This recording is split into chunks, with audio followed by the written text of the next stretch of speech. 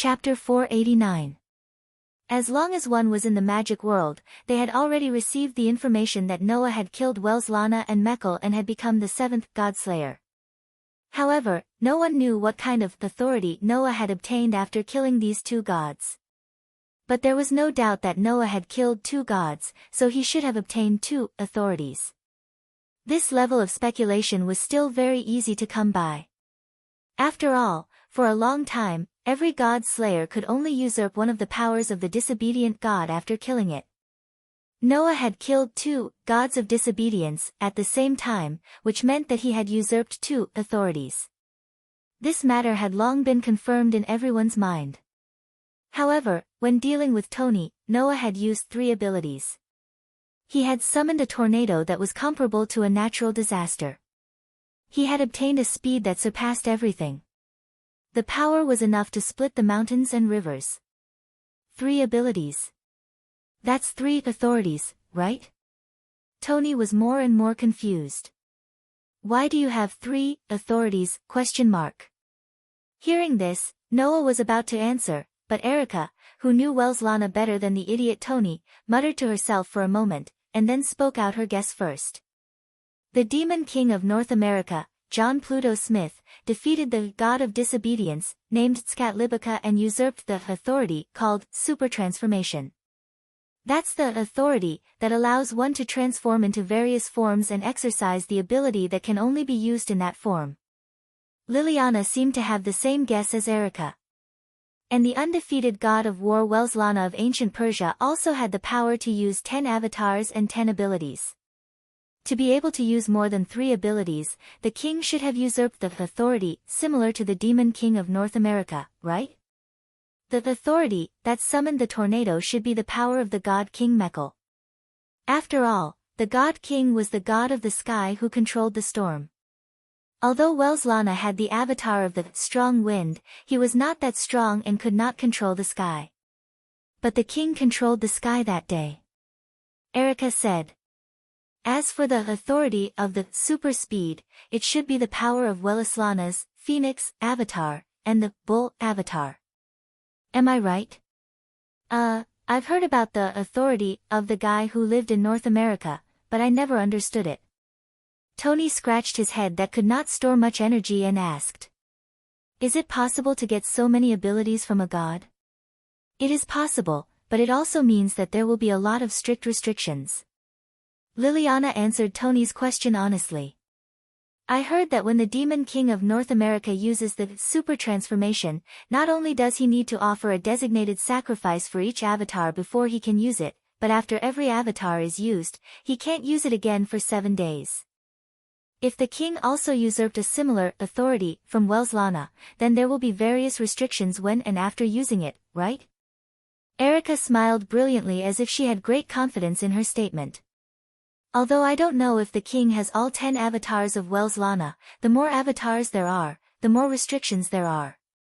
For example, the avatars can only be used under certain circumstances. After using them, they can't be used for a period of time. There might even be side effects. Oh, I see. You can do that? Tony was enlightened. Immediately after, he looked at Noah with excitement in his eyes. In other words, you have other avatars' powers that you haven't used yet? Seeing how Tony, Erica, and Liliana summarized his authority in such a short time, Noah was stunned and did not know whether to laugh or cry. Should he say that he was too smart for his own good? Never in their wildest dreams would the three of them have thought that Noah possessed not 2, but 1 authority. However, that was a foul authority that was born after fusing with Noah's own power. Whether in terms of power or practicality, it was comparable to 10 authorities. Of course, the three of them would never have thought that because of Noah's domineering physique, all the powers of Welslana and Mekhl were absorbed by him, eliminating all restrictions. Now, instead of saying that Noah was using his authority as a god slayer, it was better to say that he was using his authority like a god of disobedience. After all, if these powers were his, of course, there would not be so many restrictions. Wasn't Welslana also able to use 10 avatars at will? Noah was in a similar situation. Well, that was good too. Since Doni, Erica, and Liliana all thought that Noah's authority was like that, Noah did not have to explain too much. Moreover, this was no obstacle to answering Doni's question. You're right. I still have many avatars that I haven't used yet. Noah admitted readily. I do have 10 avatars, and at least half of them have not been used yet. This sentence first made Erica and Liliana look at Noah differently. More than half of his avatars had not been used yet. More than half of his avatars had not been used yet, and he had defeated the King of Swords of Italy, who had even used his authority. If he were to use the rest of his avatars, how strong would the 7th God Slayer be? This person had just become a God Slayer less than 3 days ago. Doni's eyes flashed with the joy of a war-crazed warrior. Very well, then let's fight again. Let me see all of your avatars. As soon as this was said, the first one to react was not Noah, but Liliana. Please stop fooling around, Ching. Liliana shouted loudly, pointing at the TV as if she had lost control of her emotions. Look at what you've done. Why are you still fighting? Everyone in the cafeteria was stunned by Liliana's sudden shout. They looked at her with a strange expression on their faces. Lily, Erica said as if she had a headache. I know you're a righteous girl, but you don't care about anything when you're agitated. If possible, I really hope you can change a little. Only then did Liliana react. Her pretty face was flushed red, and she quickly bowed and apologized to the people around her. Only then did she get rid of the strange gazes of the people around her. Salba Lei Ching. Perhaps it was because she was too ashamed and angry. The way Liliana looked at Tony had become unscrupulous and had a murderous aura. If you continue to mess around, I'll inform Andre and ask him to take you back. Ugh. Doni was speechless. Forget it, we've already fought once anyway. It's better to leave the outcome of this battle to the next one. Anyway, my best friend is my lifelong opponent. I've already realized this kind of thing. If we're in a hurry to decide the outcome, it will make our lives boring in the future. After saying that, Doni's expression suddenly became cheerful, and he said to Noah, Oh, right. What do you plan to do next? If I remember correctly, you don't have anywhere to go, right? You rascal, you remember such unimportant things quite clearly. Noah's mouth twitched, and then he sighed and said snappily. Why? Is the King of Italy going to chase me out of his territory? How can that be? If you want to stay here, you're welcome. Doni said straightforwardly. Then, he rolled his eyes and chuckled.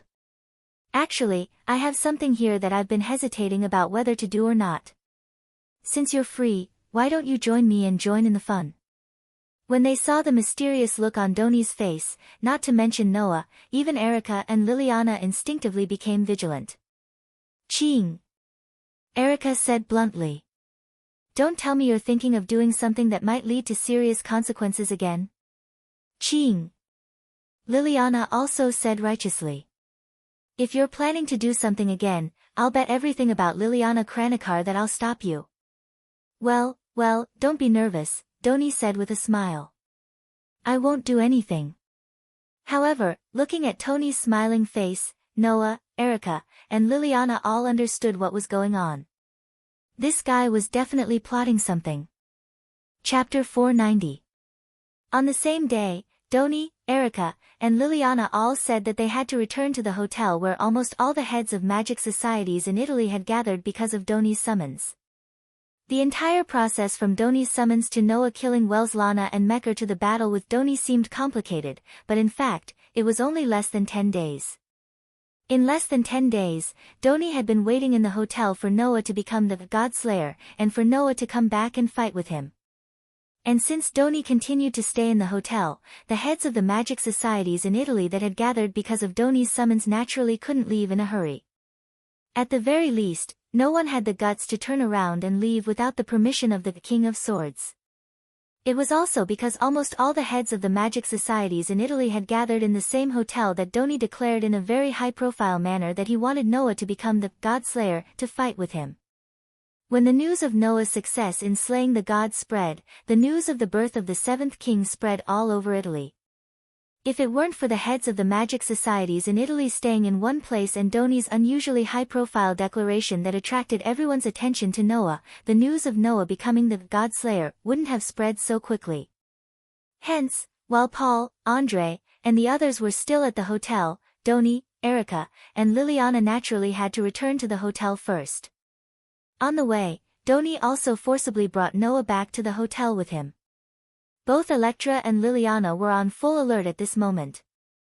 The two girls didn't forget that Doni was planning to involve Noah in it.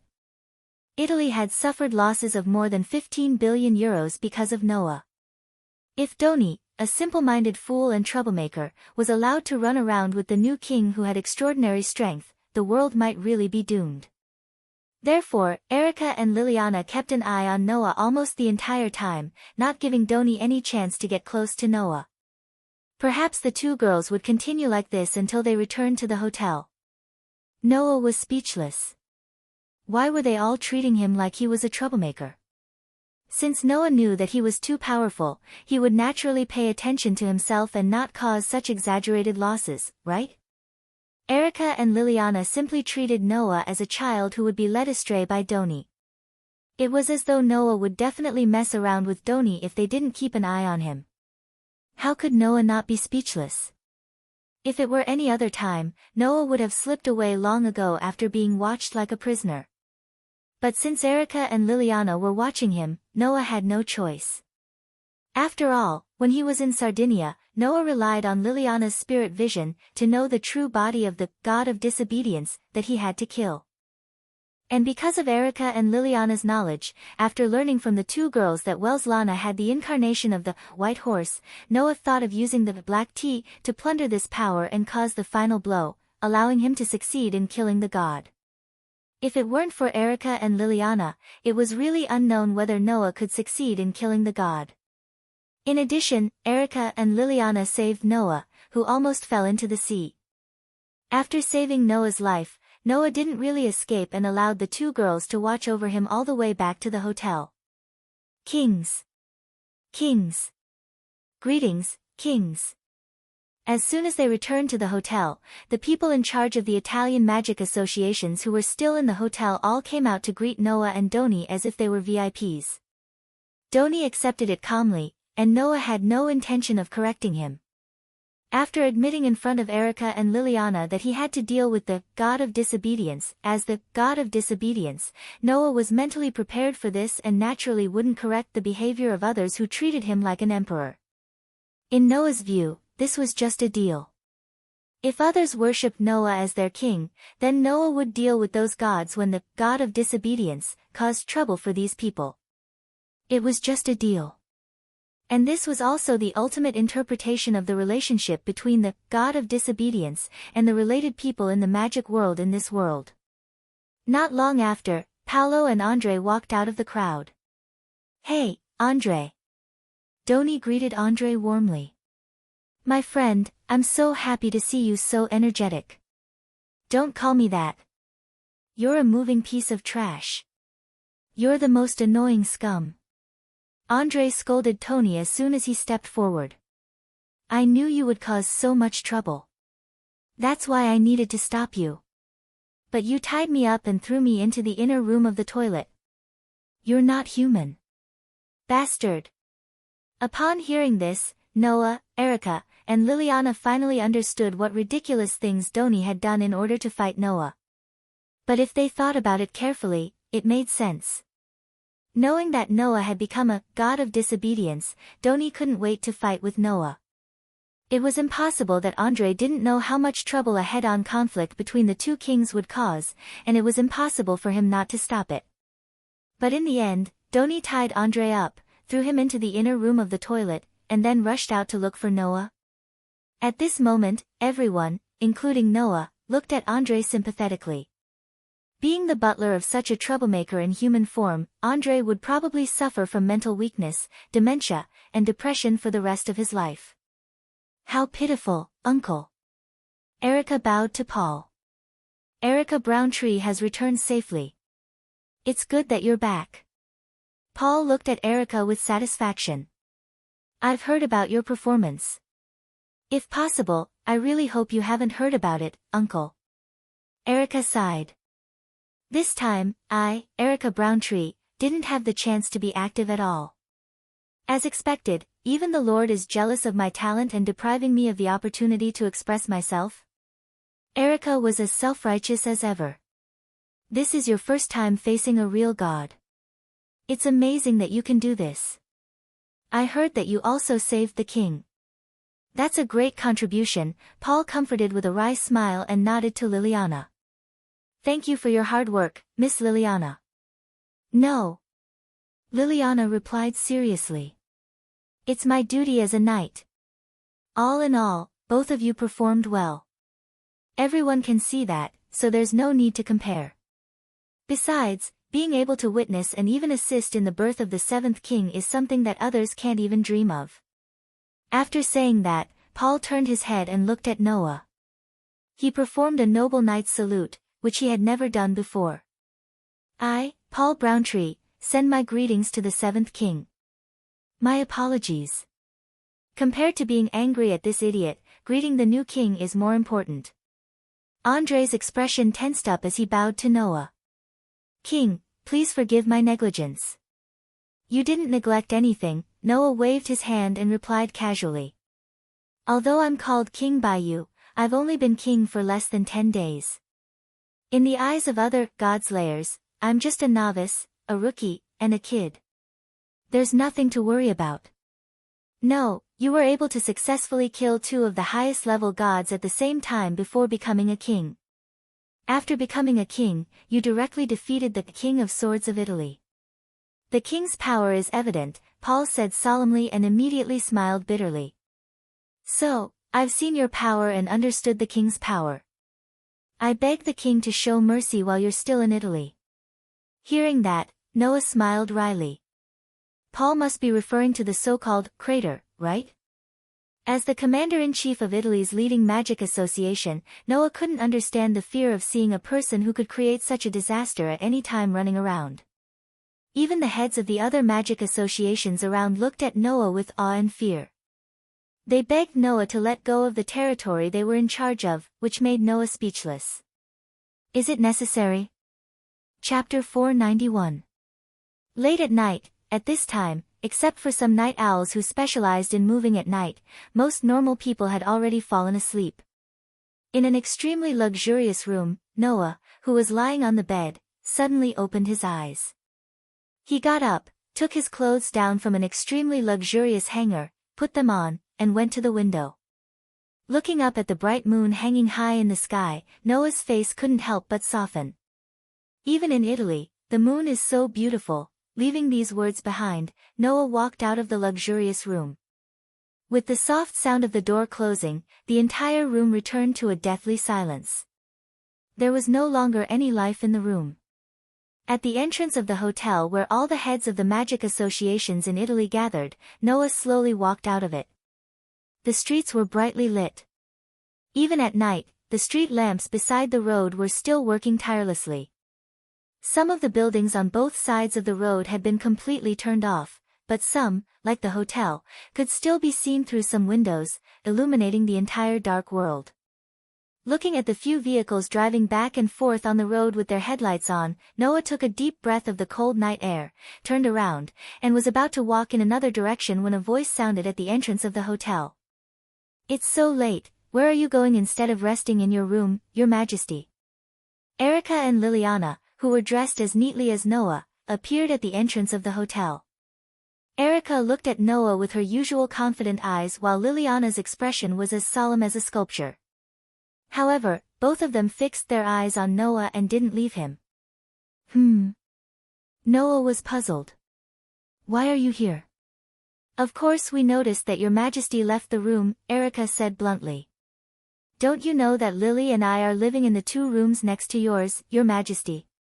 Is that so? Noah was even more puzzled.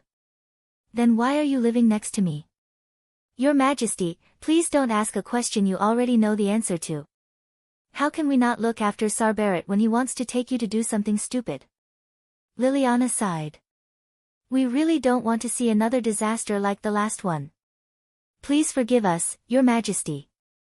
I understand what you mean. Noah shrugged. That's why I left, isn't it? Erica and Liliana were both stunned and shocked. Left? Erica said in surprise. Your Majesty, are you leaving this place?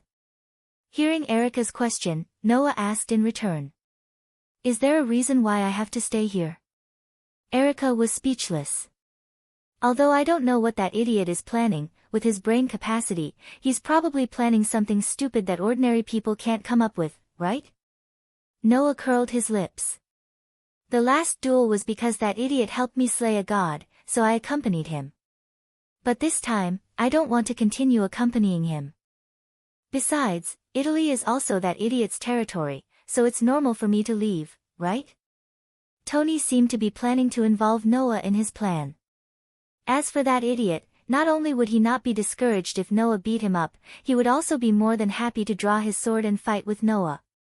If Noah scolded him, with that idiot's personality, he would definitely do his own thing and would not listen to others' advice. In that case, Noah might as well leave. In that case, no matter what that idiot planned to do, it would have nothing to do with Noah and he wouldn't be involved in it. But Liliana couldn't help but step forward and ask hurriedly. Where do you plan to go? Upon hearing her words, Noah twitched his brows. Why? Do you intend to continue monitoring me? This time, even Liliana was at a loss for words. How could Erica and Liliana's little tricks hide from Noah? Even though they said that they were staying next to Noah's room to prevent him from getting involved in that idiot Tony's stupid plan, this also meant a certain degree of monitoring, right? After all, Noah had a tremendous power that could cause catastrophic losses even if he casually cast a spell. No one could feel at ease letting such a dangerous person wander around. It was due to this that Andre was around Tony, who also belonged to the category of dangerous people. Andre also had the role of monitoring Tony and preventing him from doing anything stupid that would lead to huge losses. It's not that I can't understand your concerns. I'm sure you will still be worried no matter what promises I make. But to be honest, if you treat me like a prisoner, you will only piss me off. That's not good, right? Noah crossed his arms and looked at Erica and Liliana. I don't want to be monitored everywhere. If you continue to be so unscrupulous, even though you are my saviors, I will consider learning from Tony and learning from him. I will tie you up and throw you into the toilet before leaving. The corners of Erica's and Liliana's eyes twitched at the same time and strong resistance surged on their faces. Not to mention Erica, who had great confidence in herself and always emphasized glamour. Even Liliana, who had always adhered to her knighthood, would probably pass out because of the excessive humiliation if she was tied up and thrown into the toilet, wouldn't she? As for resisting, it wasn't a matter of whether they wanted it or not, but whether they could. Not to mention how terrifying the authority of the seventh king of the God Slayer in front of him was, even before he became a God Slayer. In terms of swordsmanship alone, this man blocked the magic sword of Italy's King of Swords and easily defeated Liliana. Therefore, if Electra and Liliana resisted, Noah could have easily taken care of the two famous prodigies without using his authority, couldn't he? Kaching seemed to have said that you don't have anywhere to go, right? Erica changed the topic. Although I don't know what's going on, you just left like this. Do you have anywhere to go? It's true that I don't have anywhere to go, but that doesn't mean that I don't have anywhere to go. Noah shook his head and looked up at the sky again. Even without that idiot Tony, I would still leave this place. Why? Liliana asked subconsciously. Noah smiled calmly and said. Because I have something that I have to find. Noah had two purposes for coming to this world. The first purpose was to find a way to increase his strength, to at least increase Noah's own strength to the point where he could defeat Hades and protect his companions and family. Noah had already completed this purpose. After killing the undefeated god of victory and the king of gods in the Mediterranean Sea, he absorbed all the power of Welslana and Mekhl and fused it with his own power, giving birth to the authority of the 10 incarnations, and becoming the God Slayer. Now, compared to before, Noah's strength could be described as earth-shattering. It was no longer the same. With his current strength, it wouldn't even take much effort to deal with Hades. Therefore, Noah could focus on completing the second purpose. Find the world fragment. No matter what the reason is, there's no need for me to continue to stay here. Noah spread his hands. So, let's part ways here. After that, Noah turned around, waved his hand at Erica and Liliana, and walked to the other side of the hotel. It's not bad to have someone to send me off before I leave. Looking at Noah's back gradually walking away, Erica and Liliana opened their mouths at the same time as if they wanted to say something, but in the end, they chose to give up. They stared blankly in the direction where Noah left and did not speak for a long time. After leaving the hotel, Noah walked along the sidewalk that was still crowded even at night and walked forward aimlessly. Although I'm looking for the world fragment, the world hasn't given me any clues about the whereabouts of the world fragment. Where should I go to look for it? As he walked forward, Noah, who was thinking about this question, suddenly frowned after a while. He suddenly raised his head and looked ahead. On the opposite side of the street, a young girl slowly walked over. The moment he saw the girl, Noah's body suddenly straightened up without any reason, and his limbs were suddenly filled with strength. His body automatically entered a state of battle. Chapter 492. On the street where one or two people would pass by every once in a while, Noah's gaze met with the girl walking towards him, causing the surrounding atmosphere to become heavy all of a sudden. The girl suddenly stopped and stared at Noah's face. She was a very beautiful girl. She looked to be about 13 or 14 years old, and her height was only half of Noah's. She was a standard girl that people would think of as a child. However, such a girl not only had an angelic face, but also had a kind of beauty that ordinary people could not understand. It turned into a temperament that rippled around the girl's body, making the girl extremely eye-catching no matter how one looked at her. However, the passers-by who should have been distracted by the girl's beautiful figure didn't seem to be able to see her. Or rather, they didn't seem to be able to sense her existence. Even when they brushed past her, they continued to walk on their own, their footsteps not pausing for even a moment. It seemed that only Noah was able to discover the girl's existence. Thus, Noah saw the girl's appearance clearly. For example, the silver hair that was not too long or short, as if it had melted into the moonlight. Also, the pair of snake eyes that were as deep as the night, darker than Noah's eyes. That's right. It was the snake eyes. From the girl's eyes, Noah clearly saw that for a moment, the other party's eyes were like the eyes of a snake, and a flash of light in the night like the eyes of an owl. Looking at this incredibly beautiful girl, feeling that his body had entered a state of readiness for battle in an instant, filled with power, and entered a better state than when a human was stimulated by adrenaline, Noah could not help but smile bitterly.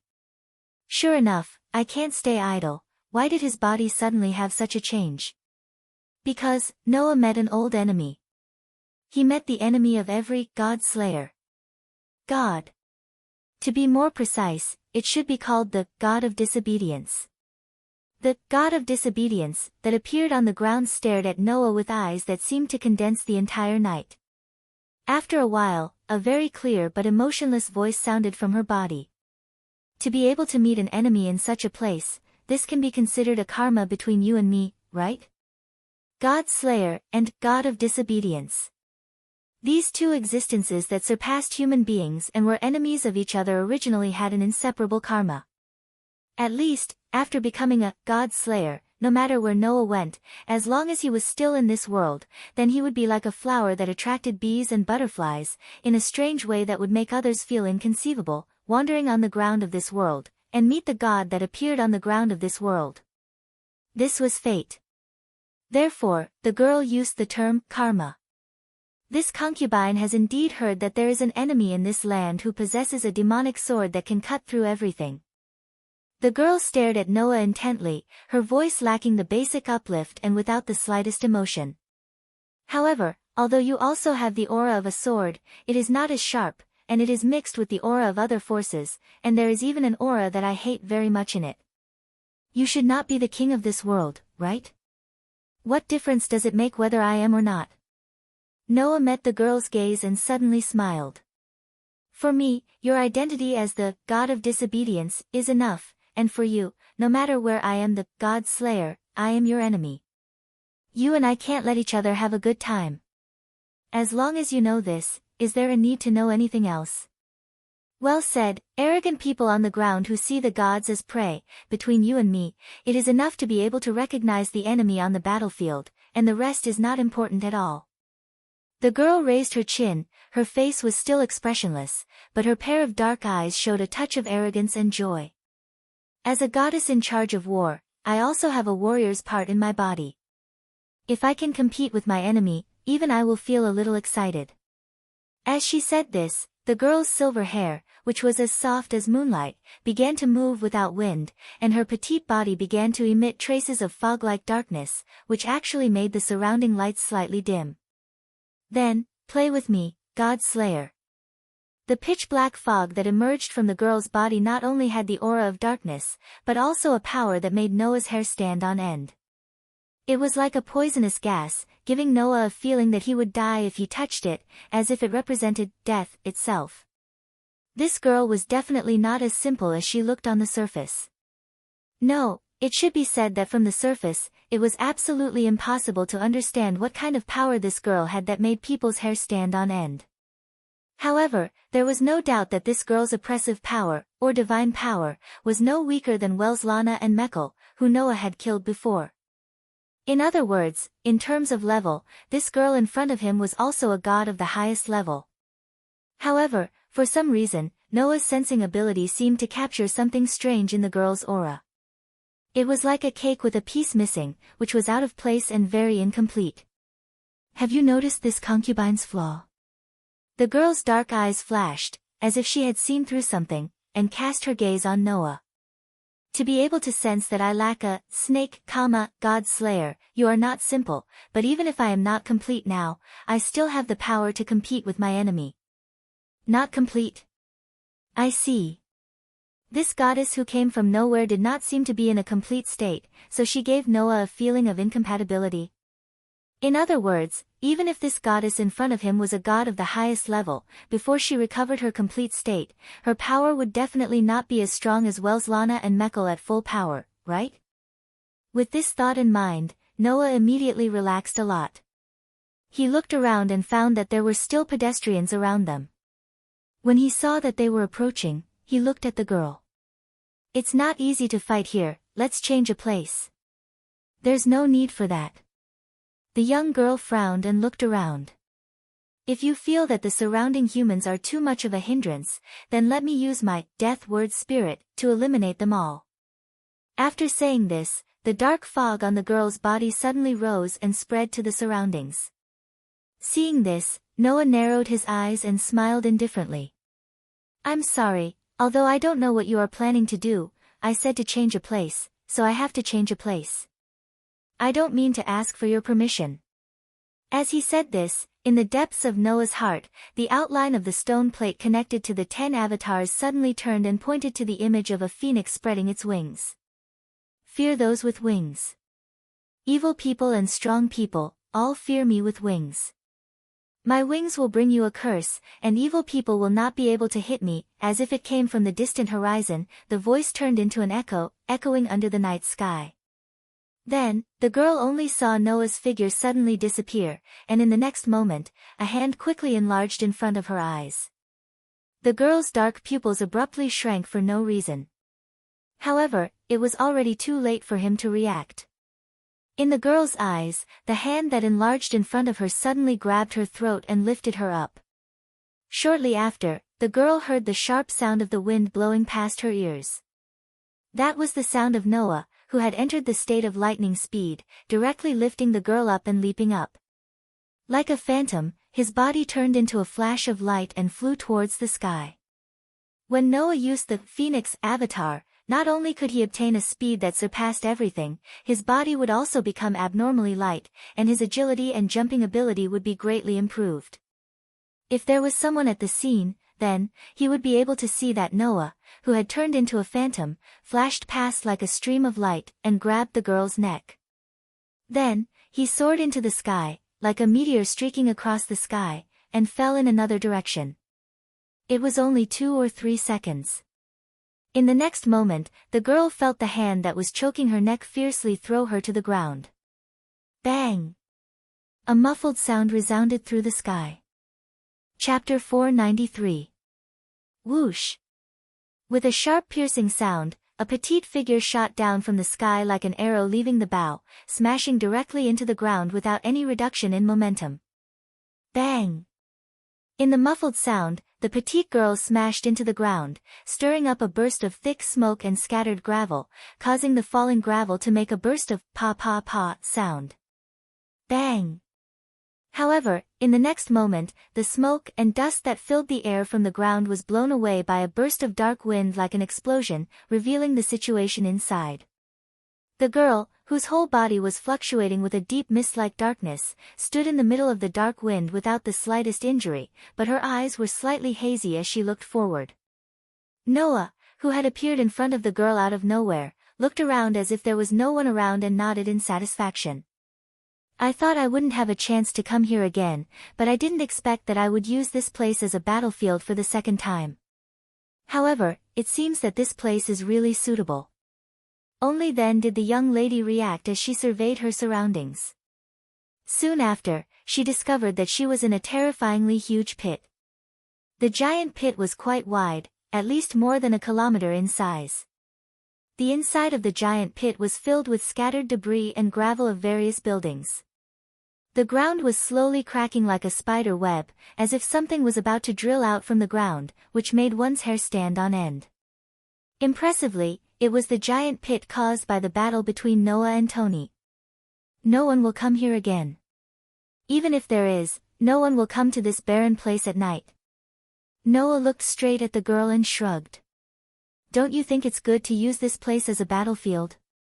The girl did not answer Noah's teasing words, but stared at Noah for a while and suddenly said. Some time ago, I felt that there was an unusually strong curse power in this place. I was originally looking for a snake, but I became interested. With the idea that it's not bad to go a little further, I came here. That was why Noah had coincidentally met the god of disobedience in Rome, Italy, who had blended into the crowd. Now that I think about it, the only ones who could create this place, other than us gods, are you, god slayers. The girl's eyes flashed. King of god slayers, is this temporary battlefield created by your power? Like I said, that kind of thing is not important at all. Noah slowly withdrew his sloppy expression and said calmly. I'm sorry. Although I have no enmity with you, since you've become a god slayer, and judging from your behavior just now, you don't seem to care about the lives of humans. In order to prevent you from causing unnecessary trouble, I'll have to ask you to leave. A strong curse power burst out from Noah's body, like a burning flame, rising from Noah's body, causing Noah's coat and clothes to flutter without any wind.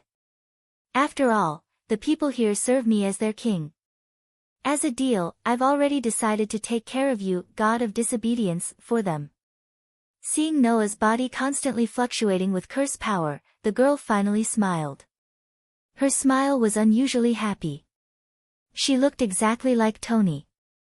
The girl was also happy for the upcoming fierce battle. Amazing power.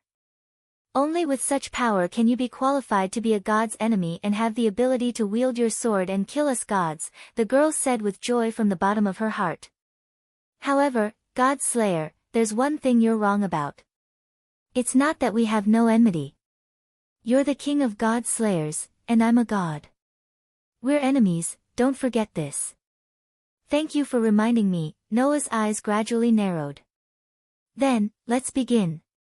The moment the words fell, the atmosphere in the huge pit suddenly exploded like a volcanic eruption. Just when Noah was about to make his move, the girl's face suddenly stiffened. She suddenly turned her head and looked at the other side of the night sky.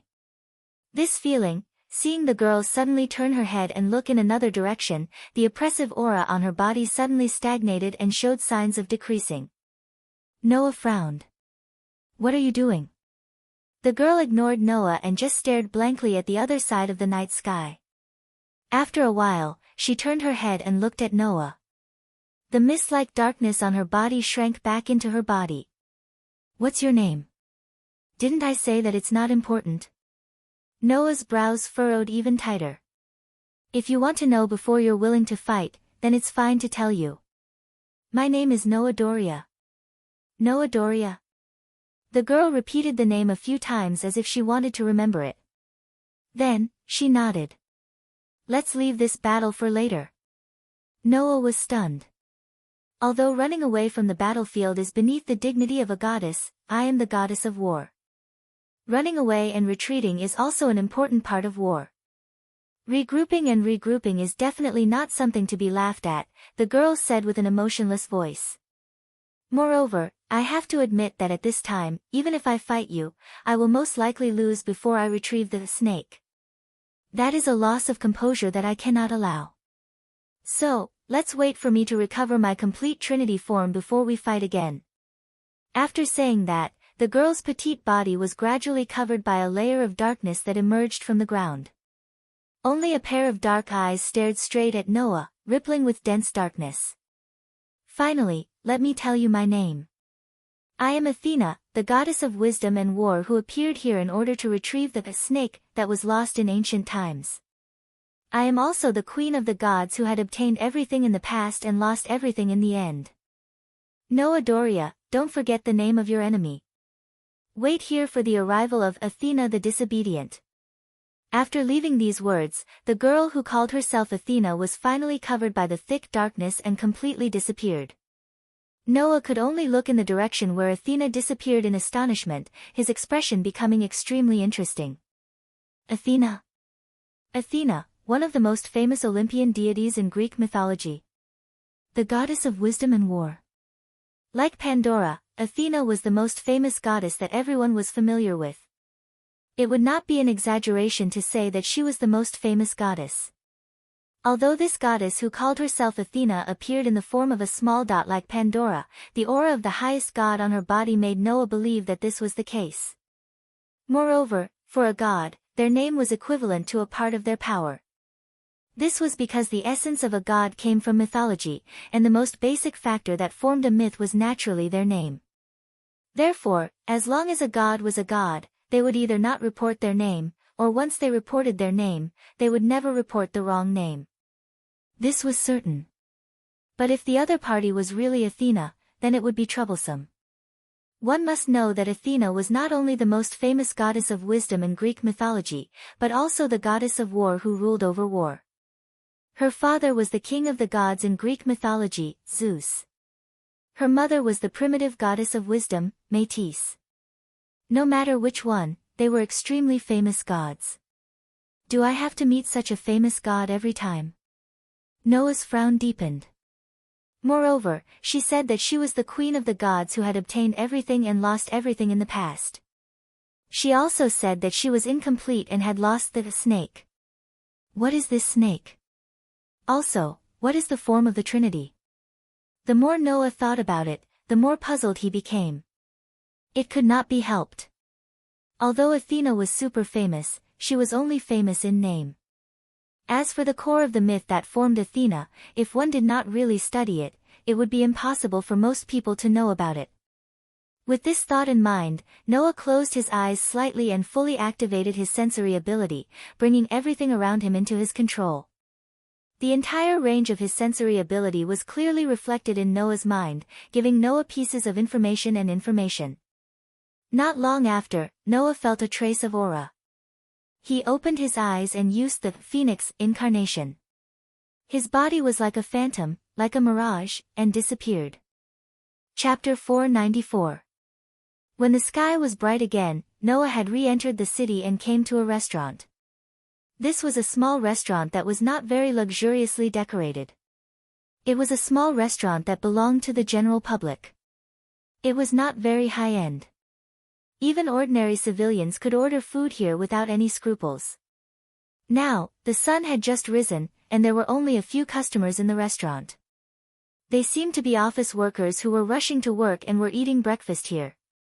However, these people were not in a hurry. They were all wearing casual clothes and eating breakfast with a leisurely look. At this time, these people were eating breakfast leisurely while watching a TV placed in the restaurant. The TV was broadcasting the news.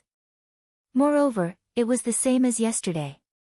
The news reported that a meteorite had hit the Italian capital, Rome, causing a huge crater and a huge loss of more than 15 billion euros. Noah helplessly looked at the news that had been reported countless times. He immediately walked into the restaurant, found a seat, and sat down. The waitress who came out to greet him was a 17 or 18-year-old girl. If Noah did not understand Italian, he might be troubled at this time. Unfortunately, Noah was very proficient in the languages of the world. Not to mention speaking, even writing was not a problem. Moreover, after becoming a God Slayer, Noah also gained a very special ability. It was a special ability that all God Slayers had. It was called 1,000 Languages, and it allowed people to learn the secrets of magic in any language in just a few days. It was a secret technique that could only be learned by magic experts who had studied magic for many years and had comprehended the profound meaning of the spirit of language. Once one became a God Slayer, this secret technique of 1,000 words would be engraved into the body of the God Slayer instinctively. Others may spend a lifetime to understand magic, but once a God Slayer succeeds in killing a god and reincarnates, they can automatically learn magic. This made Noah wonder how many times he cheated. However, thanks to this ability, at least in the future, Noah did not have to worry about language problems, even if he went to a world that was not set in modern times. As such, to Noah, the problem of language did not exist anymore. So, Noah quickly ordered a cup of coffee to wake up his slightly tired mind because he didn't sleep all night. He looked at the menu and ordered spaghetti and a sandwich. The spaghetti and sandwiches were freshly made, and so was the coffee. It was said that pouring a large amount of sugar into the coffee was the way Italians drank coffee. It was said that the taste of coffee would be very strong, sweet, and fragrant. Back in Sardinia, Erica had said more than once that it had to be drunk this way to taste good. However, Noah preferred to drink black coffee without any sugar. Noah didn't like things that were too sweet. Instead, he had a special liking for salty flavors. In addition, the refreshing effect of black coffee was even more obvious. Therefore, when he drank coffee, Noah drank black coffee directly. In the beginning, he had tasted a lot of bitterness, but after getting used to it, Noah felt that compared to the sweet coffee, the black coffee tasted better. In fact, this was also because of Qing Zi's influence. In the world of Night of the Magicians, when they were still living in the manor house, although Yu Zhu would make black tea for them every day, and Qing Zi also liked to drink black tea very much, whenever there was an important magician job that needed to be done, Qing Zi would drink black coffee. During that time, Noah was still learning rune magic in Yu Zhu's manor house. Qing Zi, who had to check the barrier at night, said that Yu Zhu didn't like to drink black coffee, so she forced Noah to drink black coffee with her. It was during that time that Noah gradually got used to the taste of black coffee. He was poisoned by Qing Zi. By the way, Qing Zi herself didn't like to drink black coffee. She only drank black coffee to work more efficiently at night. She forced Noah to drink with her, most likely because Qing Zi wanted to mess with Noah. In the end, Qing Zi didn't expect that in the end, Noah actually got used to the black coffee and even drank it with relish. Yu Zhu, who happened to see this scene, was surprised that Noah was much more mature than Qing Zi, which made Qing Zi's face as dark as the bottom of a pot. However, men who knew how to drink black coffee were more mature and steady men, and Qing Zi admitted this point honestly. Of course, Qing Zi wasn't the kind of person who would give up easily. Qing Zi, who couldn't use black coffee to mess with Noah, somehow found out that Noah didn't like to eat sweet things. After that, she bought all kinds of desserts in disguise and forced Noah to eat with her, which really made Noah work hard for a period of time. After that, one day, Noah heard a scream from Qing Zi's room that resounded throughout the manor house. After that, Noah found out that because Qing Zi had been eating all kinds of desserts in disguise, she seemed to have gained a lot of weight because of the excessive calorie intake. Therefore, people like Qing Zi were the type of people who harmed others would eventually harm themselves. Noah couldn't help but chuckle at the thought of the past. He finished the black coffee in his hand, and after ordering another cup, he began to ponder while munching on his sandwich. Following Athena's scent, Noah came to this place. However, he didn't know if it was because the sun had risen, but the dark scent on Athena's body that he had been able to sense suddenly disappeared, which made Noah unable to continue tracking her. However, Noah was certain that Athena was in this city. There was no mistake about it. If he wanted to find Athena, it would be a real game of hide-and-seek. At least I know that the goddess is nearby. That's good enough, Noah muttered to himself. Moreover, since she's the god of disobedience, she will cause trouble sooner or later. I'm not afraid that I can't find Athena. I just don't know why Athena suddenly left last night. Athena was the goddess of wisdom and war. Excluding the aspect of wisdom, as a goddess of war, Athena was much more powerful than Ares, who was also a god of war. After becoming the god of disobedience, it was not impossible for her to sink into the fanaticism of battle and war. She would definitely not give up on battle suddenly. Unless Athena had discovered something important. Maybe it's the snake that the goddess has been looking for. Noah finished the sandwich in his hand and ate the spaghetti. Although I don't know what's going on, I can confirm that Athena is incomplete. Unless I find that so-called snake, even if Athena is the highest god, it shouldn't be difficult to defeat her. If this sentence was heard by others, they would probably laugh bitterly. For humans, there was no way to defeat a god. Even the weakest god could only be sealed and not killed. As the highest goddess, even if Athena lost a part of her power, she still couldn't be weak. Even the god slayer couldn't defeat her. Noah said that it wouldn't be difficult for Athena to defeat the god slayer, which didn't sound like a god slayer who was born less than 10 days ago. But Noah's physique was so foul. He absorbed the power of the highest god, the god of victory, and the king of gods, and combined them with his own power to derive the power of the 10 incarnations. Noah's power leap was too exaggerated. It was not an exaggeration to say that he reached the heavens in a single bound. So, the real foul was Noah's physique. Compared to this overbearing physique, Noah's power was nothing. At this moment, the door of the restaurant opened, and 2 people wearing black cloaks walked in from the outside and sat in the corner. These 2 people dressed so suspiciously came to the restaurant, but they didn't attract any attention at all. Only the waiter staggered over as if he was sleepwalking and accepted their orders with blank eyes. Noah, who noticed this scene, raised his eyebrows without batting an eyelid. Magicians? The 2 suspicious black-cloaked people were 2 magicians. They seemed to have used some kind of magic to make the people around them unable to notice them. They also used a hypnotic magic to control the waiter and order the food. Whether it was their disguise or their actions, it was too suspicious. If they didn't want to be noticed, they could have just changed their disguise. Was it necessary to do this? Noah, who felt very suspicious, began to pay attention to the 2 black-cloaked people. Chapter 495.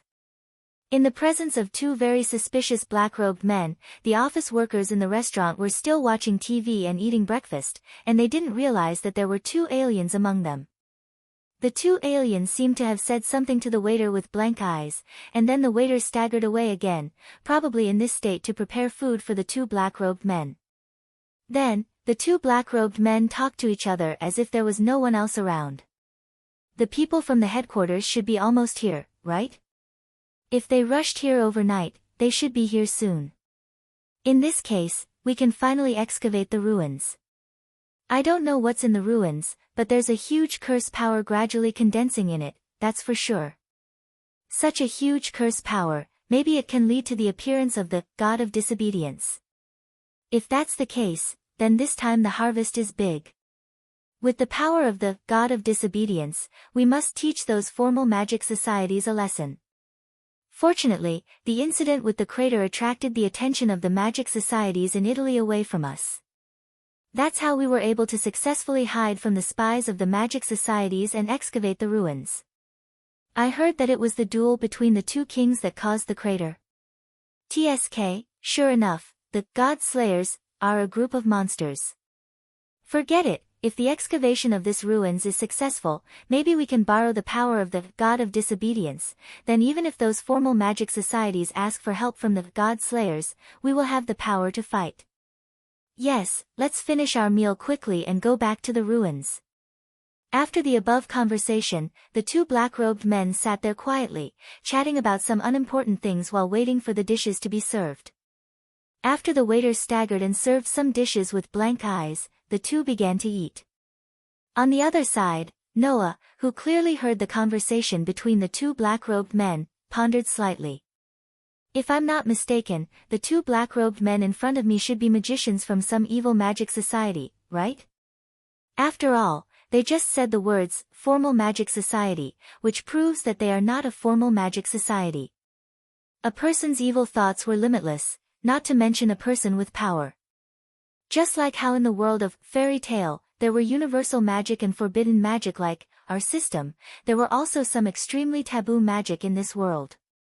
The only ones who could use this taboo magic without any scruples were those evil magic guilds who were rejected by the orthodox magic guilds. According to the words of these two evil magicians, the society they belong to seems to have found a ruin, and it is very likely to attract the god of disobedience. Because of the duel between Noah and Tony, all the magic associations in Italy were now focusing on the shocking crater, which led to the discovery of this ruin by the evil magic associations. They planned to take advantage of this opportunity to excavate the ruin.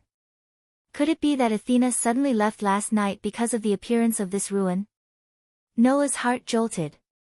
He raised his head and cast his gaze towards the two black-robed men. The corners of his mouth slowly curled up. After the meal, the two evil magicians dressed in black robes walked out of the restaurant and entered the street as if there was no one around. There was a faint fluctuation of magic on their bodies. The two black-robed men used the magic of invisibility that could make ordinary people unable to detect them. They reduced their sense of existence to the lowest level, and no one would notice them. They walked on the street in a dignified manner. After a while, they turned into an alley. The next moment, the fluctuations of magic on the two black-robed men changed, and a magic circle spun under their feet. Duh! Amidst the loud stomping sounds, the two black-robed men suddenly soared into the sky like birds. Then, as if they were directly stepping on air, they leaped forward and forward in a certain direction.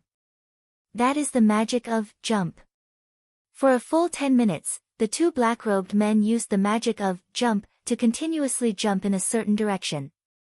Because they didn't need to take a detour, and because they had amazing jumping ability, the speed of the two men was faster than the average car. It didn't take long for them to jump into a remote wilderness. And the two black-robed men who jumped into this remote wilderness abruptly disappeared without a trace. Wang! Almost at the same time, Noah, who was like a phantom, quietly appeared at the place where the two black-robed men had disappeared amidst the vibrations of space and atmosphere. He furrowed his brows slightly, closed his eyes, and activated his sensing ability. After a while, his furrowed brows relaxed. Barriers?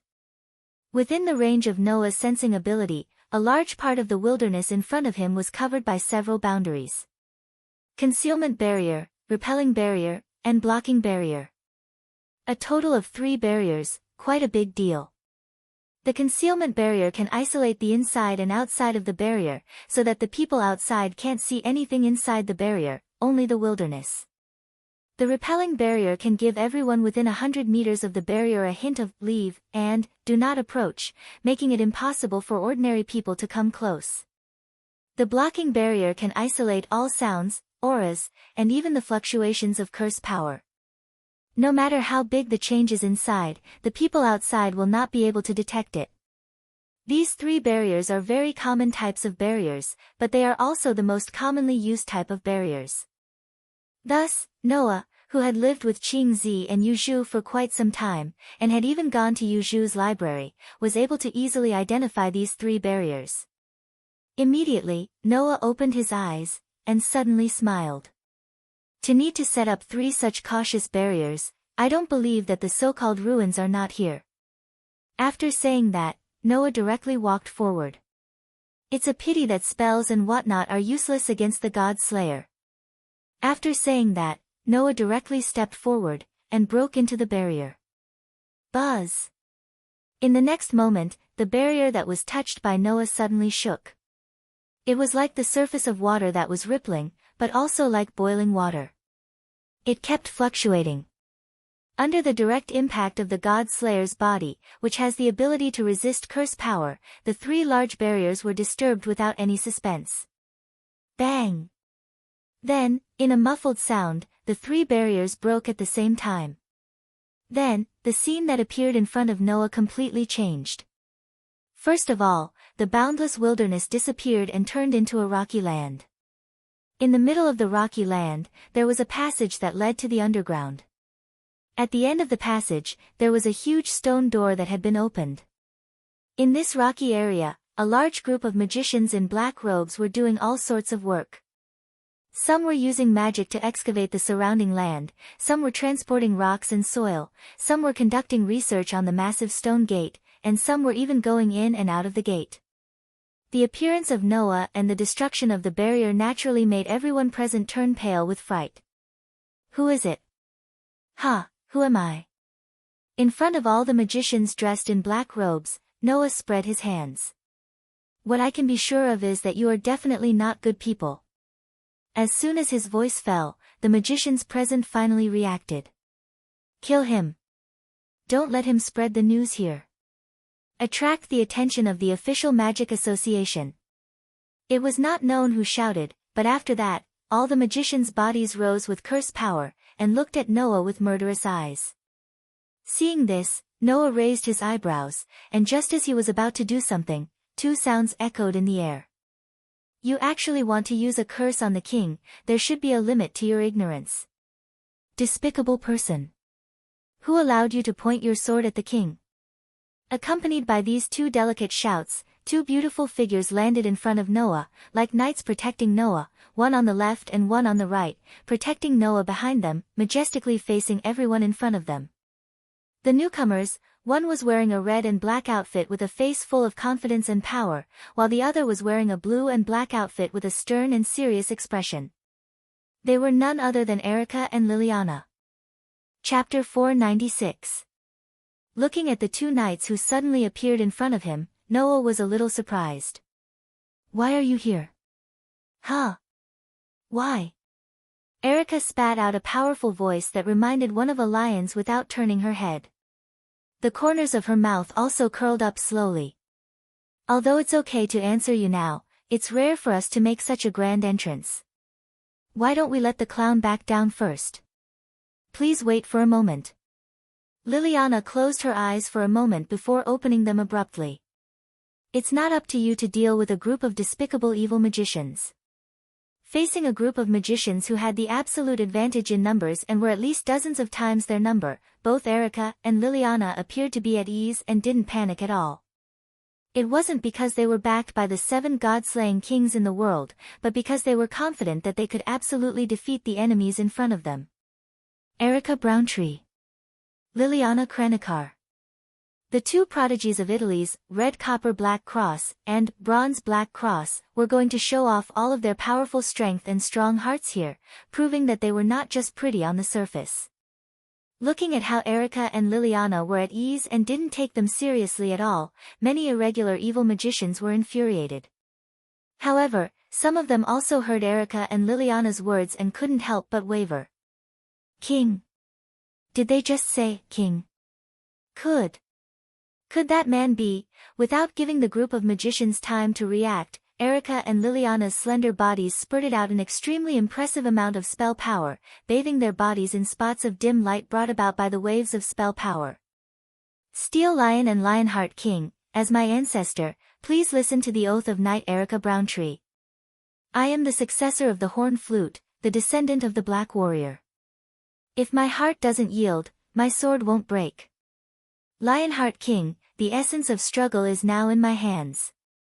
The time for the duel has come, Lionheart King, my wings, the steel that forms the phantom blades, Grandmaster Silversmith, grant me strength, melodious words echoed from the two girls' mouths like a symphony.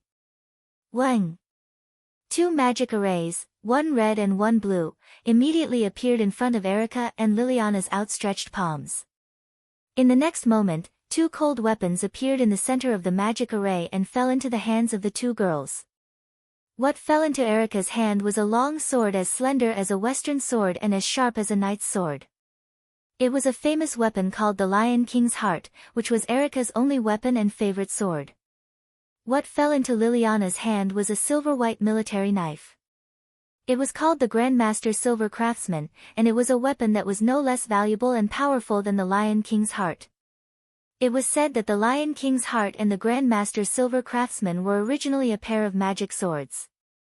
Their former owner was a paladin who stood at the top of Italy and was no less powerful than Paul in terms of power and status.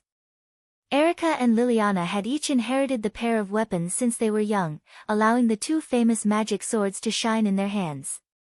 It was unknown whether it was the person or the sword that was famous, but when the evil magicians saw the Lion King's Heart and the Grandmaster Silver Craftsman, they all clamored.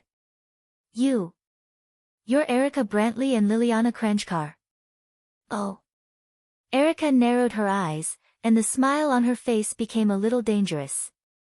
I didn't intend to reveal my name to the shady clown, but since you've recognized me, I'll take care of you beautifully since you have such good taste. While Erica was making a declaration before the battle, Liliana had already spun the Grandmaster Silver Craftsman in her hand, and the tip of the sword pointed downward. With a slight air-piercing sound, she stabbed the silver military knife into the ground with a swish sound. Mother who gives and takes life, give me the beacon of the dark land. The spirit of the language turned into power, causing the spell power around Liliana to surge into the ground through the Grandmaster Silver Craftsman that was stabbed into the ground. Plop! Like the surface of the water with a stone thrown into it, the ground rippled slowly with the sound of water, sweeping across the numerous magicians who were still in panic. Then, the ground suddenly turned soft as if it had turned into a swamp. The magicians standing on the ground felt their heels stick, and their bodies sank into the ground. What's this thing? Is it the magic that turns the ground into a bottomless swamp? Despicable witch! Hurry! Use counterattack magic. Seeing this, Erica smiled coldly. Unfortunately, it's too slow. With that, Erica tossed the Lion King's Heart into the air. The sharp longsword abruptly pierced into a magic formation that rippled out above her head. The Lion King's Heart, bestowing upon the steel lion the mission to tear, pierce, crush, defeat, annihilate, and triumph. I entrust you to this battlefield. The Lion King's Heart that was pierced into the center of the magic formation sank into the magic formation. As if intending to take its place, as the sharp longsword plunged into the magic formation from the bottom, a gigantic steel lion emerged from the top of the magic formation as if it had just broken through the ground. It stood on top of the magic formation and leaped forward. Bang! With a muffled sound, the giant steel lion suddenly fell to the ground. Roar! The huge steel lion raised its head and roared.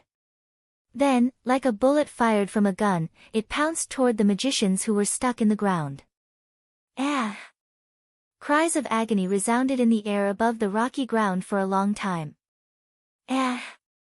As the last magician let out a sorrowful cry under the bite of the steel lion, the battle came to an end. Hum! The steel lion emitted crimson light, and its body began to disintegrate into a silver-white longsword. It flashed in the air and returned to Erica's hand. As expected, the battle was one-sided. The magicians, who were dozens of times more powerful than them, were like the most vulnerable ordinary people in front of Electra and Liliana. In less than 10 minutes, they were all felled by Electra's Lion King's Heart and Liliana's Silver Master Craftsman. Looking at the black-robed people lying on the ground, Noah, who was waiting on the side with his arms crossed, sighed. Then, he narrowed his eyes and looked grumpily at Erica and Liliana who were walking toward him. Now, can you tell me why you're here? Huh? Erica smiled mischievously. I think His Majesty should have guessed it. We used tracking magic and followed His Majesty here. Liliana answered Noah's question solemnly and lowered her head. I'm really sorry for tracking His Majesty without His Majesty's permission. But His Majesty, we had no choice. Noah curled his lips as he looked at the two young ladies in front of him who spat out different words but had the same matter-of-fact expression without the slightest hint of regret or guilt. In other words, you're still worried about letting me wander around Italy, so you chased after me and decided to keep an eye on me, right? Erica and Liliana immediately looked at each other. If we say no, I don't think His Majesty will believe us. So, we don't intend to hide it. That's one of our purposes, Erica said with a sweet smile. However, that's not important. What's important is that we feel that although you're not as uninterested in things other than fighting as Sarbatlii, you should need someone like Andre by your side. Please let us follow His Majesty, Liliana said solemnly. With the reputation of Bronze Black Cross on the line, Liliana Kranikar will definitely protect His Majesty. Erica and Liliana knelt on one knee at the same time and performed the knight salute, waiting for Noah's decision. Staring at the two girls, Noah sighed. What's going on? Chapter 497. Alim. After a while, Noah told Erica and Liliana about how he met Athena last night, followed her here, discovered those evil magicians and came to this ruin. After understanding the whole story, Erica and Liliana fell silent almost at the same time. They looked at the evil magicians lying on the ground with hostility in their eyes. What a loss of composure, Liliana expressed her inner emotions directly. Although the losses caused by the battle between the two kings made the magic societies in Italy focus most of their attention on the crater, which is why they didn't discover the petty tricks of these despicable people, none of the magic societies discovered the situation here. It's really a loss of composure on the part of the magic societies in Italy. There's nothing we can do about it, Lily, Erica analyzed calmly. After all, Italy is basically controlled by various magic societies in secret now. Even if there were any ruins, they would have basically discovered them. Who would have thought that there would be undiscovered ruins hidden in this place? Or maybe someone discovered it, but didn't explore it, right? Noah made sarcastic remarks as if it had nothing to do with him. Although they are all magic societies in Italy, there is also a hostile relationship between the Copper Black Cross and the Bronze Black Cross. It's impossible for all the magic societies in this country to be united. This ruin might have been discovered by some magic society, but in order not to attract the attention of other magic societies, they haven't found the opportunity to explore it. Noah glanced in the direction of the ruins. To put it simply, it's possible that some magic society has been hiding this ruin because they want to monopolize it and wait for the opportunity to explore it. In the end, it was discovered by these evil magic societies during this sensitive period, right? Erica sighed. It's not impossible. Upon hearing that, Liliana furrowed her brows subtly, revealing a trace of helplessness and irritation on her face. Liliana's personality was too straightforward, which could be said to be the most standard type of knight. Therefore, Liliana generally wouldn't get involved in complicated matters such as conspiracy theories. It could be said that in terms of talent in swordsmanship and magic, Liliana wasn't inferior to Erica at all. However, Liliana didn't have the temperament and qualities of a social lady at all. That was why Liliana had been toyed with by Erica since she was a child. Liliana could also understand the various speculations of Noah and Erica, but it was difficult for her to participate in the discussion. The only thing Liliana could do was to express her feelings without hiding anything. Hence, Liliana said as if she was having a headache. I didn't expect that even a goddess like Athena would appear and look for the snake. If she finds the snake, when she regains her identity as the Queen of the Trinity, even the king would have a hard time dealing with her. Indeed. Erica also furrowed her brows cutely. It's fine if it's an ordinary Athena, but this Athena actually has the possibility of recovering her identity as the Trinity. That's really a terrible divine spark. Once Athena retrieves the snake, it will be really troublesome. Hearing Erica and Liliana's words that came from the bottom of their hearts, Noah was stunned for a moment before he came to his senses. Wait, do you know what Athena meant by the snake and the Trinity? Erica and Liliana nodded heavily at the same time. That goddess is really too famous, but unfortunately, the Athena you know is slightly different from this Athena, Erica said to Noah. Your Majesty, do you think that this Athena is the goddess of wisdom and war in Greek mythology? Huh? Noah was taken aback. Isn't she? Yes. But not all of them. Liliana replied. Your Majesty, you said that this Athena claims to be a queen who once had everything and then lost everything, and a goddess of the Trinity. Then, the Athena in Greek mythology is just a part of this manifested goddess. Athena, Métis, and Medusa. Erica directly revealed the true identity of the goddess that Noah encountered by chance. The Trinity means that this Athena has three divine sparks, which are not inferior to the highest gods at the level of the King of Gods and the King of Gods at all. Snake. That was the essence of Athena. Athena had always been a goddess closely related to snakes. And when snakes were mentioned, the first thing that came to mind was Medusa, who was also closely related to Athena. Athena and Medusa were originally the same goddess. That was before the myth of Athena and Medusa spread to Greece and became the myth of Athena and Medusa in Greek mythology. Tracing back to the origin, in fact, Athena was the monster of snakes. No, it should be said that she was the goddess of snakes. Not only that, in Greek mythology, Métis, the goddess of wisdom who was Athena's mother, was also originally Athena. Athena was originally not a goddess of Greek origin, but a goddess of the earth who was born in North Africa and worshipped by the entire Mediterranean Sea. At that time, Athena had many other names and images. Métis, Medusa, Nat, Yanata, Ashrat, and other such mythical beings were originally clones of the original Athena, which could be said to be Athena's sisters. Athena was not only the goddess of the earth, but also the god of darkness who ruled the underworld and the goddess of wisdom who controlled the wisdom of the heavens. Because Athena was always accompanied by these three attributes, she became the goddess of the Trinity. These were the characteristics of Athena. And as the characteristics of the god of war, they were only added to Athena's divine sparks with the changes of time. The god of Hades who managed death and the greatest disaster, which was related to war, became the god of war, which was very reasonable. Then, the key to the birth of the Trinity of Athena was the snake. Although the cow, sheep, pig, and other creatures were also used to symbolize the harvest of the earth, in fact, Athena's essence was the snake. This was the most ancient goddess of the earth, which was also the key to the mother of the earth. Life would go through the stages of birth, growth, maturity, aging and death. The grains of the earth would also go through the 4 stages of growth in spring, lush in summer, bear fruit in autumn and wither in winter. Therefore, the snake was the true ancient symbol of the mother of the earth. After several molts, the snake would go through a cycle of hibernation and awakening. It was a creature that symbolized the cycle of death and rebirth, as well as the migration of seasons. Compared to the cow, which symbolized harvest and love, the snake, which symbolized both the grace of life and the death of calamity, was the true goddess of the earth. Therefore, Athena was the goddess of the earth, and also the goddess of the snake.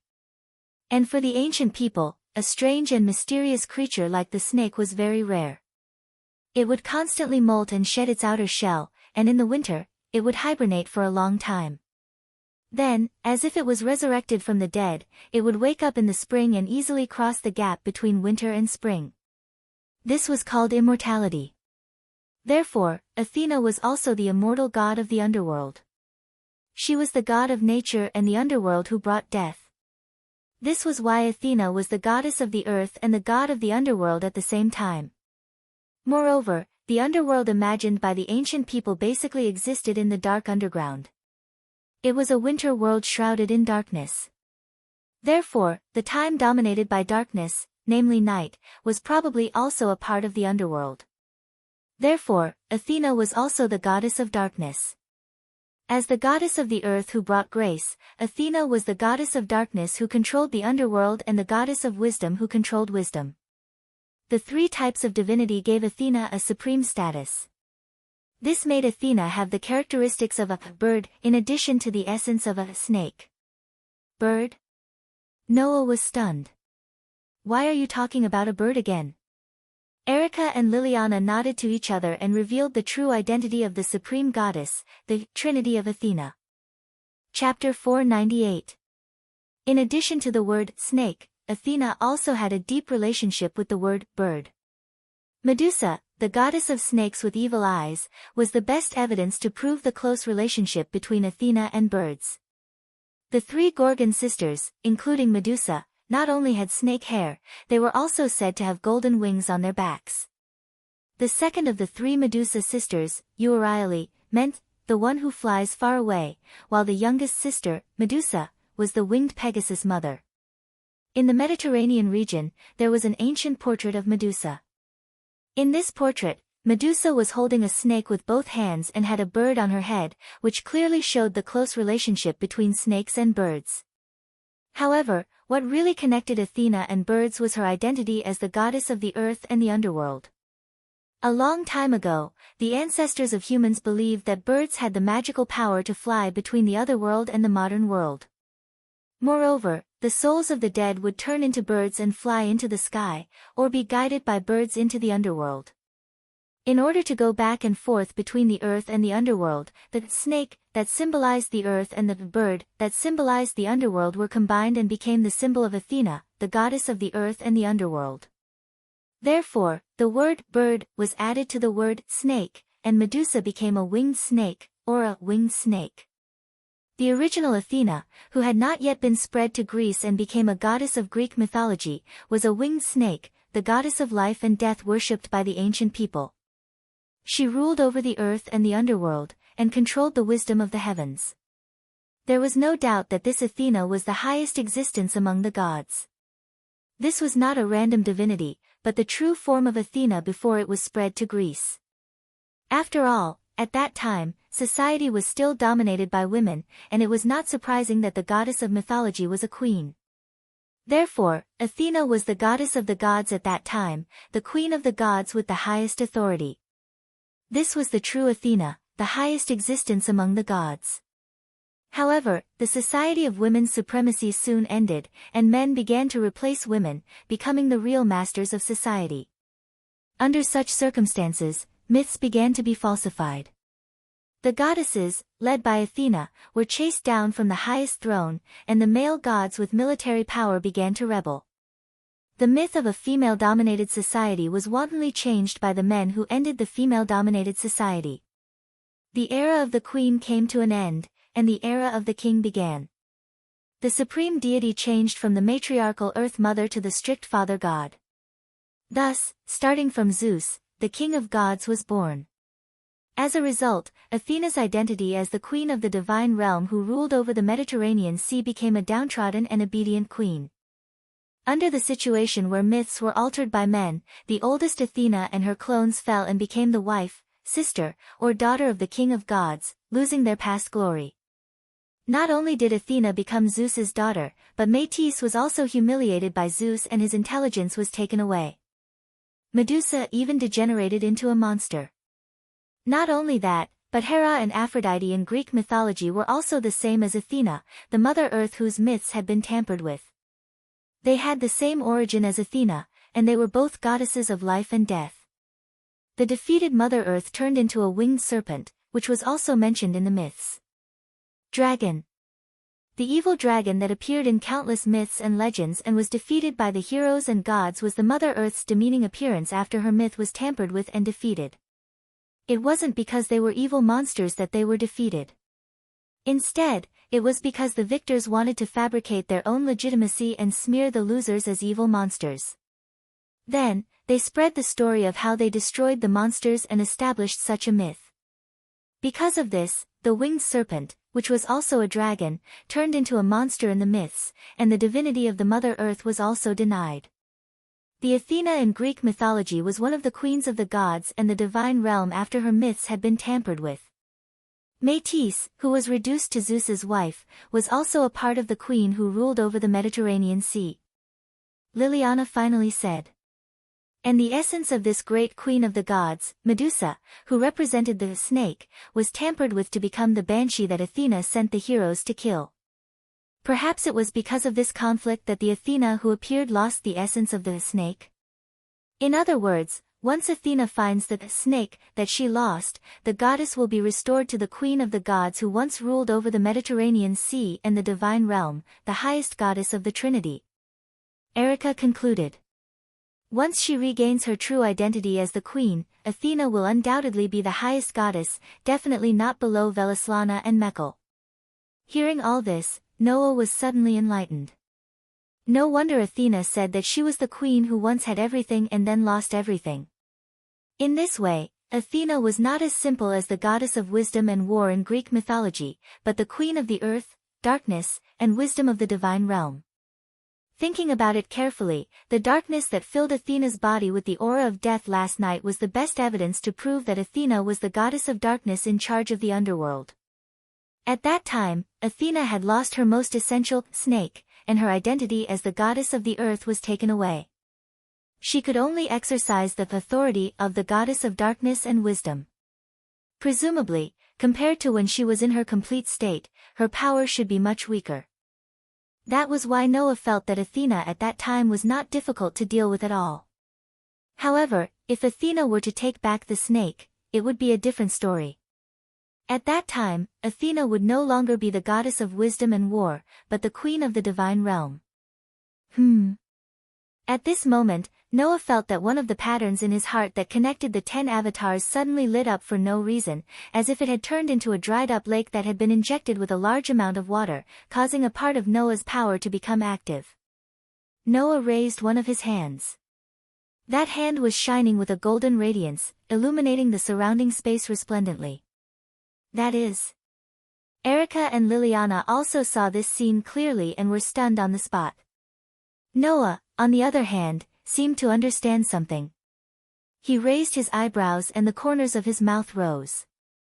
It seems that even if the queen really retrieves the snake, my sword will be able to cut the snake in half. Hearing this, Erica and Liliana seemed to have thought of something, and their expressions suddenly brightened. You've got a good weapon, haven't you? Erica put on a gorgeous smile again. As expected of the king who can defeat the 2 highest-level gods at the same time. If you can even get that sword, then you may become the most suitable king to deal with the disobedient god, and even the strongest king who won't be any weaker than the other god slayers in the future. If that's the case, we'll have a better chance of defeating Athena. Liliana's mood also became a little excited, but then it became a little strange. However, in less than 10 days, he was able to fight with 2 of the highest-level gods, fight with the King of Swords of Italy, and now meet the former Queen of the Divine Realm. This time, it seems that there will be a lot of disputes around the king. That's why you need me, Erica glanced at Noah and said with a faint smile. After all, if there are too many disputes, the king won't have time to care about worldly affairs, right? Noah rolled his eyes. Wait, Erica. Liliana frowned. Have you forgotten about my existence? Lily is not suitable to be the king's butler, Erica said bluntly. Compared to a butler, Lily is more suitable to be a simple knight, isn't it? Liliana was speechless. Liliana, who was too straightforward, was indeed not suitable to deal with complicated affairs like Andre. It doesn't matter what you do. For me, it's just that I lack an attendant to lead the way and deal with affairs. Noah sighed again and then turned his eyes to the entrance of the ruins. Let's go in and take a look. Maybe the snake that Athena is looking for is inside. Both Electra and Liliana nodded. Chapter 499. They were in an extremely humid underground ruin. The floor, ceiling, and surrounding walls were pitch black, but they were all covered with moss and obvious wet water stains. Water was even dripping from the top of the ceiling, making one wonder why there was a dry rocky land above the ruin. Through the stone door at the entrance of the ruin, Noah, Erica, and Liliana entered the interior of the ruin one by one. As soon as they entered the ruin, except for Noah, Erica and Liliana's faces stiffened, and their eyes became solemn. Only those who had the same power in their bodies could sense it. Inside the ruin, almost every corner was filled with a faint spell power. In the depths of the ruins, in front of the bottomless pitch-black tunnel, a powerful curse power that was clearly impossible for ordinary humans to possess, blew over like a gust of wind, constantly slapping Noah, Erica, and Liliana's faces. Sensing the enormous spell power that permeated the air, Erica and Liliana's expressions turned solemn. Now I'm sure that even if there's no Athena's snake in this ruin, there must be something incredible sleeping there. Erica's face was solemn, but there was no fear in her eyes. I guess it's at least something related to the god of disobedience. It's really lucky to find this place in advance. Liliana was already holding Silver Master Craftsman in her hand, and she looked straight ahead of her in the passage. If it's something related to the god of disobedience, maybe we can do something in advance to resolve the disaster that is very likely to involve the god of disobedience. I'd rather have Athena's snake in there. Noah had a different opinion. We haven't dealt with Athena yet. If another god comes out, I don't want to keep trying to deal with two gods at the same time. As soon as he said that, Erica and Liliana looked at Noah strangely at the same time. If it's Sarbat Raiching, she'll probably be overjoyed, right? Erica couldn't help but say. Isn't it the wish of every god-slayer to be able to fight a god? Not to mention, you're just a new king, Liliana added. Although you have killed two gods at the same time, you only have 2 powers at the moment. Compared to the other deicide, it is too little. Even you have 4 powers. Don't you want to kill more disobedient gods to increase your own strength? It was not surprising that Erica and Liliana would think so. Who would mind if they were too strong? Not to mention the power of God. Once he succeeded, he would be able to increase his strength to a certain extent. Unless they were like Tony, who obtained authority that was completely useless in actual combat. However, killing a god was a gamble in the first place. After all, a god's authority could be strong or weak. If a god's authority was so weak that it could not be used in battle like Tony's, it was considered bad luck. However, if a god's authority was strong, it was not impossible to surpass the god slayer in one fell swoop. Noah was believed to have only 2 powers at the moment. It was not strange for him to want to increase his own strength, right? It was a pity that Noah only had 1 power, but it could be used as 10 powers. With so many powers in his body, increasing the power of 1 more power might not necessarily increase Noah's strength. Moreover, the reward was proportional to the risk. They are gods. Do you think they are mosquitoes that you can swat whenever you want? Noah replied impatiently. It's good to be able to increase my strength, but I have to be alive to use it. Instead of fighting 2 gods at the same time and not knowing when I will be killed, I prefer to fight steadily and surely. Even if I want to fight, 1 is enough. Greed is like a snake trying to swallow an elephant. Be careful that you can't swallow it and choke yourself to death. On the uninhabited island, the king who said that he wanted to kill the 2 highest level gods at the same time said so. Fortunately, Erica and Liliana did not know about this. Otherwise, they would have complained. Let's go in. Noah took a step forward. There is definitely something up ahead. It is very likely that Athena or something will appear at any time. You guys be careful. With that, Noah planned to walk in front of Erica and Liliana. This was an almost instinctive action. In such a dangerous place, it was natural for a man to protect a woman in front. However, Erica and Liliana reached out their hands with great tacit understanding and each grabbed one of Noah's arms. At times like this, it is a knight's duty to walk in front and explore the way, Liliana said to Noah with a serious expression as usual. As a king, you can't use yourself to explore the way. If you treat me as an ordinary girl, even if you are a king, I, Erica Brantery, will draw my sword and show you the bravery of a knight. Erica smiled fearlessly. A king's duty is to deal with gods. Leave the rest to me and Lily. With that, Erica and Liliana protected the stunned Noah behind them. They stood side by side and looked ahead. Lily, it seems like we haven't gone on a crusade together like today for a long time. Erica had a confident smile on her face. It just so happens that the king that the knights need to protect is also here. Why don't we see who is braver? To be honest, I don't encourage personal strife at times like this, Liliana said without turning her head. However, you are the only one I will not lose to. The two girls, who were known as prodigies, looked at each other with intense sparks in their eyes. Then, they held their beloved swords and stepped forward at the same time. Moreover, it was as if they were in a race. They dashed forward abruptly as if they were not allowed to fall behind. Only then did Noah react. Seeing Erica and Liliana disappear at the end of the passage, his outstretched hand hung in the air and he was speechless for a long time. In the end, Noah squeezed out a sentence in a speechless manner. What happened to the protection? Noah, who chased after them half leisurely and half helplessly, soon discovered Erica and Liliana who had stopped. Hey, you! Noah called out instinctively, but the scene that appeared in front of him made his voice come to an abrupt halt and his footsteps came to a halt. The scene before Erica and Liliana could be described as hell. Corpses in black robes. Puddles of bright-colored blood. Small pits that popped out from the ground. There were also black snakes that crawled out of the pits, wrapped around the black-robed figures, and tore them apart crazily. Needless to say, the black-robed figures were the companions of the evil magicians outside. These magicians also held various tools in their hands, such as ordinary shovels and some unknown magic tools. It was obvious that they were excavating this ruin. Liliana's expression was unprecedentedly solemn. Even though he deserved to die, he still makes people feel uncomfortable. Is this the capability of an illegitimate magic association? Erica sounded rather helpless too. Generally speaking, for ruins like this that have obviously not been excavated, the source must be investigated in advance.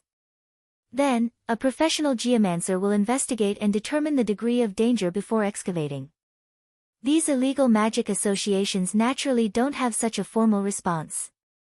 It's understandable that they ended up like this because they were in a hurry to excavate the ruins. The so-called geomancer technique referred to magic that was similar to feng shui. It was a ritualistic magic that allowed one to see the geomancer and spiritual energy of the land and manipulate them to bring benefits to oneself. Those who knew geomancer techniques were geomancers. If a geomancer were to investigate the ruins, they would be able to see the geomancer and spiritual energy inside the ruins and detect all the dangers, thus preventing the loss of personnel and slowing down the progress. Unfortunately, the average evil magic association wouldn't have such a formal way to deal with it. Barging in rashly would naturally result in this outcome. Hiss. At this moment, the black snakes that were biting the black-robed figures made creepy sounds, attracting the attention of Noah, Erica, and Liliana. Then, the three of them realized that all the black snakes were aiming their glowing green eyes at them. Chapter 500. Hiss.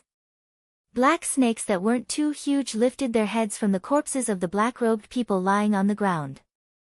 Their small heads were aimed at Noah, Erica, and Liliana, and they flicked their forked tongues and let out chilling hisses. Rustle. Then, sounds of friction against the ground could be heard. Upon a closer look, the black snakes were emerging from the small pits on the ground. Together with the black snakes coiling around the corpses of the black-robed people, they crawled towards Noah, Erica, and Liliana like ants swarming out of an ant nest. Erica and Liliana tensed up. They raised Lion King's heart and Silver Master Craftsman at the same time and aimed at the group of black snakes crawling towards them. Faint traces of spell power were attached to the swords. Noah, who was standing behind Erica and Liliana, stared at the black snakes crawling towards them. After a while, his eyes flashed, and he suddenly spoke. Be careful, those aren't ordinary black snakes. These snakes have traces of spell power on them, and they don't have the aura of living creatures. They aren't real living creatures. Upon hearing that, Erica and Liliana discovered that each of the black snakes was shrouded in a faint layer of spell power. These curses were extremely weak. Even if they were used to cast the lowest level of magic, there would be a problem of insufficient quantity. However, if all of the black snakes had curse power, then the total amount of curse power would be extremely impressive. Lily! Erica immediately shouted. I know. Liliana responded almost at the same time. She raised the saber in her hand and placed it vertically in front of her. A large amount of spell power gushed out of her body. The essence of fantasy, the steel that plays beautiful melodies, please give me invisible wings. Liliana condensed all the curse power in her body onto the Grandmaster's silver craftsman. She stretched out her empty hand and flicked the blade of the silver military knife. Ding! Along with a pleasant bell-like ringing sound, the curse power covering the silver master craftsman reverberated like a sound wave, sweeping across the black snakes on the ground. The black snakes crawling towards Noah and the other two suddenly froze in place as if they had been petrified, unable to move at all. The magic sword, Silver Grandmaster Craftsman, was a steel that could play beautiful music. It could play all kinds of magic tunes and use them as secondary weapons. They had the effect of disturbing the listener's heart, weakening spell power, robbing physical strength, and so on. The effects varied according to the different magic tunes. Just now, Liliana had played a demonic tune that could weaken the spell power and steal the physical strength of the black snakes on the ground, depriving them of the faint spell power and even their physical strength, rendering them unable to move. Erica's Silver Master Craftsman. Argus, Stropes, Brontes, grant my sword the protection of thunder. As soon as she finished speaking, a series of crackling electric currents echoed from Erica's Silver Master Craftsman. A burst of intense electric current lit up the entire dark underground. Go! Erica threw the Erica's Silver Master Craftsman with lightning flashing on the sword like a spear. Like a bolt of lightning breaking through the air, the Erica's Silver Master Craftsman shot out and landed in the middle of a dense group of black snakes. Beep, beep, beep. The lightning that was originally surrounding the Lion King's heart was like boiling water. It began to boil, and through the body of the sword that was inserted into the ground, it suddenly spread out in all directions like a spider web, crazily crossing each other on the ground. Ta, ta, ta, ta. In the next moment, the black snakes that were hit by the violent electric current shrank their bodies, and they all exploded in a series of muffled crisp sounds, turning into small pieces of gravel that fell to the ground and mixed into the soil. Before long, all the black snakes were wiped out. Seeing this, Erica and Liliana didn't relax. Instead, their expressions became more solemn. After the black serpents were eliminated, the curse power that was originally covering the black serpents and weakened by Liliana's demonic tune actually spread into the air and gathered there, forming a huge lump of curse power. Rumble! Immediately, the ground began to shake slightly. At the same time, an ominous premonition rose in Erica and Liliana's hearts. No! Erica and Liliana were startled. But before they could do anything, an accident happened. Hum! The huge spell power block that gathered in the air suddenly shook, and the shaking ground immediately floated up and gathered on the huge spell power block. In just a short while, a huge beast was formed in midair. The beast had scales, horns on its head, sharp limbs, and a pair of huge wings on its back. Its pupils were like those of a snake, emitting a cold and fierce ruthlessness. Not to mention Erica and Liliana, even Noah recognized the true form of this beast. It was a dragon. Perhaps it should be said that it was the symbol of the Mother Earth, a winged serpent. Roar! The dragon's roar shook the air, carrying a violent force that seemed to penetrate the space. It spread in all directions and even turned into wind waves that blew toward Erica and Liliana. That's... Erica and Liliana couldn't help but tremble. A divine beast. The tamed beasts of the gods, or the demon beasts, demonic beasts, and holy beasts that only existed in myths and legends, were divine beasts. They had tremendous power. Once they appeared on the ground, except for the god-slayers or the god of disobedience, only the holy knights, who stood at the peak of human beings, had the power to fight them. Unfortunately, although Erica and Liliana had amazing talents, they couldn't rival the holy knights, who stood at the peak of human beings, when they were still underage. It was already impressive for them to reach the rank of Grand Knight. However, if it was only a Grand Knight, then it would be a little difficult for the two of them to deal with a mythological beast. Roar! The vicious dragon, which was 3 to 4 meters tall and whose head almost touched the ceiling, raised its head and roared. Then, it raised one of its dragon claws and swung it forward. Whoosh!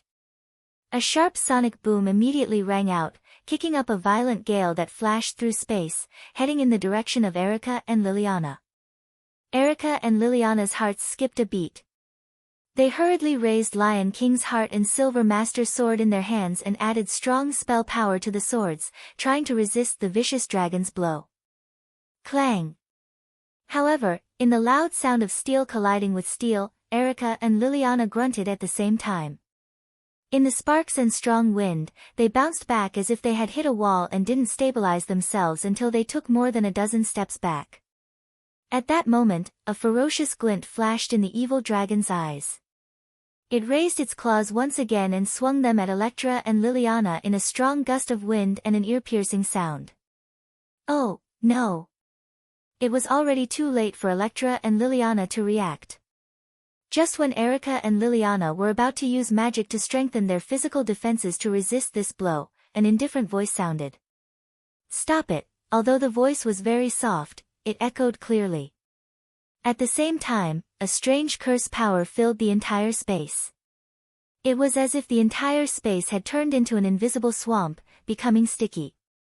Under such circumstances, the vicious dragon's sweeping blow seemed to have fallen into a swamp called space.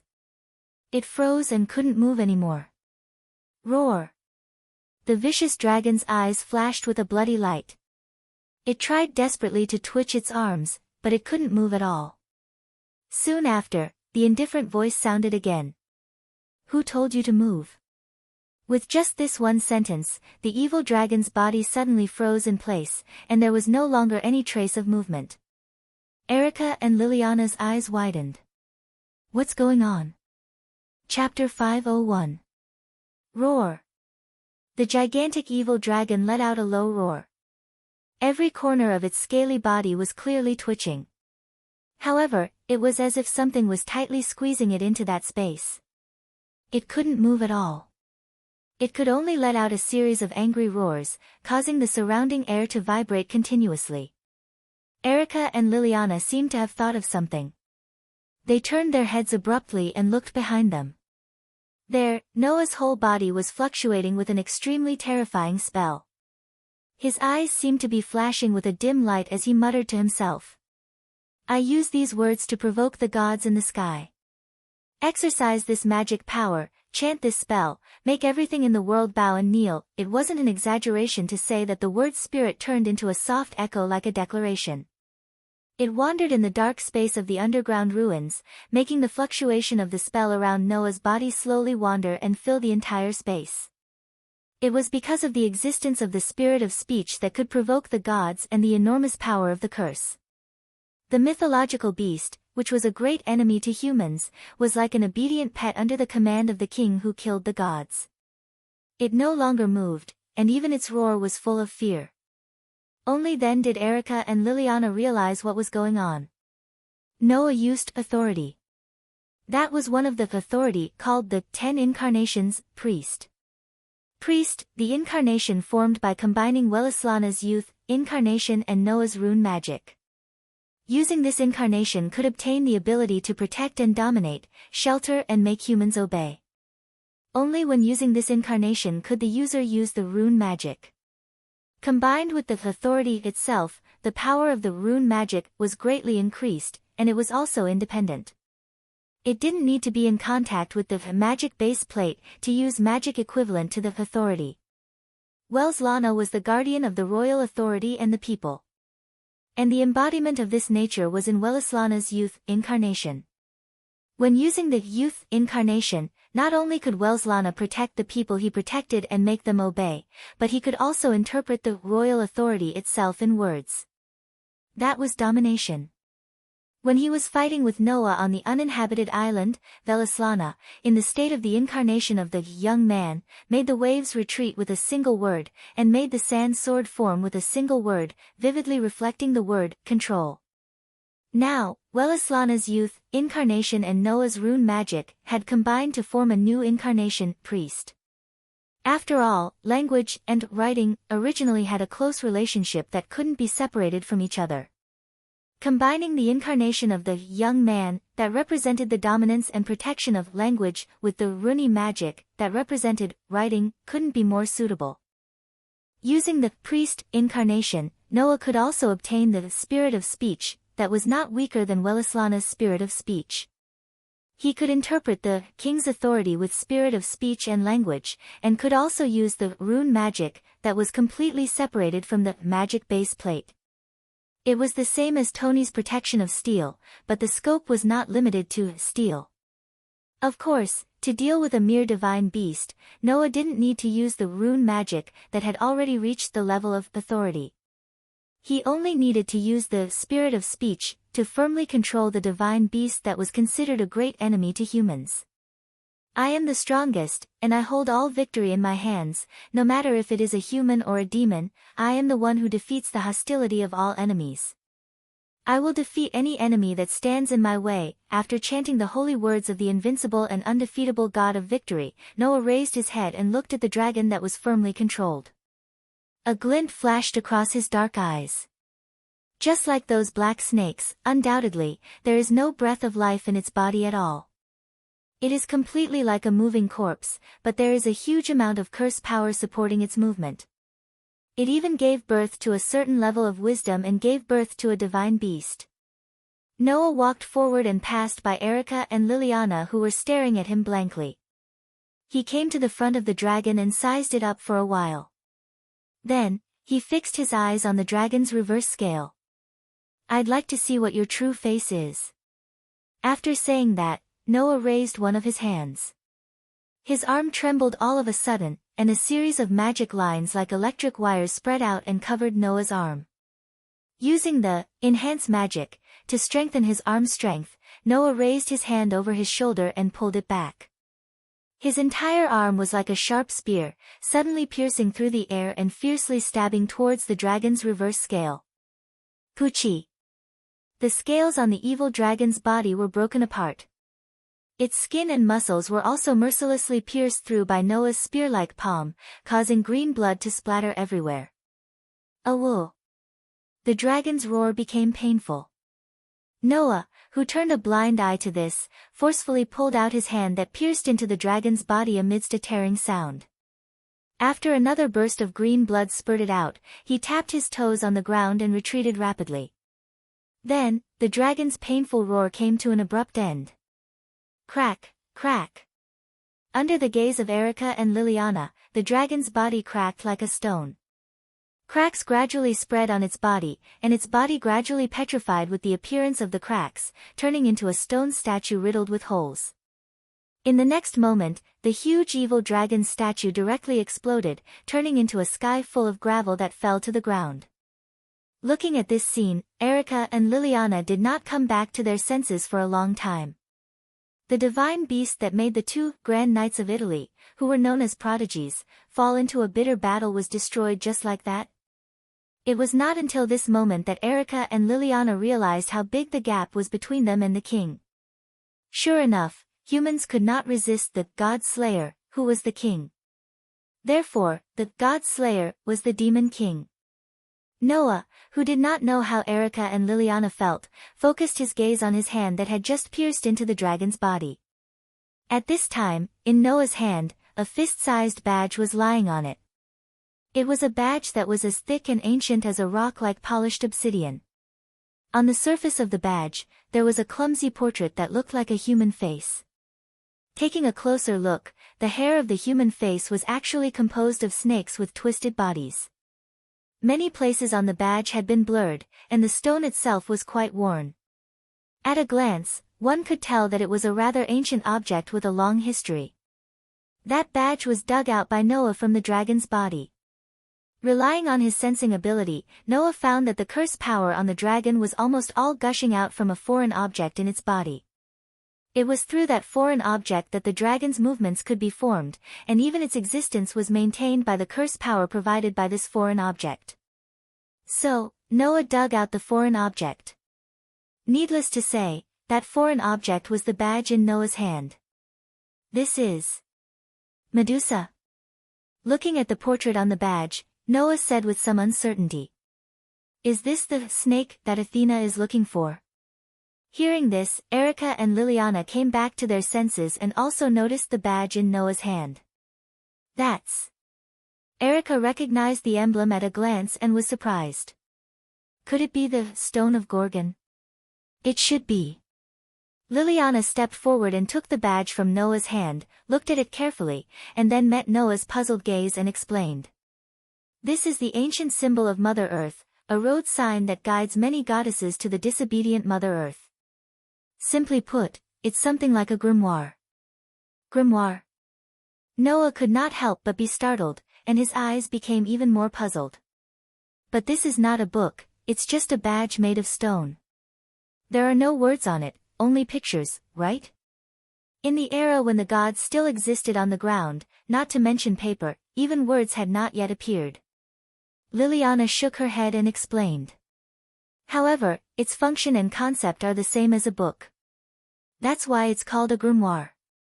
However, other than the oldest Mother Earth goddess like Athena, it doesn't mean anything else. It's a god relic that only gods can use. Chapter 502. God relics.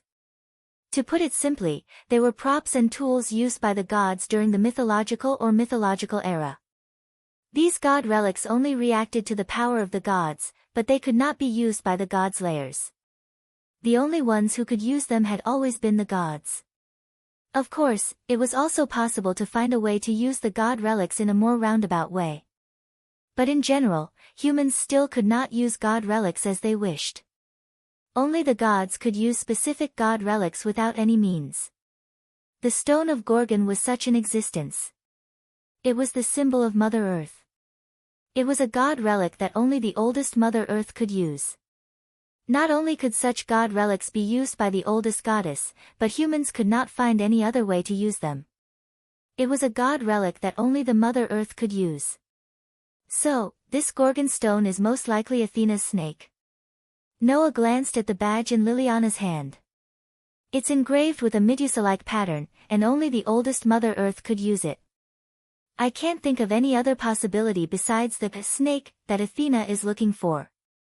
Both Erica and Liliana nodded in agreement with Noah's idea. Let the king keep this. After hesitating for a moment, Liliana handed the Gorgon stone in her hand to Noah. Since Athena is looking for it, if we keep it, it will be taken away sooner or later. After all, humans can't fight against the god slayers and the disobedient gods. Erica recalled the scene of that powerful mythological beast being cleanly defeated by Noah and sighed, which was a rare sight. If we give it to Tharbiter, Tharbiter will be very happy to give it to Athena. We don't want to see an all-out war with Athena, who has recovered her identity as the Queen of the Trinity. I don't care. Noah took the Stone of Gorgon over as if he really didn't care about it. In this way, Athena will not be able to recover and will not be a match for me. I can't help but worry. Only then did Erica and Liliana relax a little. Logically speaking, even if Athena had not recovered to the highest level of the Trinity, she was still a goddess of wisdom and war from Greek mythology. She was much stronger than the average god. Under such circumstances, whether a king who had been born for less than 10 days could deal with such a goddess was really quite suspenseful. However, Erica and Liliana didn't doubt Noah's words at all. He was able to block the attack of Italy's King of Swords before he became the king of killing gods. He was able to kill 2 gods of the highest level before becoming the king of killing gods. After becoming the king of the god-slaying, Noah defeated Doni and had the ability to cause Italy a huge loss of 15 billion euros. All these achievements indicated that Noah's strength could not be judged by the standard of a typical god-slayer. Perhaps, the only ones who could match up to the current Noah were the 2 legendary kings. This thought came to the minds of Erica and Liliana at the same time. At this time, Noah, who was weighing the Stone of Gorgon, paused, and with an emotionless smile on his face, he turned his head and looked at a corner. Aren't you going to come out and say hello? Erica and Liliana were stunned at first, and then their bodies suddenly tensed up. They turned around abruptly, pointed the heart of the Lion King and the Master Silver Craftsman in their hands at the place where Noah was looking at, and activated the spell. The whole place suddenly fell silent. But the next moment, a fog-like darkness suddenly rose from the corner where Noah, Erica, and Liliana were facing, and gradually turned into a petite figure. Who else could it be but Athena? The dark eyes like a snake and a bird turned and fixed on the stone of Gorgon in Noah's hand, and the darkness around Athena fluctuated slightly. That was not just pure darkness. As the dark goddess in charge of the underworld, Athena's darkness often represented a kind of power. Death. Feeling the dark aura of death fluctuating around Athena, Erica and Liliana's hearts were already beating violently. Even though they were known as prodigies and had attained the rank of Grand Knight before they were minors, Erica and Liliana were still just ordinary humans after all. If there was a protective magic spell, it would be fine. But if there was no protection and they came into direct contact with the darkness around Athena, then Erica and Liliana's lives would be cursed and inevitably dragged into death, until their lives were completely exhausted. With that in mind, Erica and Liliana instinctively cast defensive magic, covering their bodies in a faint glow. However, Athena did not even look at Erica and Liliana. She just looked at Noah, or more accurately, at the stone of Gorgon in Noah's hand, and her expressionless delicate face sank slightly. Am I still one step too late after all? What? Noah curled his lips and smiled. Do you need me to comfort you? Athena stared at Noah speechlessly, and after a while, she turned her eyes in a direction. It was an altar at the end of the ruins. In the center of the altar, there was a lake-like spring. Athena looked at the lake and said expressionlessly, I just didn't expect that lake to be connected to the sea. Otherwise, the stone of Gorgon would not have come to such a place. Upon hearing this, Noah, Electra, Liliana, and the others were all stunned. Poseidon, the god of the sea, is my enemy. The sea under his control is the most suitable place to bury my snake. Athena raised her eyes and stared at Noah with a cold light in her eyes. However, because of the confrontation between the enemies, my snake seemed to have been stimulated by a huge spell. It transformed into the winged serpent, a dependent of the mother goddess of the earth, and swam over from the sea and entered the ruins. Athena's stone of Gorgon was originally sleeping in the sea, and it began to become active with Athena's awakening. If there were no accidents, the stone of Gorgon, which was active because of Athena's awakening, would drift with the sea current, and as long as it was not found and salvaged by others, it would eventually return to Athena. However, because of the huge spell generated by the battle between Noah and Tony, the stone of Gorgon seemed to be stimulated again and turned into a winged serpent, and swam into the ruins. Since the lake on the altar of the ruins was connected to the sea, it could explain why the stone of Gorgon swam into the ruins. However, my snake is not so easily stimulated. Athena's dark eyes flashed with wisdom as she stared at Noah. Unless, O God Slayer, you have the power to stimulate the stone of Gorgon, such as the same, snake, or snake slayer, divine power. Noah's eyes suddenly narrowed. The snake that represented Athena's essence was the winged serpent, which was a dragon.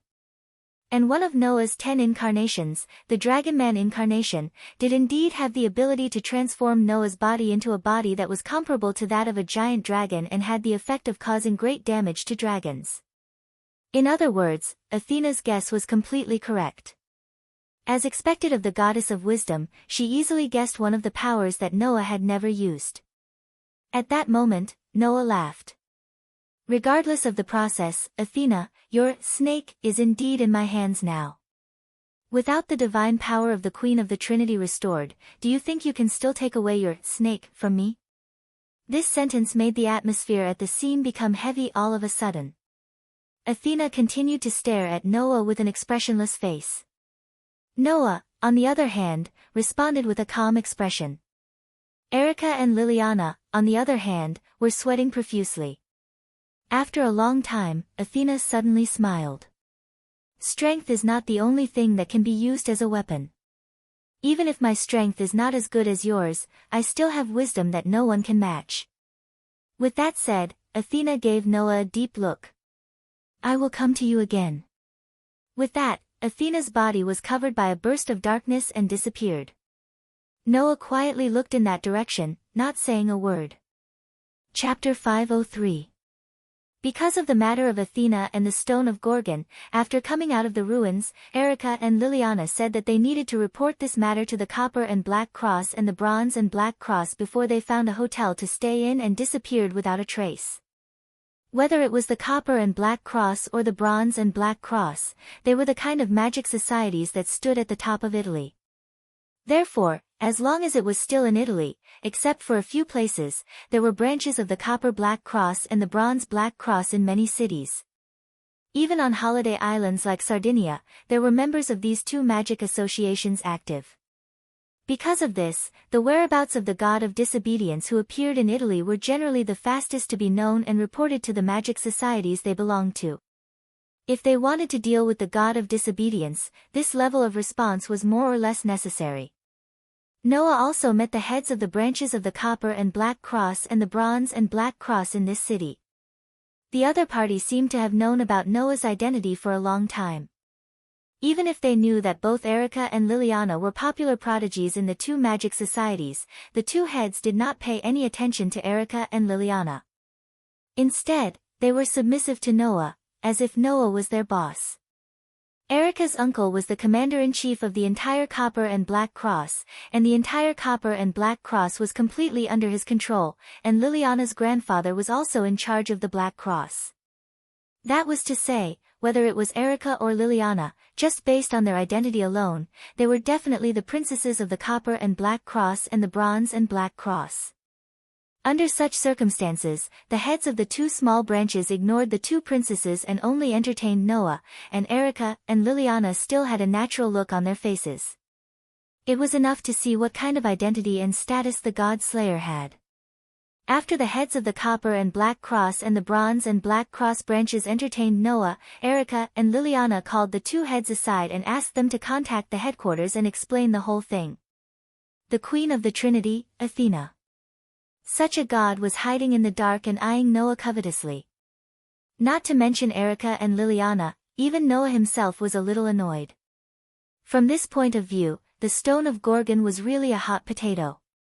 So, while Erica and Liliana were busy all day, Noah played with the Gorgon stone in boredom until night came. In the most luxurious room on the top floor of the hotel, Noah, who had just come out of the bathroom, only had a towel wrapped around his lower body and a towel around his neck. While drying his hair and face, he sat on the sofa and drank milk. To be honest, no matter which world he was in, Noah's life had never been as luxurious as it was now.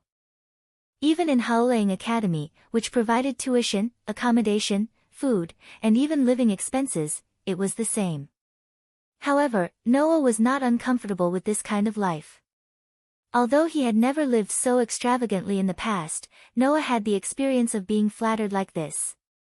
Therefore, for this kind of luxury, Noah also had the mentality of, it's dispensable, and, it's a waste not to enjoy it, and accepted it with a clear conscience. At this time, on the glass table in front of the sofa, a mobile phone rang. Hearing the sound of the mobile phone, Noah, who was drinking milk, frowned. This mobile phone was given to Noah by Erica today, saying that it would be more convenient for him to move around. Moreover, it also had the private mobile phone numbers of the big bosses of the Copper and Black Cross and Bronze and Black Cross, including Erica and Liliana, saying that if there was anything he could do, he could just tell them and no one would refuse the king's request. And this also meant that the number of people who knew Noah's mobile phone number would be very limited. Not everyone could make this call. So, which big boss called Noah? Noah, who picked up the mobile phone, looked at the words, unable to display, displayed on the mobile phone interface. His frown deepened, but he still picked up the phone. As soon as he picked up the phone, before Noah could say hello, a hearty and impatient voice sounded from the other end of the phone. Yo! Noah! My best friend. Did you miss me? Hearing this familiar voice that he didn't want to recall at all, Noah was silent for a while, and then hung up the phone without hesitation. The next second, the mobile phone rang again. And Noah didn't know if it was a psychological effect, but he felt that the ringtone was quite urgent this time. Noah, who was speechless, picked up the phone again. Hey, aren't you going too far?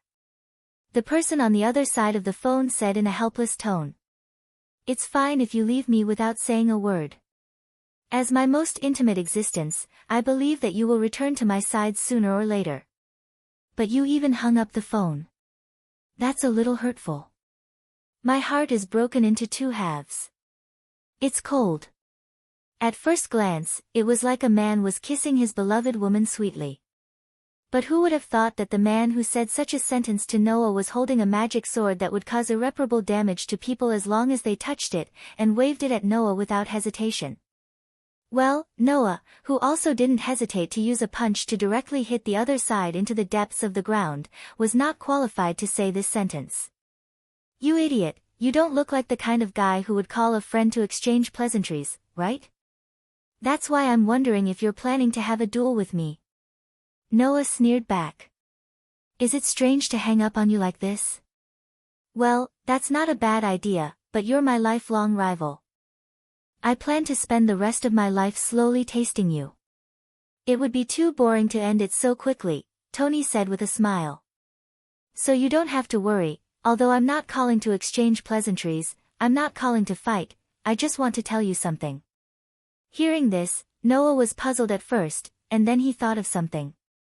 What you're talking about, don't tell me you're referring to the Stone of Gorgon. Oh. Tony cried out happily. In other words, the stone that can attract the Trinity Queen Athena is really with you? Why? Noah curled his lips. Do you want it? If I can, of course I want it. It's a chance to fight with Her Majesty the Ancient Queen. I want it badly. Tony's voice became more or less serious. However, I'm not the only one who has his eyes on it. Noah was stunned. Sasha de Janstelvauban. Tony slowly uttered a name that made everyone in the magic world tremble. Even if you have just become a godslayer, you should have heard of this name, right? Noah narrowed his eyes. Of course, Noah had heard of this name. And he had just become a godslayer not long ago, when he was invited by Alice for a meeting. He heard from Erica and Liliana. As mentioned earlier, the wise men's parliament began to study the deicide in order to protect the Queen of England from an ancient deicide who was very likely to be a danger to the Queen of England. That was how it developed into its current nature. This ancient godslayer was the person Tony was talking about now, Sasha de Janstelvauban. 200 years ago, he had killed a god. Among all the kings who had killed gods, he was the strongest, oldest, and most capricious one, the god slayer. It was said that this old man had killed no less than 10 gods, and he had the most authority of all the god slayers. He was undoubtedly the strongest of all the god slayers today. The only one who could match up to this old man was another deicide who lived in China for as long as he was. People usually called him Marquis Vauban. Combined with the previous words, Noah had already guessed the reason why Tony mentioned this name. As expected, Tony told Noah the guess in his heart. I've received news that the old man is coming to Italy. Chapter 504. Today's oldest godslayer was heading to Italy and would arrive in a few days. This was the news that Tony brought to Noah. Troublesome characters are coming one after another. Holding the phone, Noah sighed, and then asked Tony on the other side of the phone. That so-called old man is also coming for the Stone of Gorgon. Other than that, there's no other reason for the old man to come to my turf, Tony said in a playful tone, which surprised Noah. After all, no matter what, with my relationship with him, it would not be surprising if we killed each other one day. What? Noah raised an eyebrow. Do you have a grudge against him?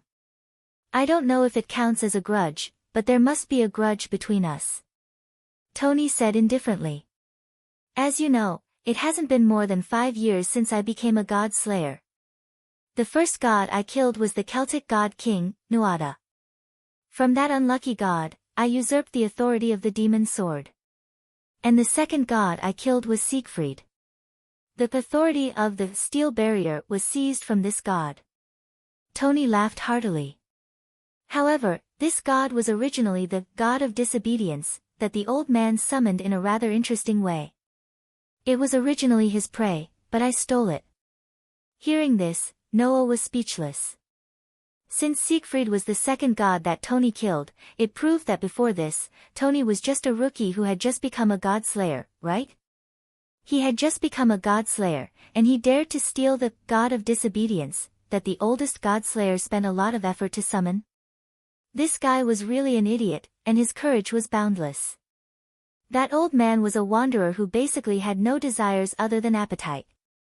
Other than eating food, the only thing he pursued was fighting, right?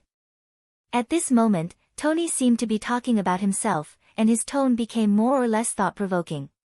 So, I stole his prey, and he's quite upset with me. Now he's openly stepping into my territory. If he's not here to fight me, then he's here for the stone of Gorgon in your hand that can attract Athena.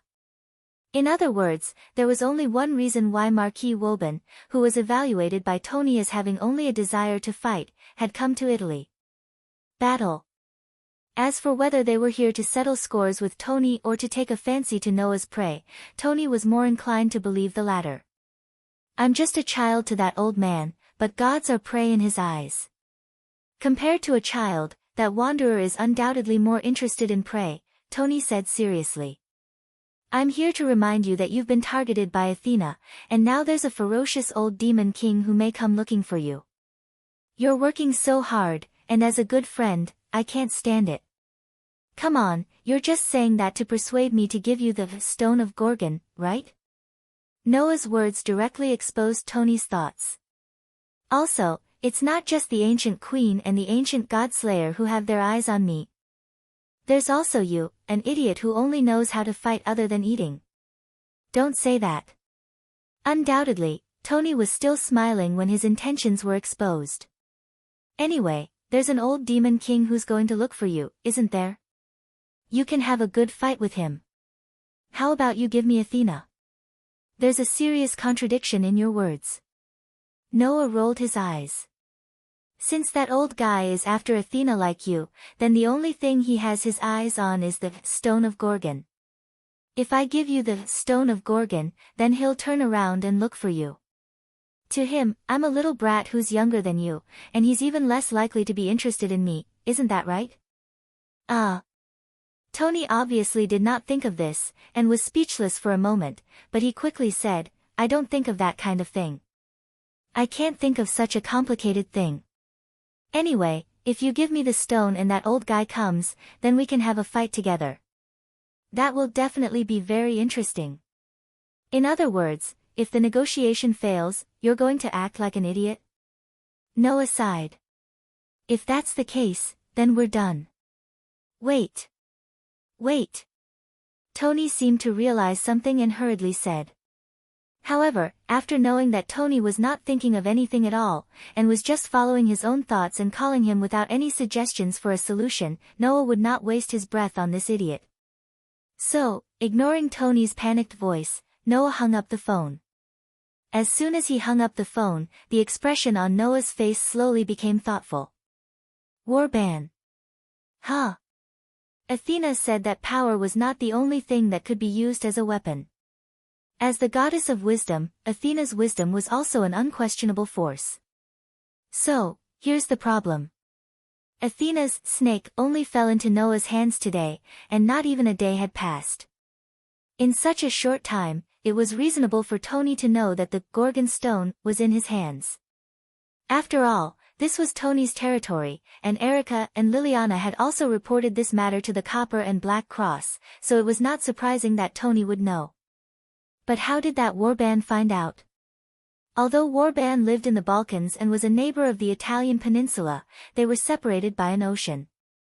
It was impossible for him to know that Noah had the Gorgon stone in less than half a day, right? Therefore, Noah could only come up with one possibility. Athena, it's you, isn't it? Although they were both god-slayers and god-slayers were at most the same kind, not companions. Even humans would scheme against each other, let alone the gods' layers, who had terrible power and were absolutely capable of fighting for the world's territory. Noah suspected that it was Athena who deliberately spread the news, and even directly passed it on to Warban, so that Warban would come to him. Based on Noah's understanding of Warban, he was definitely the same as Tony. If Athena personally came to them and said to them, "If you want to duel with me, you have to help me regain my power," they would not hesitate to do so. Therefore, there were many ways for the goddess of wisdom to provoke Warban and lure him over. And even if people like Warban and Tony could not get the Gorgon stone from Noah, Athena could patiently wait for the opportunity to snatch the Gorgon stone back. Even if she failed, she could continue to regroup and lure other gods' layers over. Although they were unwilling to admit it, as Erica and Liliana thought in their hearts, the gods' layers were basically problematic people. If she wanted to provoke these people and use them, there were many ways to do so, right? Sure enough, a woman who is too smart is not easy to deal with, let alone a goddess. Noah could not help but complain out loud. Wouldn't it be better to be silly like Mira and Lisanna? Wouldn't that be cute? After that, Noah rubbed his eyebrows. I don't care, because of Tony and Athena, I didn't sleep last night. If I don't rest tonight, even if a god or a godslayer comes to me, I won't have the energy to fight. After saying this, Noah glanced at the Gorgon stone next to his phone, stood up, and walked toward the bed. Just like that, 3 days passed. During these 3 days, Noah had been moving around the hotel and did not go far. Even if he knew that there were gods' layers and the god of disobedience watching him at the same time, Noah acted as if nothing had happened and tried to walk around as much as possible, trying to find some clues about the world fragment. For Noah, competing with the gods' layers and the god of disobedience was just an interlude in life, and finding the world fragment was the real goal. However, this pattern of action was really broken in the morning 3 days later. Because Noah received an extremely urgent call from the branch heads of the Copper Black Cross and Bronze Black Cross. My king. Miss Erica and Miss Liliana were taken away by Marquis Warban. Chapter 505. Whoosh. A strong wind blew from the sky towards the high-rise building, whistling through the air. On the rooftop of such a skyscraper, an old man was sitting on a luxurious chair that was extremely out of tune with the surroundings. It was impossible for him to appear on the rooftop of a skyscraper. He crossed his legs and closed his eyes, like an emperor taking a nap on the throne. His whole body exuded a terrifying sense of existence. The old man's appearance gave people a feeling of being full of wisdom. He had a wide forehead, deep eye sockets, and a very pale face. Anyone who saw him would think that the old man was an expert or a professor. His silver hair was neatly combed, and even his beard was very clean, very suitable for wearing a white coat. However, the rumors and deeds of the old man were absolutely not in line with his appearance. Because he was a real overlord. He would take the service of the people around him for granted and would be quite used to giving orders. Because he was a real demon. As long as he could satisfy his own selfish desires, the old man would not hesitate to destroy the human race even if it meant that he would do it. Sasha de Janstelvobon. Marquis. These two names were the names that people called the old man. The most ancient god slayer today. This was him. Beside such a terrifying old demon, Erica and Liliana stood side by side. They did not talk, and there was no trace of being restrained on their bodies. Like maids serving the king, they just stood quietly on the side and fell into an indescribable silence. Then, what broke this indescribable silence was the extremely loud sound of a collision. Dong! As if intending to expel the heavy feeling of the entire space, the door of the rooftop was directly blown open. Against the roaring wind, Noah slowly walked up the stairs and came to the rooftop. Seeing Noah's arrival, Erica and Liliana did not show a happy expression. Instead, they laughed bitterly. So it's here after all? Erica shrugged. A meeting between kings. In such a situation, it's really hard to say whether they intend to have a talk or a duel, right? Lily?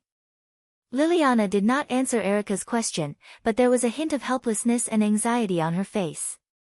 Just like what Erica had said. Under such circumstances, it was really hard to guarantee that the two people in front of him, who could make the entire magic world tremble with a casual stomp of their feet, wouldn't fight. If that was the case, it would be too terrifying. One was a terrible king who defeated the King of Swords of Italy as soon as he became a god slayer, bringing catastrophic damage to Italy. One of them was the world's oldest, and most unpredictable, terrifying demon king who had met the former Queen of England out of interest. A meeting between two kings like this would definitely make anyone tremble in fear. However, the person involved didn't take this meeting seriously. Warban's eyes were still closed. He rested his face on one hand and dozed off in the luxurious chair. Noah walked in unhurriedly, and he didn't even look at Warban. His gaze immediately fell on Erica and Liliana, and the corners of his mouth curled up. You two are doing better than I thought. I thought you would at least have someone watching over you or tied up. You're overthinking it, Your Majesty. Erica revealed her usual gorgeous smile as if she didn't realize her current situation. Everyone in the world knows about Erica Brantley's bravery, but it's not sensible to run away in the face of a god slayer. In fact, Erica and I weren't captured by the Marquis. The Marquis just appeared in front of us and threatened to take us with him. We followed him obediently. Liliana closed her eyes, and her expression was still serious. I'm really sorry. As Your Majesty's followers, we're really too lousy. A hint of indignance appeared on Liliana's pretty face, which Noah didn't miss. It seemed that when Warban appeared, Liliana did want to resist, but she gave up in the end. It was because of Erica's persuasion. Rebelling against the ancient God Slayer is also an unwise thing to do. It will only delay the meeting of the two kings a little. Apart from that, it won't do anything else. Erica spoke her mind bluntly. She had no intention of hiding it at all. Besides, even without us, the Marquis can still meet Your Majesty whenever he wants. In that case, why do we have to do something unnecessary? With that said, Erica turned her gaze to Warban, her tone carrying a hint of provocation. Am I right, Marquis? The Marquis. With this sentence as a switch, the atmosphere in the surroundings switched to a state of imminent conflict. That Paul Brantley has an interesting niece. Erica's intellectual voice that carried a hint of madness that others couldn't detect sounded faintly. It drowned out the strong wind and clearly entered the ears of everyone present. On the surface, that's what you say, but in fact, you don't have any intention of obeying me at all. You're like a lion that is locked in a cage, but will still wave its claws at me. It's rare for you to have such courage at such a young age. Warban opened his eyes as soon as he heard this. It was a pair of pale green eyes that glowed like emeralds and resembled a ferocious lone wolf. But that's what makes it interesting. Warban chuckled in a seemingly joyful manner. I hate dogs that only know how to obey. On the contrary, I love wolves that know how to resist. If you don't have the ability to resist, there's no need for me to even speak. Although you're a lioness, I'm very satisfied that you're baring your fangs at me. Just like you, the little girl from the Kranikar family over there isn't someone who will wag her tail at me. The two of you are really interesting. Very good. That's the only way you have value by my side. Warban turned his pale green eyes to Noah. A dangerous smile appeared on his aged face. You're an outrageously young king. Originally, I wouldn't have thought of coming to you since you've just become one of my kind for less than a month. But you have something that interests me. Can you give it to me? Warban's words were full of indisputable certainty. It wasn't because Warban was arrogant enough to think that as long as he spoke, Noah would listen to his orders and give him what he wanted. It was because Warban was confident that as long as Noah appeared in front of him, he wouldn't be able to get what he wanted. Even if he had to snatch it. Noah looked at Warban with a faint smile. He took out a badge and tossed it in his hand.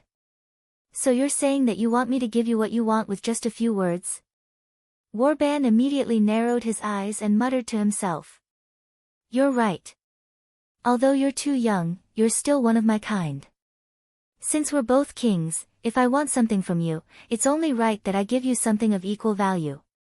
How about this? Warband snapped his fingers as if he had thought of an idea. You don't seem to have your own territory, right? How about I give you the Balkan Peninsula where I'm currently living? As the kings of the God Slayers, they usually had their own territories.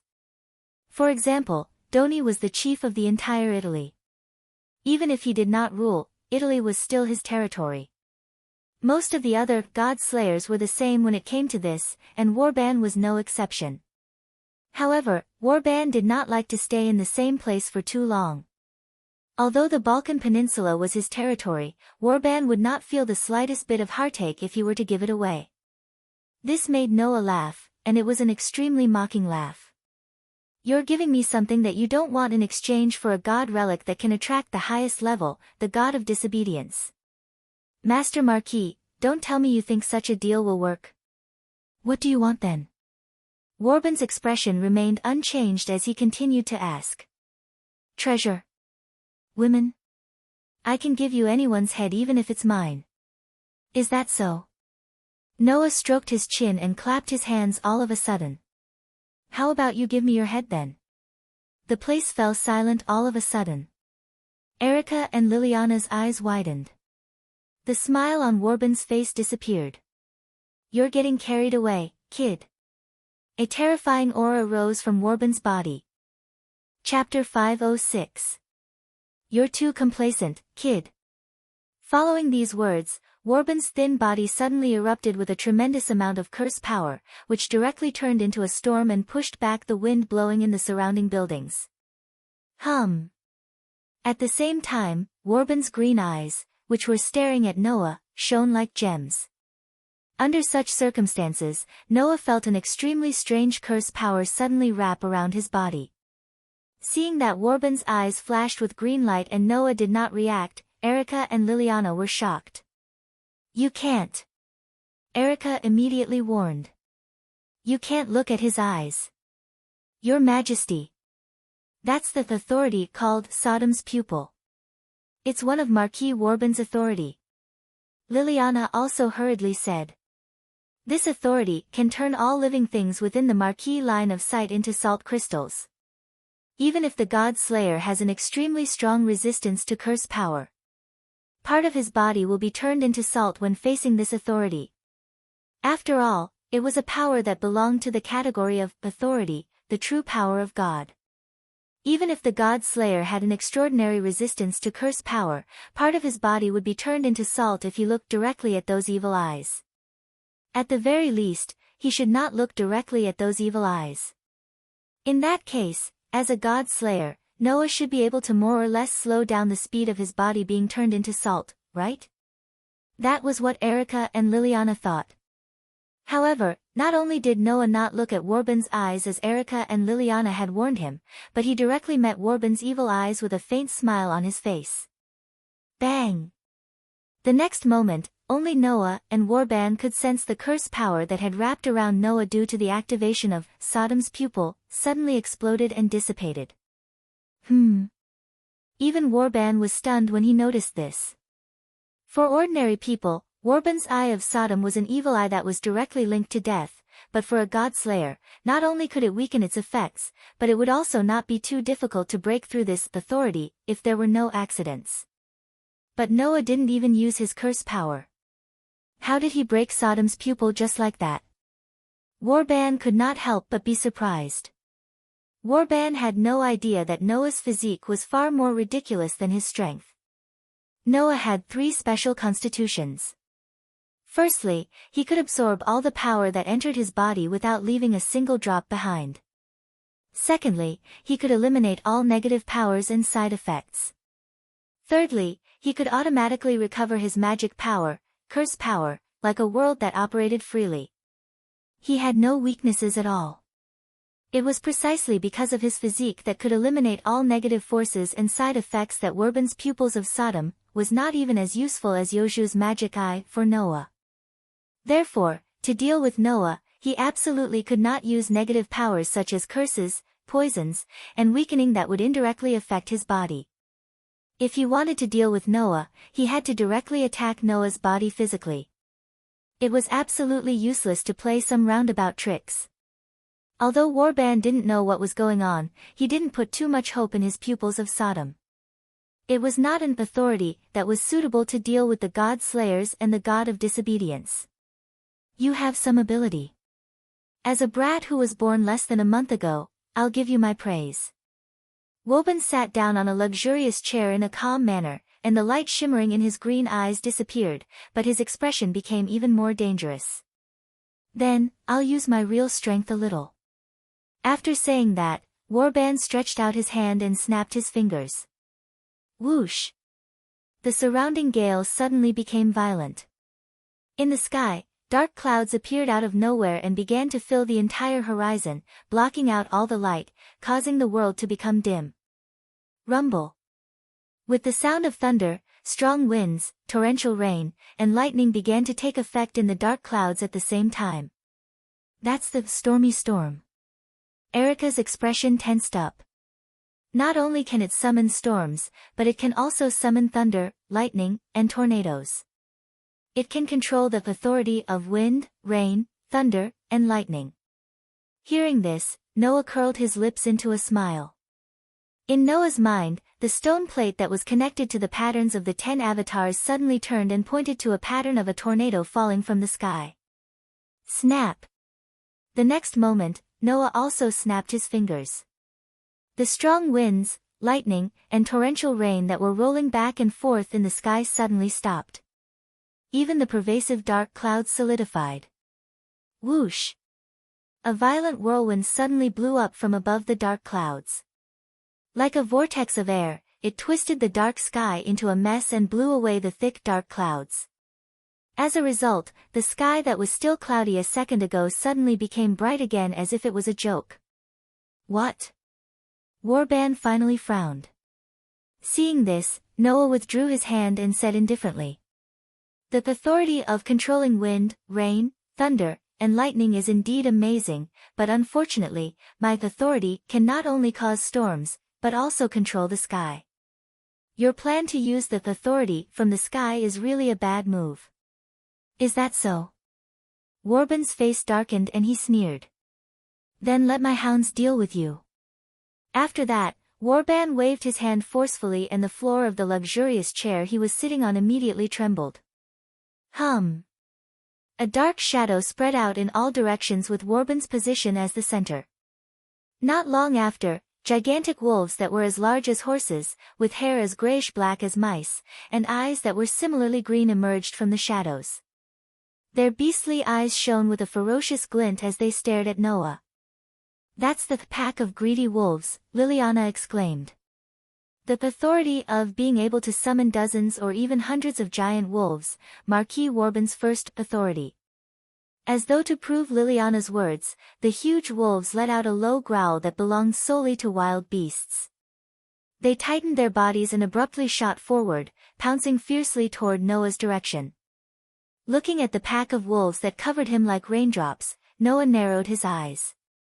In his heart, the stone plate that was originally pointing at the image of the incarnation of the storm rotated again, and pointed at the image of a person in luxurious clothing with his arms open towards the sky, as if he wanted to embrace the entire sky. At this moment, a spell power that was slowly burning like flames burst out of Noah's body, causing Noah's eyes to shine with a dim light. Back off! A cold shout sounded from Noah's mouth, carrying a wave of spell power that reverberated like ripples. It surged in all directions and swept past the giant wolves. The ferocious giant wolves were like wolfhounds that had their necks grabbed. They all stopped and fell to the ground, unable to move at all. Seeing this scene, Warband first widened his eyes, then his expression became gloomy. Facing such a Warband, Noah calmly crossed his arms with a faint smile on his face. Is that all? Old mister. Warband's expression suddenly became extremely ugly. From start to finish, Warband had used 3 authorities. The Eye of Sodom was broken for no reason. The storm of raging waves was cleanly dispelled. Now, even the first authority that Warban had obtained, the pack of greedy wolves, was controlled by the authority, turning Warban's most ferocious hounds into obedient and loyal dogs. As the oldest God-slayer, and the one who had always placed himself in a high position, how could Warban endure such humiliation? In the eyes of Erica and Liliana, this short battle left them speechless. After all, whether it was Noah or Warban, they had not moved even a centimeter from their original positions from beginning to end. Under such circumstances, the two kings had displayed a power that ordinary humans could not resist. How could this not make people tremble in fear? Of course, what surprised Erica and Liliana the most was the power that Noah had displayed. As the youngest king in the world today, Noah was at ease even when facing the oldest demon king.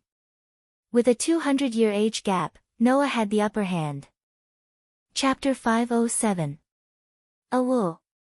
The howls of the wolves rose and fell one after another, echoing constantly on the rooftop.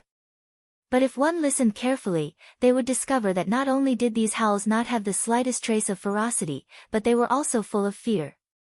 Although they were tamed beasts summoned by Warban with his authority, the large group of giant wolves in front of him were obviously not at the level of divine beasts.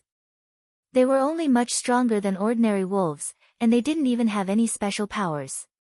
Let alone Noah, even Erica or Liliana should be able to deal with such a group of wolves, right? Therefore, under the control of Noah's priest incarnation, even if they were unwilling, the large group of giant wolves in front of him howled in fear and trembled. They began to retreat one after another as if they had met their natural enemy. This made Warban's expression turn even uglier. He had placed himself in a high position, but all his means were effortlessly broken by the other party. There was nothing better than this fact to show who had the upper hand in terms of power. Looking at Noah's calm appearance, Warban finally straightened his body slowly. It was as if a wild wolf that had been dozing off just now had suddenly woken up and found its prey. It wouldn't be strange for it to be in a state where it didn't know when it would pounce forward. It seems that I've underestimated you, kid. Warban's eyes became extremely aggressive as he stared at Noah. I've heard some rumors about you. I heard that you became the king after killing two of the highest level gods of disobedience not long ago. But no matter what, you're just a new king who was born less than a month ago. Even if you killed two gods at the same time, you're just an immature kid with 2-inch authorities. I didn't pay much attention to you. But now, it seems that I've indeed made a mistake that I shouldn't have. The corners of Warban's mouth curled into a terrifying arc. His pale green eyes flickered like a wild wolf at night, sending chills down one's spine. Even if you're just an immature kid, you're still a king. You can kill gods, so you're on the same level as me. I shouldn't have underestimated you. You're indeed qualified to be my prey. I've made the right choice coming here. Even if I can't kill Athena, I should be able to have fun with you. Warban's words became more and more impassioned. Obviously, Warban's fighting spirit had been aroused by Noah. This caused Noah to glance at Warban, and he suddenly changed the topic of the conversation. I know that you're here because Athena instigated you, right? Warban's movements paused. Under Warban's gaze, Noah spoke indifferently. Originally, I wasn't interested in fighting with Athena at all. I just wanted to fulfill my so-called responsibility as a king. If someone was willing to take this job, other than Tony, who only knows how to cause trouble, I'd be more than happy to do it. If you really just want to fight a powerful god and come to me for the stone of Gorgon, then I don't mind giving it to you. Noah said sarcastically. It's a pity that as long as you came to me and asked, I would have seriously considered it and let you achieve your goal. However, you didn't take the initiative to come to me and discuss it with me. Instead, you kidnapped the people around me and made me come to you on my own accord to show you that you're superior. This kind of meaningless method is probably referring to people like you who take advantage of their seniority, right? But you've forgotten, Warban. Noah put the stone of Gorgon in his hand into the pocket of his clothes, slowly raised his head, and looked straight at Warban. In the end, the reason why the God-slayers are kings is because humans can't resist them. In the end, they still rely on their own strength. Only the strength of one's strength determines one's status, not age. You look down on me because I've only been a god slayer for a short time. You look down on me because I don't have much power. Noah's sarcastic voice resounded through the sky. Then let me, a young man, tell you whether it's time for an old man who has lived for 200 years to retire and lie in his coffin. As soon as he finished speaking, a terrifying power suddenly burst out from Warbin's body and spread over the entire rooftop. Warbin's face was as ugly as it could be, and there was a real murderous intent in his eyes as he stared at Noah. Good boy. You're good. In the low roar full of anger, the curse power on Warbin's body surged into the sky like a flame soaring into the sky. Then let me see if you, a so-called young man, have the ability to send an old man like me to my coffin. After that, Warbin stood up from the luxurious chair and let out a terrifying roar. Ha-ewa dash. In the inhuman roar, Warbin's body swelled up, and every part of his body bulged outwards. Rip. The clothes on Warbin's body were torn apart very neatly. As his body continued to swell, Warbin's height soon exceeded 5 meters, and it was still growing. My pack of greedy wolves can summon more than just a pack of wolves. I can also transform into a werewolf like you. Let me see if your strength is as powerful as your mouth. Boy. Warbin, whose body was still expanding, could not wait to raise his huge wolf claws as he roared. With a fierce gust of wind, he swung them in Noah's direction. Looking at the incoming sharp claws, Noah closed his eyes. Wells Lana had an incarnation called Camel. No matter where it was, a camel that could cross the desert was synonymous with a strong body and amazing endurance. When Wells Lana used the Camel incarnation, not only could he obtain fighting ability that surpassed his wild instincts and intuition, but it could also increase his endurance and leg strength. Even if he suffered a serious blow, it could reduce the pain and quickly stop the bleeding, allowing Wells Lana to continue fighting no matter how much damage he suffered. As for Mekl, he was the representative of the dragon slayers. Those who knew about Mekl's mythology would know that the Mediterranean god King Mekl had another name. Baal. He was a powerful existence that was even recorded in the Bible. Mekl's true form was Baal. Only in the Mediterranean would this famous god-king be called Mekl. When mentioning Baal, one could not ignore Baal's enemy, Dragon King Yamu. The reason why Mekl, whose true form was Baal, was able to become the king of gods was because in the mythology, he lured Dragon King Yamu away from his throne and killed him. Through this crusade, Mekl successfully sat on the throne of the god-king. Therefore, Mekl was a typical dragon slayer, the natural enemy of all dragons. With the help of Noah's constitution, Wells Lana's Camel and Mekl's Dragon Slayer merged, giving birth to the Dragonborn incarnation. Draconian, combining the incarnation of Wells Lana's Camel and the Dragon Slayer's authority. Using this incarnation, not only can one obtain a close combat ability that surpasses one's wildness and intuition, but it can also transform one's body into that of a dragon, obtaining a body that is comparable to a giant dragon's. To a certain extent, it can restrain dragon-type creatures and cause great damage to them. The result of the fusion of the camel, which represented a strong body and endurance, and the natural enemy of dragons, the Dragon Slayer, was that while retaining the camel's ability to surpass their wildness and intuition, as well as the Dragon Slayer's ability to restrain dragons, it also gave birth to the ability to transform into a dragon's body.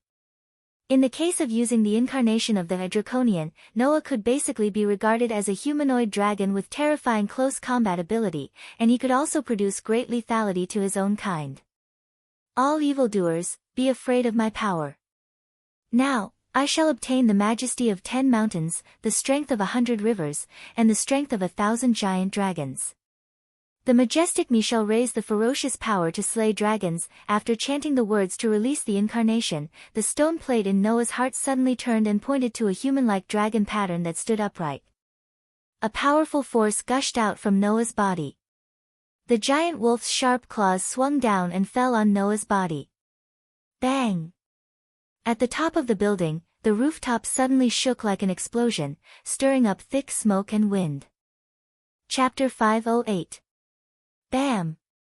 With a thunderous boom, the rooftop of the tall building exploded into a burst of thick smoke and strong winds, splashing in all directions like a blooming wave. Ah! Under the onslaught of the violent wind, two slender figures flew out from the blooming smoke and dust. They subconsciously let out a cry of surprise. Their hands were still blocking in front of their bodies. Obviously, they were blown away by the strong wind that blew them away. They were Erica and Liliana. Erica and Liliana, who were blown out of the rooftop of the building, were startled at first, but they quickly reacted. Erica adjusted her body in midair. After stabilizing her body, she stomped her feet down as if she was stepping on air. Fly, boots of Hermes. After a short chant, a crimson magic array fluctuated under Erica's feet and turned into a platform. Thump thump thump. Erica tapped her feet in the air again and again. Every time she tapped her feet, a crimson magic circle would ripple under her feet, allowing Erica, who had used leap, to retreat quickly in midair as if she were walking on flat ground. Compared to Erica, Liliana was much more straightforward. She didn't even need to adjust her posture before she chanted the incantation. Wings of Artemis, through the night, please grant me the privilege of flying in the Tao of heaven. As soon as her voice trailed off, the outline of Liliana's body was covered by a layer of blue halo, causing her body to suddenly stop in midair and float up as light as a feather. It was the flight magic that only orthodox witches could use. Erica and Liliana, who used the leap and flight magic respectively, almost subconsciously chose to stay away from the building that had turned into a battlefield. They landed on the rooftop of another building and quickly raised their heads to look at the building in front of them.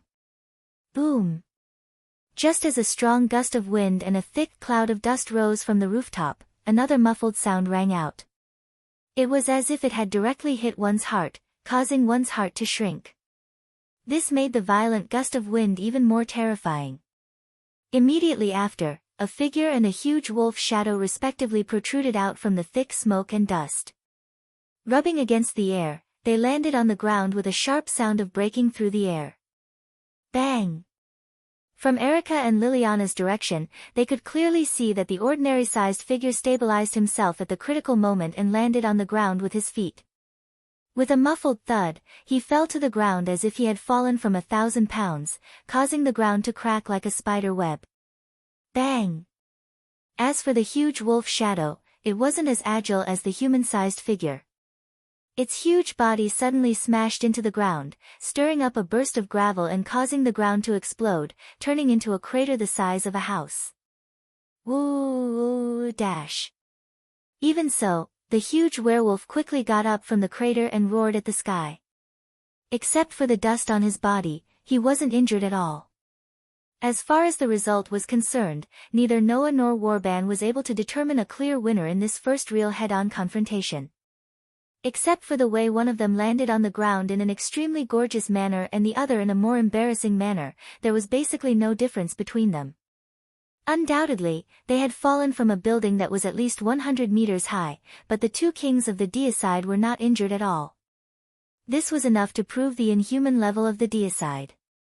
However, Noah relied on his strong physique that was comparable to that of a giant dragon in the form of a dragon man to achieve this, while Warban relied on his werewolf form to strengthen his body, which was not inferior to Noah's. Except for the previous brief confrontation where they didn't really use their full strength, this could be regarded as the first real confrontation between Noah and Warban. But as soon as they met face to face, the air was already filled with a heavy pressure that was almost suffocating. It was caused by the unimaginably huge spell power that rose from Noah and Warban. Rumble. At this time, the sound of thunder came from the sky again. Thick dark clouds covered the whole sky, and dazzling lightning flashed. Whoosh! The wind began to howl. Whoosh!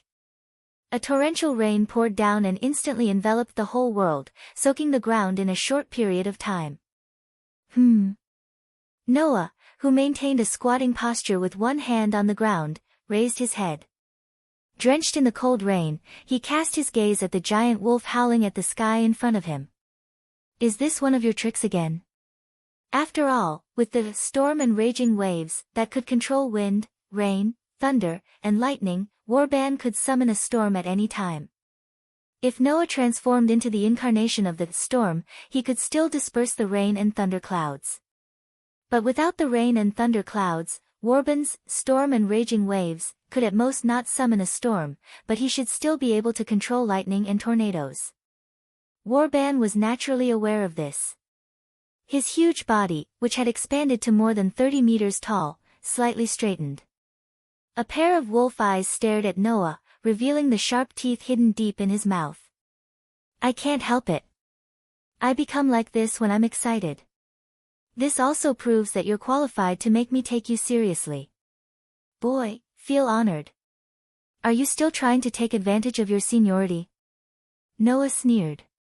Then let me shut your ugly wolf mouth.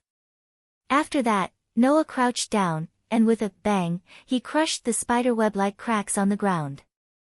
His body shot out like an arrow from a bow. Come on. Boy. Warban, who had transformed into a 30-meter-tall werewolf, also let out a roar of pleasure. His huge hind legs suddenly stomped on the ground, and like a real wild wolf, he pounced forward. The man and the wolf met in the blink of an eye. One raised his fist and swung it at the tall giant wolf, while the other raised his huge wolf claws and mercilessly swung them at the other. Dong! The completely disproportionate fist and the sharp claw collided in midair, actually causing a loud boom, causing the wind and dust to blow up once again. The man and the wolf, who had exchanged a blow, seemed to have hit an immovable mountain at the same time. Their bodies were bounced back at a faster speed than when they came. Da-da-da-da. Noah's figure nimbly tapped the ground with the tip of his foot, removing the force acting on his body with each tap of his foot. Da-da-da-da. Warban retreated repeatedly amidst a series of heavy footsteps, and it was not until he retreated a few dozen meters that he stabilized his body.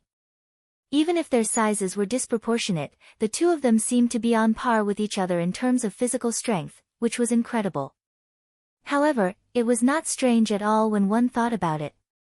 Warban's body had expanded to a height of 30 meters, and presumably, the strength of his body was no weaker than that of a giant dragon. Noah was simply a giant dragon in human form, and when it came to physical strength, he was naturally not at a disadvantage at all. You're quite strong, boy, Warban, who had stabilized his body, growled. In that case, my hounds seem to be useless against you. Let my servants take care of you. As if in response to Warban's words, the next moment, the ground around Warban suddenly trembled, and small hills rose up. Under Noah's astonished gaze, people wearing worn-out armor and ancient cloaks emerged from the hills, holding all kinds of weapons in their hands, and appeared around Warban. This is also my power. The bastards of the Sage Council seem to call it the Servant of Death. It's a loyal servant who can summon the people I've personally killed in the past in the form of the living dead. They are absolutely obedient to me. Warban's cheerful voice rang out from the huge wolf's mouth. Of course, I've killed more than tens of millions of people. These are the good ones I've specially selected. Each of them is at the level of the two little girls next to you.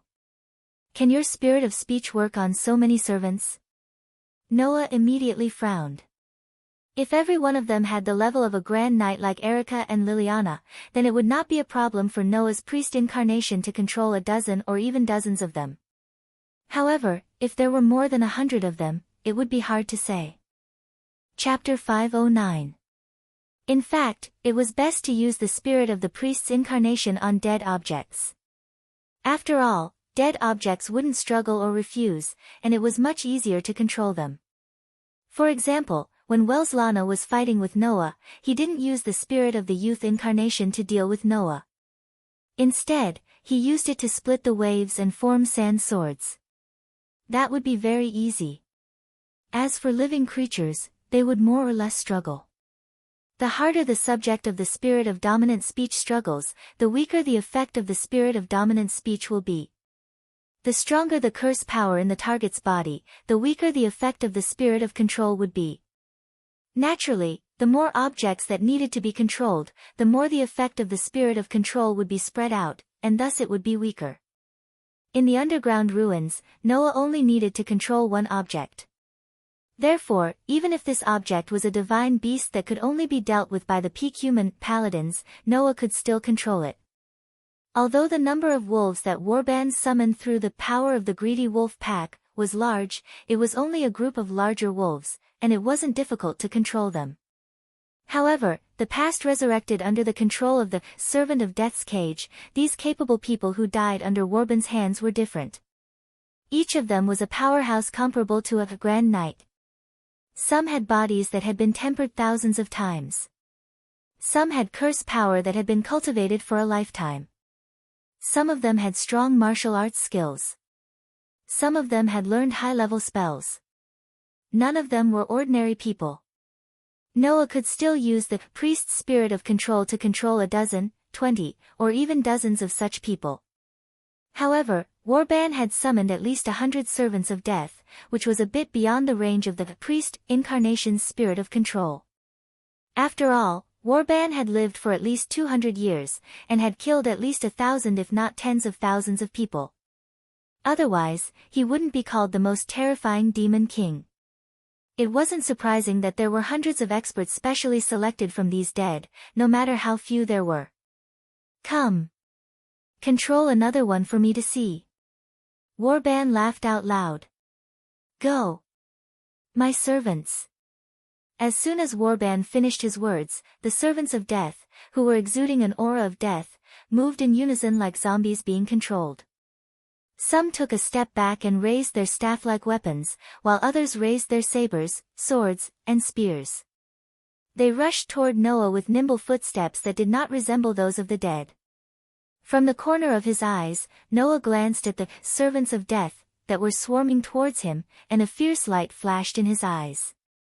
Don't tell me you think I can't deal with them just because I can't control them. With that said, the servants of death swarmed forward and surrounded Noah, drowning him in the sea of people. However, in the next moment, a vigorous aura surged out from the crowd. Bang! Accompanied by a dull thud, the crowd that drowned Noah was pushed back a distance. Then, a figure in the middle of the crowd brought about a burst of oppressive wind. He lifted a leg, his body spun like a windmill, and kicked out towards the surroundings. Clang! The windmill-like leg was like a heavy piece of iron, landing one by one on the sharp weapons in the hands of the servants of death. Sparks flew wherever it passed, and the weapons in the hands of the servants of death were shaken out of their hands, causing them to lose their balance. The windmill-like figure suddenly stopped spinning, and the soles of his feet suddenly touched the ground. He almost turned into an afterimage, shuttling back and forth among the servants of death. Bang! Bang! Bang! Bang! Suddenly, as the afterimage shuttled back and forth, a series of dull thuds sounded continuously. Every time it sounded, a servant of death would be sent flying like a rubber ball, shooting backward and landing heavily on the ground. What? Warband, who had transformed into a giant wolf, looked at all this in astonishment. Although he had turned into an afterimage, Warband could still clearly see Noah's movements. Therefore, Warband could clearly see that the powerhouses who were at the level of Grand Knights when they were alive were not able to react to Noah's speed. Instead, they were easily defeated by Noah's punches and kicks, and then sent flying with punches and kicks. That is to say, Noah had defeated all those who were considered elites in the magic world, except for paladins, with just a few punches and kicks. He actually has that level of martial arts. Is it his own skill? Or is it the power of authority? Or both? Warband was speechless. Is he the same type of martial artist as that freakishly strong woman? How annoying. Just as Warband began to feel unhappy because he thought of a certain old enemy, the afterimage shuttling among the servants of death suddenly flashed and stopped, exposing Noah's figure in the air again. At this time, the servants of death were already lying all over the ground. Wolves and dead people. You can summon so many things, and all of them are so tasteless. Noah said sarcastically. Can't you show me something interesting? Do you want to see something interesting? Warband's wolf-like face revealed a sinister smile. Then try this. In the sky, the rolling dark clouds suddenly spun violently like a whirlpool. Whoosh! The howling winds in the surroundings began to intensify, becoming as strong as a typhoon. Whoosh! The rain became denser, and the torrential rain began to pour down. Rumble! Following that, a low rumble of thunder resounded in the sky. Dazzling bolts of lightning descended from the whirlpool-like dark clouds. They rubbed against the air and brought about bursts of dazzling light. They flashed through the air and continuously fell to the ground. Boom, boom, boom, boom, boom. The lightning bolts fell to the ground one after another. The concrete used as the building material for the asphalt road exploded due to the strong impact. The solid ground was ravaged by the falling lightning bolts. It was like a battlefield buried with landmines, continuously producing violent explosions. Under such circumstances, the lightning bolts that fell from the sky and ravaged the ground approached Noah. Seeing this, Noah smiled. Just like when he summoned the rain and thunder clouds on the rooftop, Warban made another bad move. Warban thought that Noah could control the sky because he was using Mechal's power as the god of the sky. Even if the rain and thunder clouds in the sky were dispelled, he could still summon lightning to attack Noah. Although it did affect him, it was not to the point where he could not cause any harm. However, Warban certainly did not know that not only could Noah control the sky, he could also summon storms, and he could also summon lightning. Velislana had the incarnation of a goat. The horned goat was a sacred beast with a powerful spell. Since ancient times, the existence of a horn was a symbol of a special spell. The priests and kings of primitive religions would wear horned hats or helmets when they held religious ceremonies. The point was to prove that the person had power. Therefore, most of the horned deer, cow, and goat were worshipped as sacred beasts. This was a trace of ancient beliefs. For example, it was often said among the Indo-European horsemen that they would compare goat to lightning in the sky. The most famous god of the sky, Zeus, was also deeply related to goat and had something in common with the myth of the horse that carried the sun. Therefore, when Velislana used the incarnation of a goat, he could summon lightning. And Mechel was a god of the sky like Zeus, who could also turn into lightning. Thunder was an incarnation formed by combining Velislana's goat incarnation and Mechel's lightning power. It could summon thunderclouds that formed lightning, and it could also turn the user into lightning and gain the ability to summon lightning. With the incarnation of thunder, Noah's ability to summon lightning was definitely above Warban's. I am the conqueror who can defeat 1,000 with 100, 10,000 with 1,000, and 10,000 with 10,000. Now, for me who is on the side of justice, please shine brightly and give me divine power. As the words echoed, the stone plate in Noah's heart turned again and pointed to a lightning pattern. Beep, beep, beep. The next moment, dazzling lightning flashed on Noah's body. Chapter 5:10. Beep, beep, beep.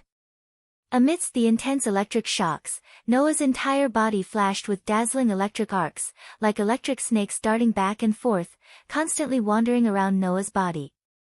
Almost at the same time, the violent lightning that fell from the sky and constantly hit the ground, approaching Noah, also arrived in front of Noah. Facing the continuous flashing violent lightning, Noah only made one move. Reach out. Hum. The approaching wild lightning suddenly stagnated in front of Noah's palm.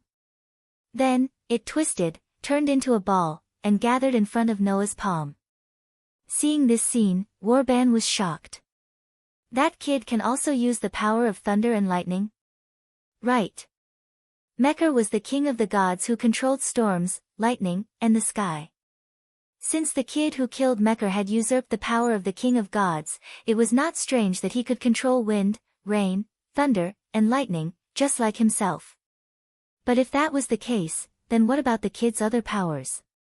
He cracked the strange ability of the evil eye that could turn people into salt crystals, dominated the wolf pack, and had the physical ability to compete with himself in the form of a giant wolf. It was very likely that he even had the ability to bring about powerful martial arts. With so many abilities, how did the kid who only killed 2 gods do it? Is this the interesting thing you showed me? While Warban was still in shock, Noah's faint laughter entered his ears. If that's the case, I'm sorry, but I don't think it's interesting at all. You'd better take it back and play with it yourself. After saying that, Noah slowly raised the huge plasma ball that had gathered all the wild thunderbolts above his head, allowing the huge thunderbolts to follow his movements and draw a gorgeous trajectory in the air. Boom! Immediately, the lightning ball that gathered in Noah's hands suddenly exploded, turning into violent lightning. With a burst of sharp sonic booms, it rushed in Warban's direction. Warban's pupils contracted, and when he came to his senses, he reflexively crossed his wolf claws in front of him. The overwhelming lightning that enveloped Warban immediately fell on his body. Boom! Following a loud boom, Warban's massive wolf body was buried by the violent lightning. Arcs of electricity and lightning splashed in all directions, causing dust and strong winds to spread. Warban's furious roar resounded from the center of the dust and wind filled with electric arcs and flashes of lightning. Is that all? Brat! Hearing Warban's angry and provocative words, Noah's eyes turned cold. Of course, even if you're satisfied, I won't stop. I'll give you an extra big treat. After saying that, Noah closed his eyes, and the lightning flashing on his body disappeared. In Noah's heart, the outline of the stone plate, which was connected to the images of the 10 incarnations, suddenly spun. In an instant, it pointed to the image of a lone wolf howling at the sky. Clang! An astonishing curse power burst out of Noah's body, causing the surrounding air to shake violently and wail. Thou hast violated the contract and brought evil to the world. The Lord says, sinners must be punished. Their backs will be shattered, their bones, hair, and brains dug out, and their blood and soil will be trampled on. If I can't get close to you, then I'll follow the Lord's words and give the person who violated the contract a hammer of destruction. At this moment, the space around Noah wailed as if it couldn't bear the burden, and it started to tremble and collapse. Crack! The space behind Noah suddenly cracked, and a huge crack appeared. Crack, crack. The crack continued to expand, and it didn't take long for it to expand to the point where it was taller than Warban's body, exposing a dazzling golden space inside. In the next second, a pair of beastly eyes lit up in the golden space. Roar! With a resounding roar from ancient times, a golden wolf comparable in size to Warban emerged from the golden space. As if it had broken free from a cage, it opened the crack in the space and leaped out. Without the slightest hesitation, the huge golden wolf tightened its 4 limbs and abruptly stomped on the ground. Its body shot out like a bullet, transforming into a huge bright meteor that suddenly rushed into the thick smoke and dust that was filled with electric arcs, lightning, and strong winds. Boom! The sound of the collision resounded through the sky. Whoosh! The violent wind and waves that seemed to destroy the world surged in all directions like a tide, digging up the concrete on the ground, blowing away the vehicles, smashing the windows, and causing the walls of the surrounding buildings to begin to crack. The situation became precarious. Even Noah raised a hand to block in front of him, withstanding the violent wind and waves, and stared ahead without shifting his gaze, not even for a moment. Golden Wolf Bo was an incarnation formed by fusing the incarnation of Wellislana's mountain boar with the crush magic, which could summon Bo. Under this incarnation, Bo not only had its own original transformation ability, but also had the powerful charging ability of the mountain boar incarnation, which could create a shockwave that could crush everything. During the period of using this incarnation, the user himself could also obtain the ability to crush everything. As a fantasy breed that only existed in myths and fantasies, after fusing with the mountain boar incarnation, Bo's current existence had become somewhat unclear. Bo was originally a variant of a fantasy breed. As a fantasy breed, it didn't have a physical body, but an existence like a soul materialized.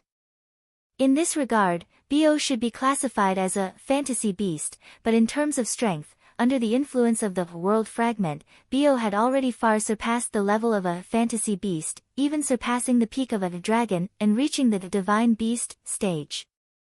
In this world, divine beasts were the beasts of God, or the magical beasts, evil beasts, and holy beasts that only existed in myths and legends. The concept was somewhat similar to that of a fantasy breed.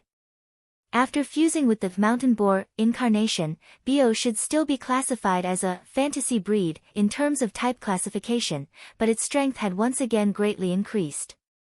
Welslana's mountain boar incarnation was synonymous with destruction and strength.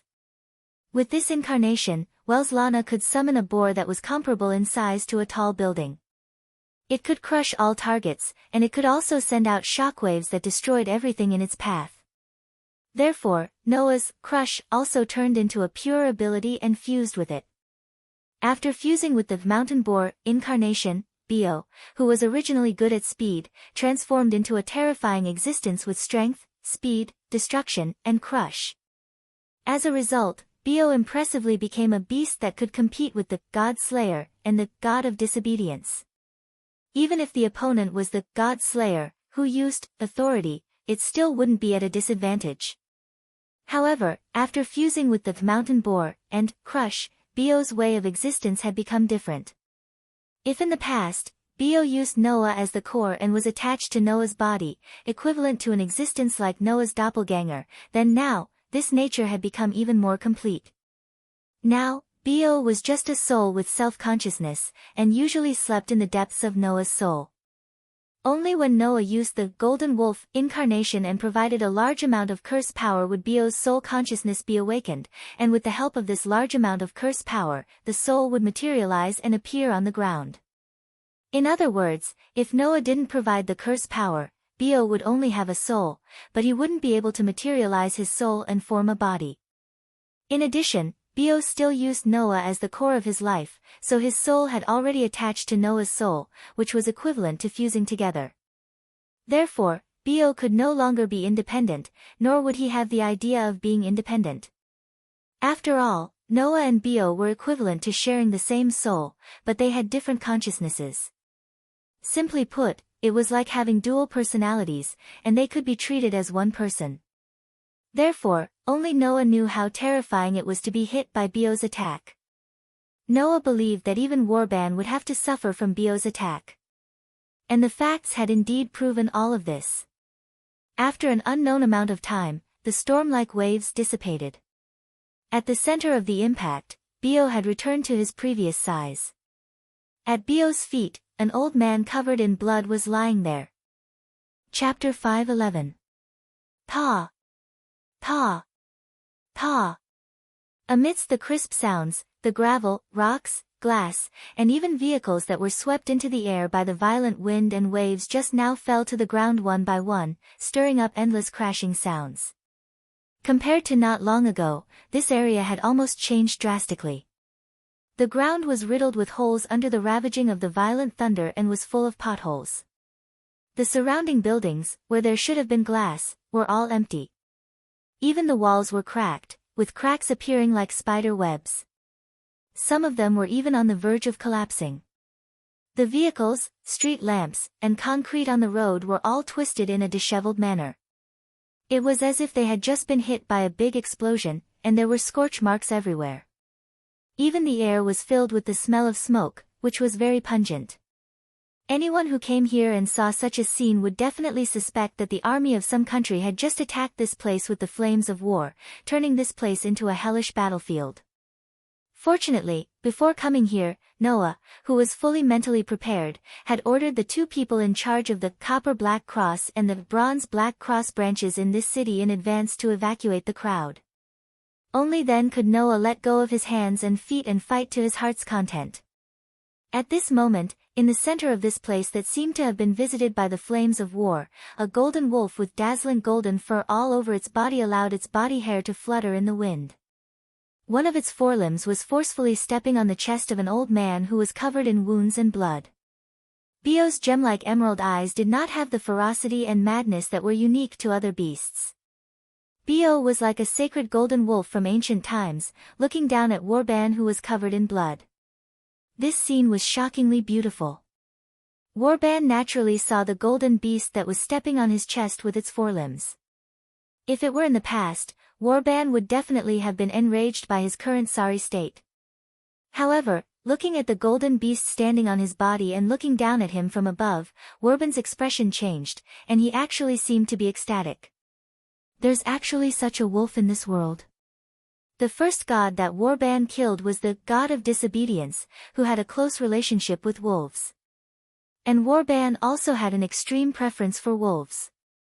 It was not just a matter of personal preference, but also because before Warban became a god slayer, he had been like a lone wolf, wandering everywhere. He did not care about the beauty of the world, and the only thing left in his heart was the appetite to satisfy his stomach and the lust for battle for fun. Therefore, Warban had a preference for wolves, and he also liked wolves. Under such circumstances, the sacred golden wolf Bio, who was like a king from ancient times, was simply an ideal existence for Warban. Even though he was covered in wounds, Warban still could not move his eyes away from Bio, and he even let out an extremely delighted sound. Boy, so you also have a wolf, so you're also a wolf. So even though you've just reincarnated, you still managed to bite me back. I, Warban, have made the mistake of not being able to see the wolf in my opponent. I'm really old and muddle-headed. Hearing Warban's delighted voice, Noah came in front of Warban. Through Bio's sturdy body, he looked at Warban, whose face was covered in blood, with a calm expression. So you're saying that you admit defeat? Admit defeat? Warban's pale green evil eyes turned to Noah, and he suddenly smiled. That smile was like that of a ferocious beast that had been seriously injured, and it was extremely ferocious. That's right, I'll let you win the first round. Let's start the second round. Hearing this, Noah's eyes narrowed, and without any warning, he stomped on the ground and retreated rapidly. Bio also seemed to have noticed something, and he did not hesitate to give up suppressing Warban. His body burned like flames, and he turned into a stream of light that drew a perfect trajectory in the air, covering Noah's body as he swept into the distance. At the same time, Warban's body suddenly swelled, and his entire body surged with a frenzied curse power. His entire body exploded in the expansion of the curse power. Dong! With the explosion of Warban's body, all the powerful curse power belonging to the god slayer turned into monstrous flames that rushed in all directions and instantly covered the surroundings. Amidst the bone-chilling noises, the ground, buildings, and all sorts of existences that were covered by the sea of flames gradually melted like candles that had been burned out. Plumes of thick smoke rose into the sky. A bright stream of light swept across the space, avoiding the oncoming waves of flames. It was not until the spreading waves of flames stopped that the stream of light stopped, allowing Noah and Bio to emerge from the strong light. Bio, who was as tall as Noah and as big as a horse, stood behind Noah like a loyal guard. His beautiful pair of beastly eyes stared at the sea of flames in front of him, and his body was tense, ready to pounce forward at any time. Noah stood in front of Bio with one hand on Bio's neck as if he was comforting him. However, his eyes were also staring straight ahead. There was more or less astonishment in his eyes. That old guy actually detonated his own curse power. Detonated his curse power. In layman's terms, it was self-destruction. Just like lighting a fire in gasoline, Warban detonated the curse power in his body and self-destructed. Of course, after self-destructing, Warban would not be alive. However, Noah did not think that Warban would die just like that. Hence, Noah and Bio both stared at the sea of flames that was constantly burning the ground and buildings in front of them, and the vigilance in their hearts was raised to the highest level. Not long after, there was finally a slight change in the sea of flames. Under the gaze of the man and the beast, a pile of sand suddenly spread out and gathered in front of the sea of flames, condensing into a human figure. How long has it been since I was resurrected like this? The sand that had condensed into a human figure gradually turned into Warban's appearance, and the ancient demon king whose eyes were flickering with a green light was imprinted in Noah's eyes again. I have to say, kid, you've comforted my boredom and brought me satisfaction that is definitely not inferior to fighting the Trinity of Athena. So, whether victory or prey, it's all yours. Of course. A ferocious smile appeared on Warban's face. As compensation, you have to accompany me well. Bio, who was behind Noah, had a fierce look in his eyes. Just as he was about to step forward, Noah raised his hand and stopped him. Noah stared at the resurrected Warban. Noticing that Warban wasn't injured at all, Noah spoke indifferently. You're no match for me now, right? The ferocious smile on Warban's face froze. I didn't expect you to have the authority to resurrect, but you don't seem to be able to resurrect without paying a price. Noah seemed to have seen through everything about Warban as he quietly narrated. Your breathing has obviously become a lot more rapid, and your body has fallen into a weakened state. Even your curse power has weakened by more than half. In your current state, you can at most use about 70% of your strength. With that, Noah looked at Warban. And I can even defeat you at your peak. You don't think that you can do anything to me with only 70% of your strength now, do you? Kid, you're still too young. Unexpectedly, not only did Warban not waver, he even sneered. Indeed, I underestimated you before. Your strength is not inferior to mine, and you have this kind of ability as soon as you become a king. Even among all the kings, you're special. But you have to remember, kid, we can't be judged by human standards. Compared to humans and gods, we're more like beasts. For humans, the opponent being seriously injured is a great advantage, but for beasts, being injured only makes them more dangerous and terrifying than before. Warban opened his hands with a fearless smile on his face. Even if my strength is only 70% of my peak, you can look down on me if you want, as long as you're not afraid that I'll bite you later. This time, Noah was silent. At this moment, a voice reverberated. Indeed. As a warrior. Being seriously injured is not a reason to be unable to fight again. Chapter 5:12. Indeed. As a martial artist. Being seriously injured is definitely not a reason for not being able to fight again. Such a voice turned into an echo, and in an instant, it filled the entire embarrassing scene and reached the ears of Noah and Warban. Furthermore, it was a voice that was filled with an awe-inspiring and shocking deterrence that could be detected by anyone. However, it was exceptionally clear and sweet, like the melodious sound of a zither. It was a voice that was pleasing to the eyes and the heart. From this, it could be judged that the owner of this voice was definitely an extremely charming woman. However, when he heard this voice, Warban slightly widened his eyes, revealing a look of disgust that Noah had not seen from the beginning until now. He turned his head and looked at the top of a nearby building. Before Warban turned his head, Noah had already looked in that direction. He saw that at the top of the building, a beautiful figure was standing there.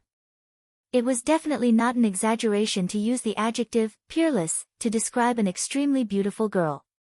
The girl had jet black hair and was wearing a Han Chinese dress. Outside the Han Chinese dress, there was a top with long sleeves, and a bottom that flowed like a long skirt. It looked very similar to a kimono, but it had an otherworldly and ethereal feeling that a normal kimono would not have. If a word had to be used to describe it, it would be like a fairy's feather weave. The girl wearing this gorgeous dress indeed had the beauty of a fairy. She looked down at Noah and Warban, who were confronting each other, and her red lips moved slightly, letting the beautiful sound of a zither once again reverberate in the surroundings. I've seen a good duel, Marquis, and the foreign Rakshasa king. You're still young, but your martial prowess is not inferior to ours. It's not an exaggeration to praise you as a genius, but we're all kings of the same rank.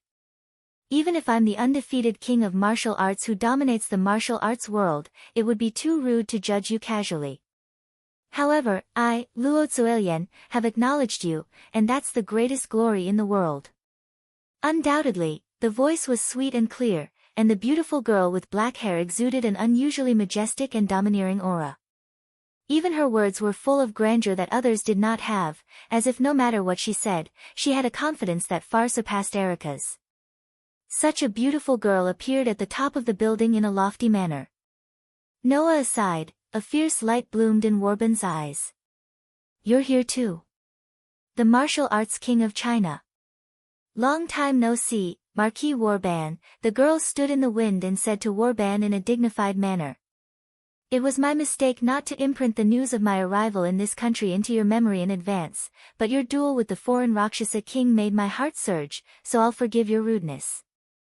You're still the same as before, so narcissistic that it makes me want to vomit. Perhaps it was because the girl in front of him knew that he was at a disadvantage in the duel with Noah, and that he had even died once, but Warban's originally intellectual appearance became slightly rough, and his words were full of irritation. This allowed Noah to confirm the identity of the beautiful girl. Luo Zuoyan, the martial arts king of China. The only supreme martial artist who can contend with Marquis Warban. That's right. The foreign Rakshasa king. Write down my name. It will never be extinguished in your heart. The martial arts king of China turned her beautiful eyes and looked at Noah. My surname is Luo, my name is Zuoyan, and my courtesy name is Hao. I am the leader of the Holy Church of China, the undefeated king who reigns at the peak of martial arts, the unparalleled supreme martial artist in the world. My martial arts are unparalleled, and my bravery is unparalleled in the world. In the days to come, you'll definitely recognize this. After Italy's invincible sword king and the most ancient devil king, the world's most ferocious devil sect leader finally appeared in front of Noah. He was second only to Warban in terms of age, and was China's God Slayer, who was Warban's enemy. He was the martial arts king who dominated the martial arts world on the land like a sleeping dragon. His martial arts were unparalleled in the world, and no one could compare to him. Luo Hao. It was said that those who had seen the martial arts king had their eyes blinded, and those who had heard the voice of the leader of the martial arts world would have their eardrums pierced. The most ferocious demon. The one and only tyrant. This was the rumor Noah had heard about Luo Hao. The beautiful girl in front of him, who looked to be only 17 or 18 years old, was that tyrant? If it were not for the fact that he knew that one could not judge a book by its cover, and clearly felt the majesty and domineering aura of the other party, Noah would never believe that this otherworldly-looking girl could be such a ferocious devil sect leader. What are you doing here? Luo Hao. Warban was speechless. Could it be that you're also here for the battle with Athena? I, Luo Hao, have long retreated to the mountains and forests, and I don't care about the world. How can a mere queen of the heavenly realm, who has not yet fully recovered, make me, Luo Hao, reappear in the martial arts world and show off my martial arts? Luo Hao's tone became cold as she said this. However, perhaps it's because I've retreated to the mountains for too long, but now, the reputation of the martial arts king can no longer deter those rascals. If I can't make this demon pay with his life, Luo Hao, am not worthy of being the leader of the Holy Church. Noah frowned. What do you mean by that? I see. Warban rolled his eyes and seemed to understand something. He sneered. Athena went to your territory to look for you and provoked you, so you're here, right? Luo Hao snorted coldly. How dare she barge into my territory and openly provoke me, Luo Zuoyan, in front of my followers? Even if she's the former queen of the heavenly realm, I'll cut off her head. Hearing this, Noah finally understood. Just like Warban, Athena had also come to Luo Hao. However, the situation was different from Warban's. If Athena lured Warban to Italy by using the result of fighting with him as bait, then Athena lured Luo Hao here by means of provocation. Although they had just met, Noah was sure that Luo Hao was definitely a person with an extremely high self-esteem, self-confidence, and narcissism. Luo Hao would definitely chase after such an arrogant person as long as she was slightly provoked, even if she had to run to the end of the world. Luo Hao looked at Noah and gave a command directly to Noah. How can I convince my followers if I can't bring Athena's head back to Lushan? You've insulted me, Luo Zuoyan. So, devil king of a foreign country, I heard that you have a god relic that can lure the goddess who insulted me here. Give it to me. Noah narrowed his eyes as a cold gleam flickered in his eyes when he heard Luo Hao's command. However, before Noah could do anything, another voice broke into the scene. Oh. Have they started fighting? I knew it. A man carrying a crude, mass-produced knight sword walked over slowly from far away with such a relaxed voice. He glanced at Noah, Luo Hao, and Warban one after another and laughed heartily. Then, can you count me in as well? Who else could it be apart from Tony? Salbar Tony. The murderous gleam in Warban's eyes grew, but there was a cold smirk on his face. How dare you show up in front of me? Salbar Doni. Luo Hao frowned as if she had thought of something. I see. You're the king who's not mature at all except for his sword skill that's close to mine. Why are you here? Even Noah was stunned. Aren't you in Rome? Isn't it boring over there? Tony replied without hesitation. His face and eyes were surging with battle lust. On the contrary, not only do you have Athena here, but you also have that old man over there. Now, even the wuxia from the east is here. With me here, it's a battle between 4 god slayers. No matter how I look at it, your side is more interesting, isn't it? Ha ha ha ha. Warban laughed out loud. Great. That's great. All the enemies that I must defeat are here.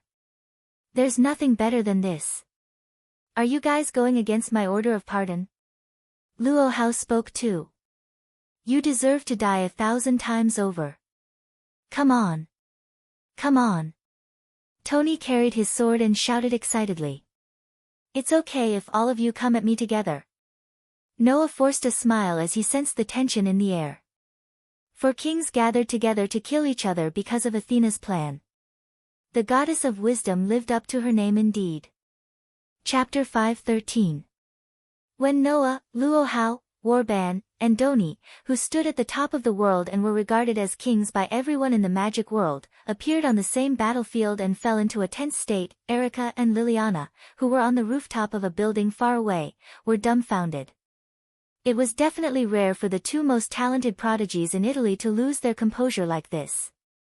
However, it wasn't Erica and Liliana's fault because the scene before their eyes was too terrifying.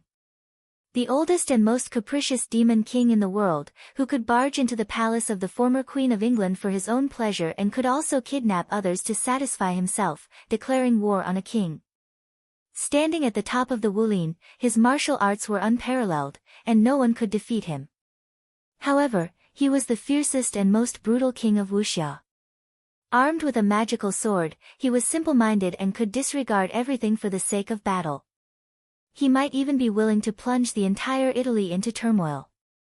Also, he was the new king who had recently been reincarnated and had the ability to defeat the King of Sword, the oldest demon king, and was recognized by the leader of the Wulin Alliance of China. He was the new king who had brought huge losses to Italy. Putting aside how the 4 of them felt, from the perspective of Erica and Liliana, who knew about their glorious deeds, it was as if the 4 most terrifying demon kings in the world had gathered together and were ready to turn the world upside down. Erica. Liliana's expression could only be described as dull. What should we do?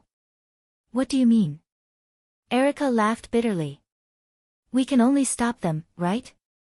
The duel between 2 kings had already led to all kinds of consequences, not to mention 4 kings fighting in a melee. Erica had no doubt that once the 4 of them went all out, this city would definitely be razed to the ground, and even the surrounding cities would be affected, causing turmoil in the entire Italy. Naturally, Liliana understood this as well. But how should we stop them? Erica was at a loss for words. How? How could they stop them? There were only 7 kings in the world. Now, 4 of the 7 kings had gathered together and were about to engage in a chaotic battle. Unless the remaining 3 kings came together and stood on the same side, no one could stop all of this. But let's not talk about whether the remaining 3 kings were here or not. Even if they were found, there was an 80% chance that they wouldn't really form a battle line to stop those 4 people. Instead, they would join in and cause more trouble, right? After all, at the end of the day, the god slayers were just a bunch of troublemakers, right? 4 kings, and such special ones at that. Erica couldn't help but feel a headache coming on. Could it be that the end of the world will come true in the hands of those 4 people? With that, a voice answered Erica's complaint. I don't know if the four kings can cause the end of the world, but if this continues, the end of Italy may really come. As she said that, a young girl appeared on the rooftop not far from Erica and Liliana without warning. Her delicate, pretty face was filled with worry. Seeing this young lady, Erica and Liliana were both stunned. Princess Alice. Greetings, both of you. Princess Alice, who used to maintain the elegant demeanor of a noble lady, only had a wry smile on her face at this moment. Like the two of you, I think that this situation still has to be stopped. Otherwise, not to mention whether the world will usher in the end, Italy will definitely become very terrible.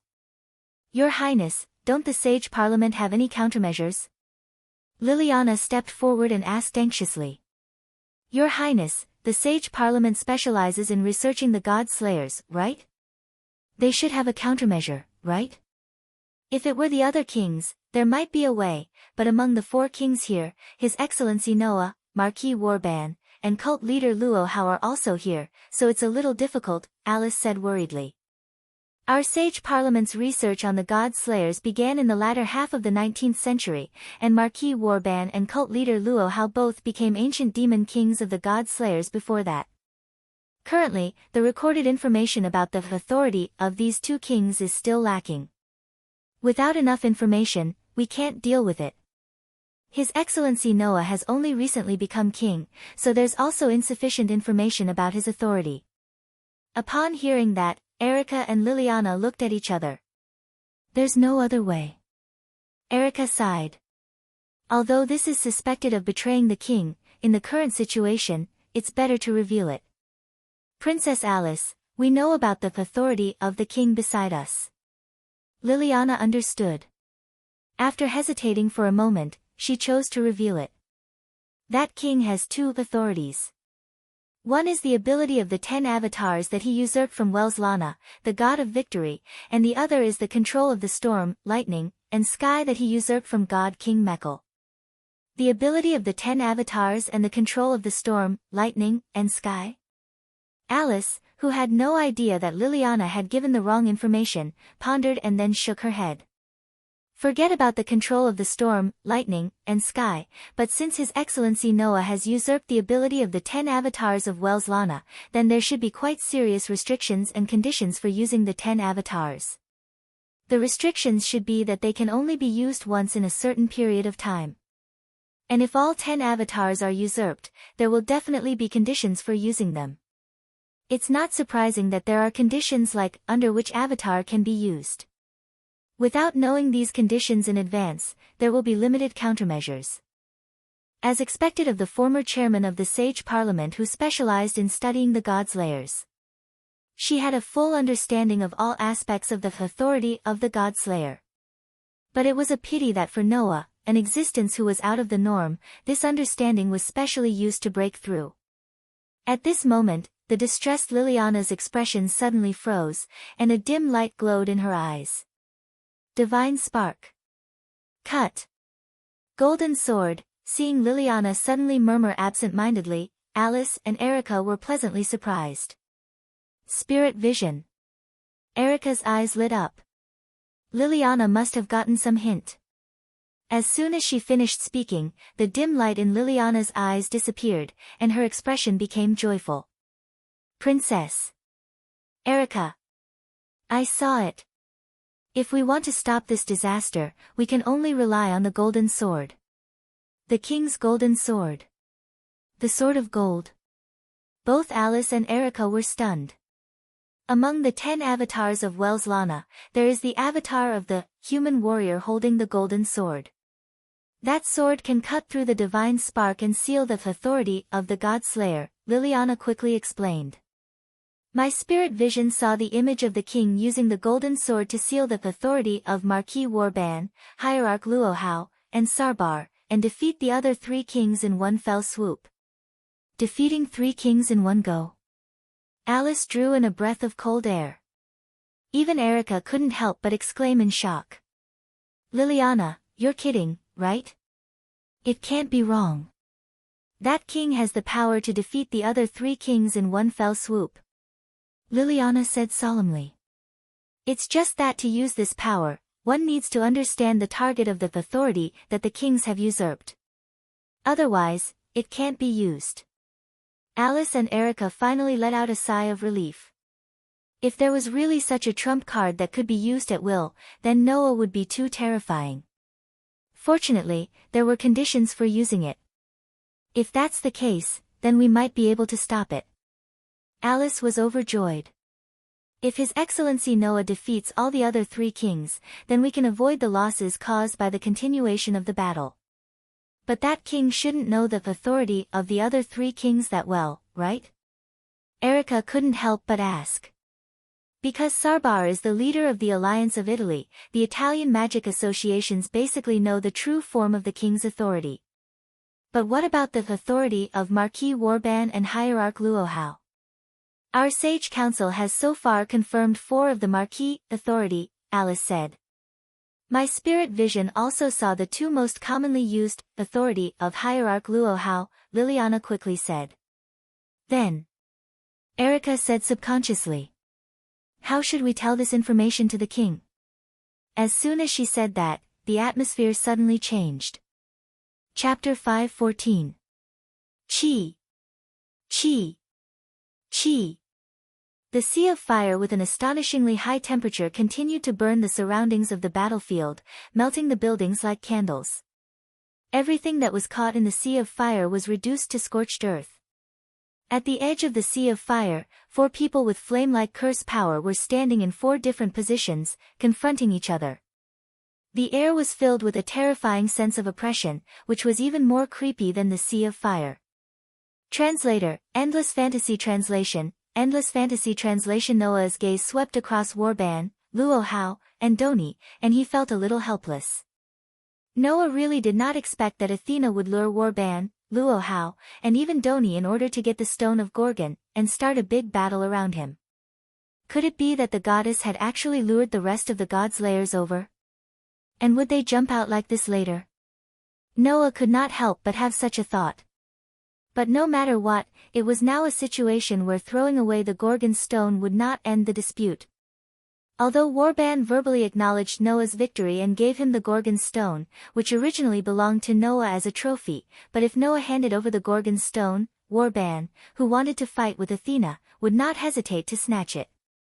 Not to mention Luohao, because of Athena's provocation, the extremely narcissistic Wuxia king went straight to Noah and wanted Noah to hand over the Gorgon stone in order to make Athena take the initiative to find her. Presumably, no matter who got the Gorgon stone, Luohao would keep snatching it until she got it. As for Doni, he was a fool. Even without Athena, if he knew that Warban and Luohao's goal was the Gorgon stone, he would have happily snatched the stone from Noah's hands and shouted loudly, "Take me down if you want it." In short, the scene had become extremely chaotic, and it was basically all in Athena's favor. If Warban snatched the Gorgon stone from Noah, he would not mind giving it to Athena, because he would only fight with Athena at full strength. And with Luohao, with her self-esteem, all Athena had to do was say something like, "As the king of the martial arts world, do you want to fight with me who has not yet fully recovered?" And that would definitely provoke Luohao. After all, for Luohao, if she had something that could restore the enemy to full strength, and the enemy could not fully recover because of it, then she would be taking advantage of the situation. In this way, Luohao, with her high self-esteem and narcissism, would definitely give the Gorgon stone to Athena, and let Athena recover to fight with her. Right? Doni, for the same reason Warban. In other words, among the people present, except for Noah, as long as the rest of them obtained the Gorgon stone, they would eventually return to Athena. Only Noah would not care whether Athena would fully recover or not, and choose the most effective way to deal with Athena. It could only be said that Athena was really the goddess of wisdom. A group of problematic children, all of them are here. What did I do wrong? Noah rubbed his eyebrows and looked around at the other 3 of his kind. After a while, he finally made a decision. "Hey, idiot," Noah said to Doni, who was not far away. "Compared to a free-for-all, you should prefer a one-on-one duel, right?" "That's true. Although a free-for-all is good, a one-on-one duel is more satisfying." Doni was startled, but he immediately reacted. Hey, what do you mean by idiot? Then how about we form a temporary team? Noah ignored Doni's protest and said without hesitation. One for each of us, a fair duel, no problem, right? Oh.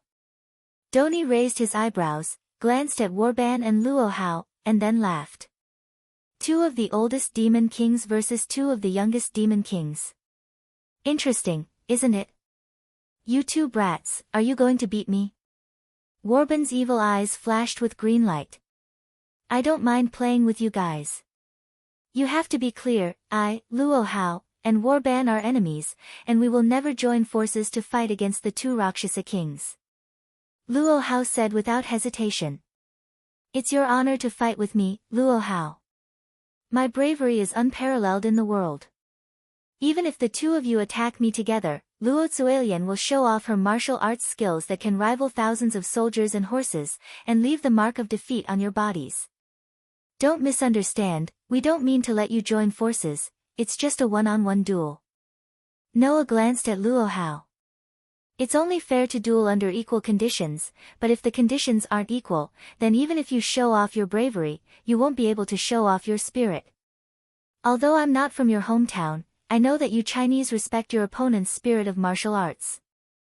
Noah smiled indifferently. The unparalleled leader of Wulin, the invincible king of Wuxia, let me take a good look at your spirit. Ha! Luo Hao smiled for the first time since she appeared, and that smile was truly beautiful. As the king of a foreign country, you have some knowledge of the martial arts ethics of our Chinese Wulin. No matter how good your martial arts skills are, as long as you have the heart of a Wulin, you're worthy of my respect. Very well, as the supreme of the Wulin, let me experience the martial arts skills of the king of a foreign country. After she finished speaking, the spell power around Luo Hao vibrated, and Luo Hao suddenly disappeared on the spot. Roar! Almost at the same time, Bio, who had been guarding behind Noah, let out a high-pitched and beautiful roar towards the sky, turning the roar into a substantial shockwave that shook in all directions. Peng peng peng peng peng. Wherever the shockwave passed, the ground suddenly burst open and shattered. After fusing with the incarnation of Mountain Boar, Bio not only gained attack power and destructive power, but also the ability to send out shockwaves.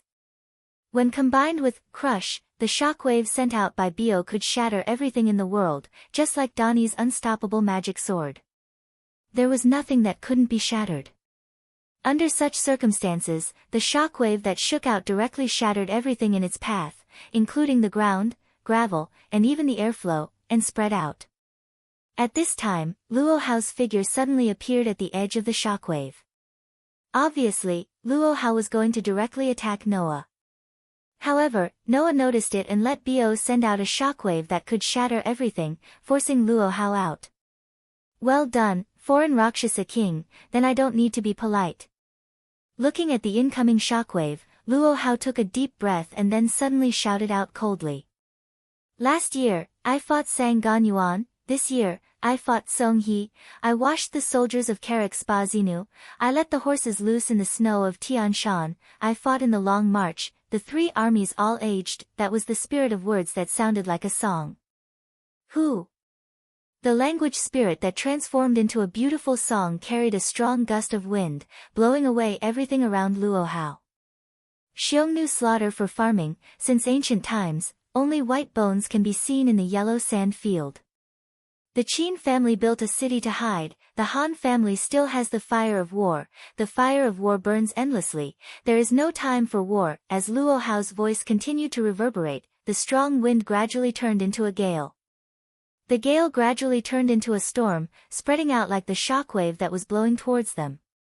Fighting to death in the field, the defeated horse cries to the heavens, the crow pecks people's intestines, flies up to the withered branches, the shockwave that could shatter everything suddenly collided with the storm that was expanding in all directions. Dong! With a trembling sound, the two shockwave-like waves collided with each other, and like a tide that surged towards a reef, they crazily slammed against each other. The shockwave that could shatter everything shattered the oncoming storm. However, the storm seemed to be endless, turning into a solid barrier that guarded in front of Luo Hao. Soldiers are reckless, generals are empty, they know that soldiers are lethal weapons, saints have no choice but to use them. Luo Hao's aura became more and more intense, and the curse power on her body became more and more violent, causing the storm to continuously blow. Ha! At a certain moment, Luo Hao suddenly shouted. The storm that was blowing towards them suddenly exploded. Dong! A terrifying shockwave shook the air. Chapter 5:15. Boom! It was like a star in the universe had exploded. Although there was no intense fire, the shockwave that could shatter everything and the storm that shook out along with the ballad turned into the most direct collision, violently surging in all directions. Bang! Bang! Bang! Bang! Bang! Wherever the shock wave passed, whether it was the ground, obstacles, or buildings, everything was blasted apart in a muffled sound. They were smashed into pieces and carried away by the shock wave like flying ash, striking in all directions like a tornado. Looking down from above, one would see that the two shock waves that were colliding with each other suddenly exploded, as if trying to take away the shock wave that could shatter everything. The two shock waves mixed together and vibrated in all directions. Under such circumstances, a terrifyingly huge crater was formed in a short span of 2 to 3 seconds. Although it was not as big as the huge crater created by Noah a while ago, this huge crater was still hundreds of meters wide. The surrounding high-rise buildings and residential buildings were all blown away. It was extremely violent. Luo Hao and Warban were obviously not the same type of Godslayer. Even though Warban also had a stormy wind and raging waves that could turn an entire city into a hell ravaged by violent thunder, tornadoes, and torrential rain, causing great destruction, Warban generally preferred to use the three authorities of Sodom's Pupil, Pack of Greedy Wolves, and Servant of Death's Cage. After all, as long as he had the Sodom's Pupil, he could deal with the small fries easily. The Pack of Greedy Wolves and the Servant of Death's Cage could both summon Warban's servants and make them his servants. Warban only needed to wait for his hounds and servants to complete the task he gave them. He did not need to waste time and effort to do it himself. In addition, these three authorities were not the kind that focused on destruction. Therefore, unless Warban deliberately carried out destruction himself, it would generally not cause much damage. But Luo Hao was different. The leader of the Eastern Wulin obviously focused more on the two aspects of power and destruction. Being paired with Noah was simply the worst match between the two kings of destruction. Alice, Erica, and Liliana were right to be worried. If these two invincible kings of destruction were allowed to continue fighting, then the city and even the whole of Italy might really be finished. Not to mention that Warban and Doni were also there. Woo dash. At this moment, Warban had transformed into a huge werewolf again. He let out a ferocious roar and pounced in Tony's direction. Are you hurt? Tony's sword-wielding hand had already turned into a steel-like luster. Looking at the giant wolf pouncing at him, he seemed to be able to see through Warban's condition with a single glance. Seriously, that guy Noah actually threw such a dangerous guy to me. It seemed that Tony also understood how dangerous the God Slayer was when he was injured. However, Tony still carried his knight sword that was surrounded by a large amount of curse power and charged forward without hesitation. Like a brave hunter facing a ferocious beast, the man and the wolf engaged in a fierce battle. On the other side, the collision between Noah and Luo Hao's shockwaves continued. Bang! Bang! Bang! Bang! Bang! The two shockwaves kept colliding with each other, not to be outdone, causing the space in front of Noah and Luo Hao to be filled with continuous explosions and violent gusts of wind. The space was on the verge of collapsing. Although Bio's shockwaves could shatter everything, every time they shattered Luo Hao's shockwaves, Luo Hao would immediately sing a new ballad and set off a new shockwave. It was as if she was building the strongest invisible barrier, firmly blocking Noah's shockwaves that could shatter everything. However, in this way, the shockwaves set off by Luo Hao's ballad could not break through Noah's shockwaves that could shatter everything and reach Noah. It's really surprising, foreign Rakshasa king. I didn't expect that my dragon roar and tiger roar technique would not have any effect. This is the first time. Although she said this, Luo Hao felt happy from the bottom of her heart. A beautiful smile appeared on her flower-like beautiful face. With that said, Luo Hao's tall and slender body overflowed with a large amount of curse power. The pinnacle of martial arts is the combination of strength and skill. Luo Hao's sweet and clear voice reverberated in the air. I, Luo Hao, am the supreme master of martial arts under the heavens. There is no one in the martial arts world who doesn't know of my martial arts. I already have the strongest skill, and the Vajra divine art that I stole from the gods also gives me the ultimate strength. Therefore, with the ultimate combination of strength and skill, Luo Zuelian can become an unparalleled martial artist in the world. Foreign Rakshasa King, come and experience my, Luo Hao's, pinnacle of martial arts. Saying such a sentence, Luo Hao lightly lifted her foot and stepped forward. Bang! In an instant, the instant Luo Hao's foot landed, the ground that she stepped on exploded with a loud rumble, causing radioactive cracks to spread out, almost shattering the entire ground. Then, Luo Hao spat out a word. Quick! With that said, Luo Hao disappeared from her place. Seeing this, Noah's pupils shrank and almost subconsciously took a step back. Swish! At this moment, Luo Hao suddenly appeared in front of Noah. She raised her palm and waved it out. As if something heavy directly hit the air, Luo Hao's palm actually made the air burst with a sonic boom and fell on the position where Noah was standing a second ago. Noah had no doubt that if Luo Hao's palm hit his body, then it would definitely be like being hit by the super high-level destruction magic, crush, and his whole body would explode into a mass of minced meat. Usurping the authority from the gods, Vajra Herculean divine arts, plus my own unique skill, 12 flying phoenix divine palms, this is the pinnacle of Luo Zuelian's martial arts. You can try to block it.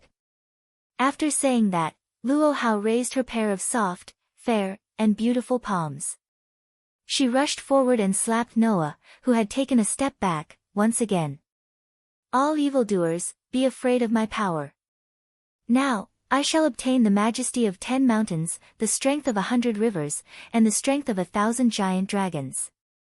The majestic me shall raise the ferocious power to slay dragons. At the moment when Luo Hao made her move, Noah, who was already mentally prepared, also focused his eyes. The stone plate in his heart turned to the pattern of the Dragon Man, and used the Dragon Man incarnation, letting the majestic power of the curse sweep out from his body. His body tensed up, and turned into a powerful physique comparable to that of a giant dragon. Then, Noah clenched his fist, and all the power in his body poured into his clenched fist.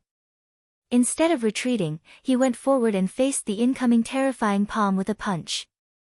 Noah's heavy fist and Luo Hao's palm collided in the next moment, stirring up a fierce wind and a muffled sound that made people's hearts shrink.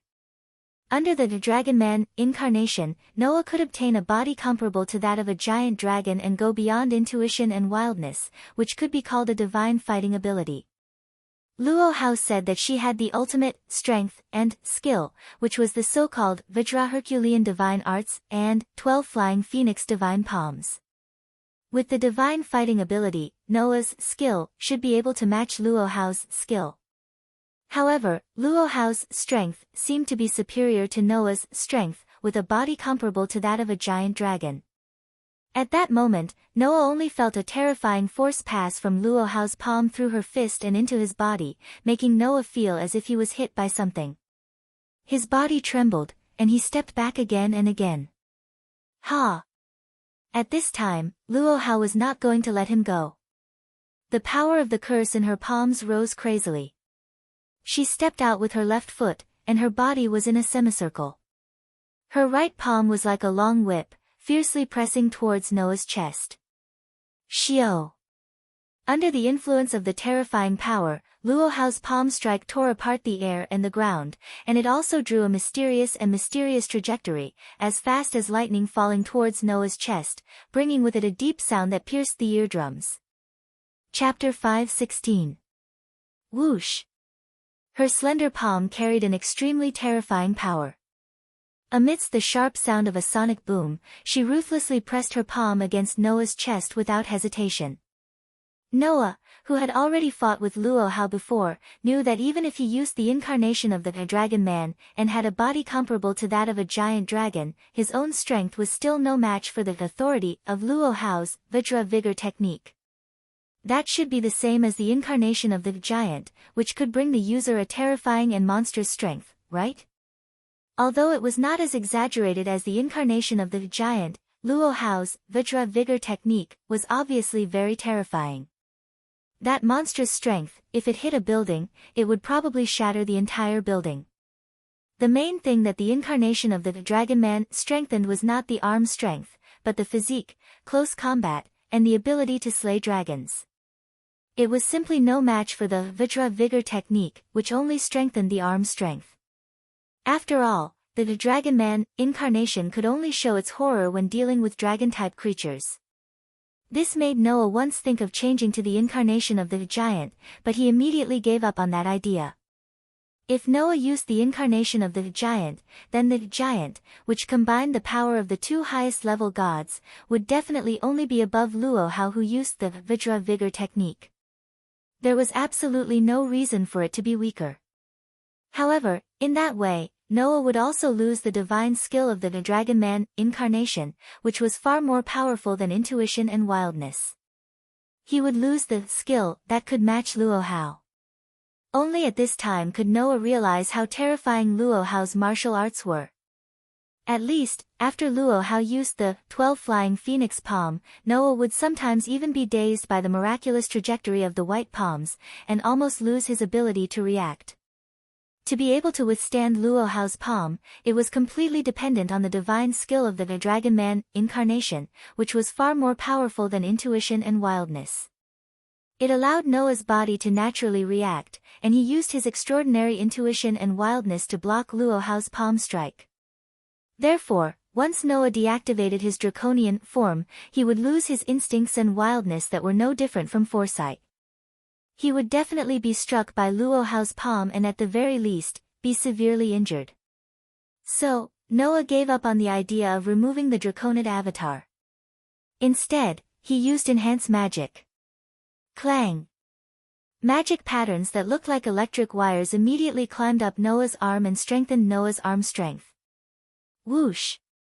Luo Hao's palm strike struck towards Noah's chest with an irresistible force, like a hot knife through butter. Under the control of his extraordinary intuition and wild nature, Noah's body once again reacted naturally. It was as if he knew the path of Luo Hao's palm, as if he could predict the future. He rotated his hand into a fist and punched out. Chi!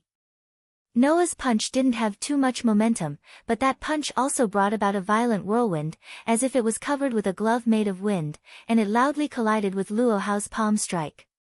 Bang! The heavy fist and the ethereal palm collided heavily once again, causing the terrifying power that permeated the air to sweep out at the same time.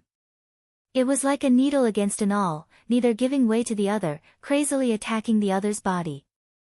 Bang! The ground where Noah and Luo Hao were standing was directly shattered by the violent collision between the two. Huge cracks spread out from under the two people's feet to the entire deep pit. After using enhanced magic to strengthen himself, Noah's strength finally managed to barely keep up with Luo Hao's strength. Good! Luo Hao said excitedly. It seemed that her fighting spirit had finally been aroused. Not only was her whole body filled with a terrifying curse power, but she also rose with an imposing manner that looked down on the world. In the next moment, Luo Hao's palm strike abruptly stopped. Just as one palm was retracted halfway, the other hand turned into a palm and struck out with a whistling sound. It brought along afterimages and ear-piercing sonic booms as it shrouded Noah as fast as lightning. The palm wind that was filled with a frightening strength blew onto Noah's body, causing the clothes on Noah's body to tightly stick to his body. A pair of delicate white hands that were incomparably frightening were rapidly magnified in his eyes. This wild and violent attack caused a ruthless expression to appear in Noah's eyes. He clenched his right fist tightly and threw it out punch after punch. Swish, swish, swish, swish, swish. The sky was suddenly filled with fist shadows and palm shadows, all with astonishing power, and rushed out like a storm. Peng peng peng peng peng. The fist shadow and the palm shadow collided with each other in an overwhelming manner, causing waves of impact and explosions. This caused the entire ground to tremble violently at this moment. Some of the gravel even directly exploded into powder under the impact of the strong wind and scattered, causing smoke and dust to fill the air. Dong! In the huge pit filled with dust and fog, the ground was once again unable to bear the burden and collapsed. Immediately after, two figures flew out from the smoke and dust that filled the air. The soles of their feet brushed against the ground, drawing a gully that was over 100 meters long before they stabilized their figures. However, neither Noah nor Luo Hao moved their eyes away from each other for a moment. Even though there was a thick layer of smoke and a distance of over 100 meters, it was as if they could still see each other's eyes, flashing with a terrifying expression. After more than 200 years, I, Luo Zuelian, finally met someone who can truly match me in martial arts. Luo Hao's sweet and clear voice was full of excitement, making people clearly feel the excitement in her heart. Rakshasa king of a foreign country, if you were born in my land of China, then you would definitely be able to become a martial arts master who can compete with me for the position of the Wulin Alliance. Thinking of this, Luo Zuelian's heart surged, wishing that she was born in the same era as you. Those who were familiar with Luo Hao would definitely be shocked by Luo Hao's words. How many years has it been since Luo Hao acknowledged someone like this? However, regarding Luo Hao's acknowledgement, Noah shook his head. No, it's impossible for me to compete with you in terms of martial arts. You should be able to see that the reason I can compete with you in close combat is because of the power brought by authority. I don't have any skills that can truly match you. This was the truth. If it was swordsmanship, Noah, who has been training his swordsmanship since childhood, may be able to compete with Luo Hao. But in terms of fighting skills other than swordsmanship, Noah only learned martial arts, fighting, karate, taekwondo, and even military physical skills after entering the world of the Dark Bullet for more than a year. Naturally, it was impossible for him to compete with Luo Hao, who has been practicing martial arts for at least 200 years. To be able to fight with Luo Hao like that, it was entirely relying on the intuition and wild divine skills brought by the Dragon Man. His body naturally used those skills, and it was not the fighting skills that Noah learned himself. Don't belittle yourself. Luo Hao shook her head. My Vajra divine art is also the authority that was usurped from God, so I have the ultimate strength. So, even if your skills were also taken from God, it has now become your strength, that is yours. Saying so, the smile on Luo Hao's face became even more lovely and sweet. If you can't let it go, then take a look at the true essence of my Vajra divine art. Around Luo Hao's body, the blazing curse power began to rise, making Luo Hao's body rise up like a mirage. One strength defeats 10 skills, one strength suppresses 10 skills, one kick has the strength of 1,000 caddies, one foot settles the earth. With the help of the ballad-like words, the mirage-like illusion gradually became clear. My Vajra divine art not only can give me the ultimate arm strength, it can also summon the Vajra warriors to fight for me. As if to prove the authenticity of Luo Hao's words, two bald giants with a serious expression and exaggerated bulging muscles appeared in front of Luo Hao, emitting golden light. Come! Foreign Rakshasa King. It's time for you and me to decide who is better. Let's decide the winner with one blow. As soon as Luo Hao's voice fell, the two Vajra warriors stepped forward at the same time. With a roar, they stepped on the ground and assumed a sumo posture, glaring at Noah. Seeing this, the corner of Noah's mouth slowly hooked up. In the next moment, a huge amount of curse power gushed out from his body. With pleasure.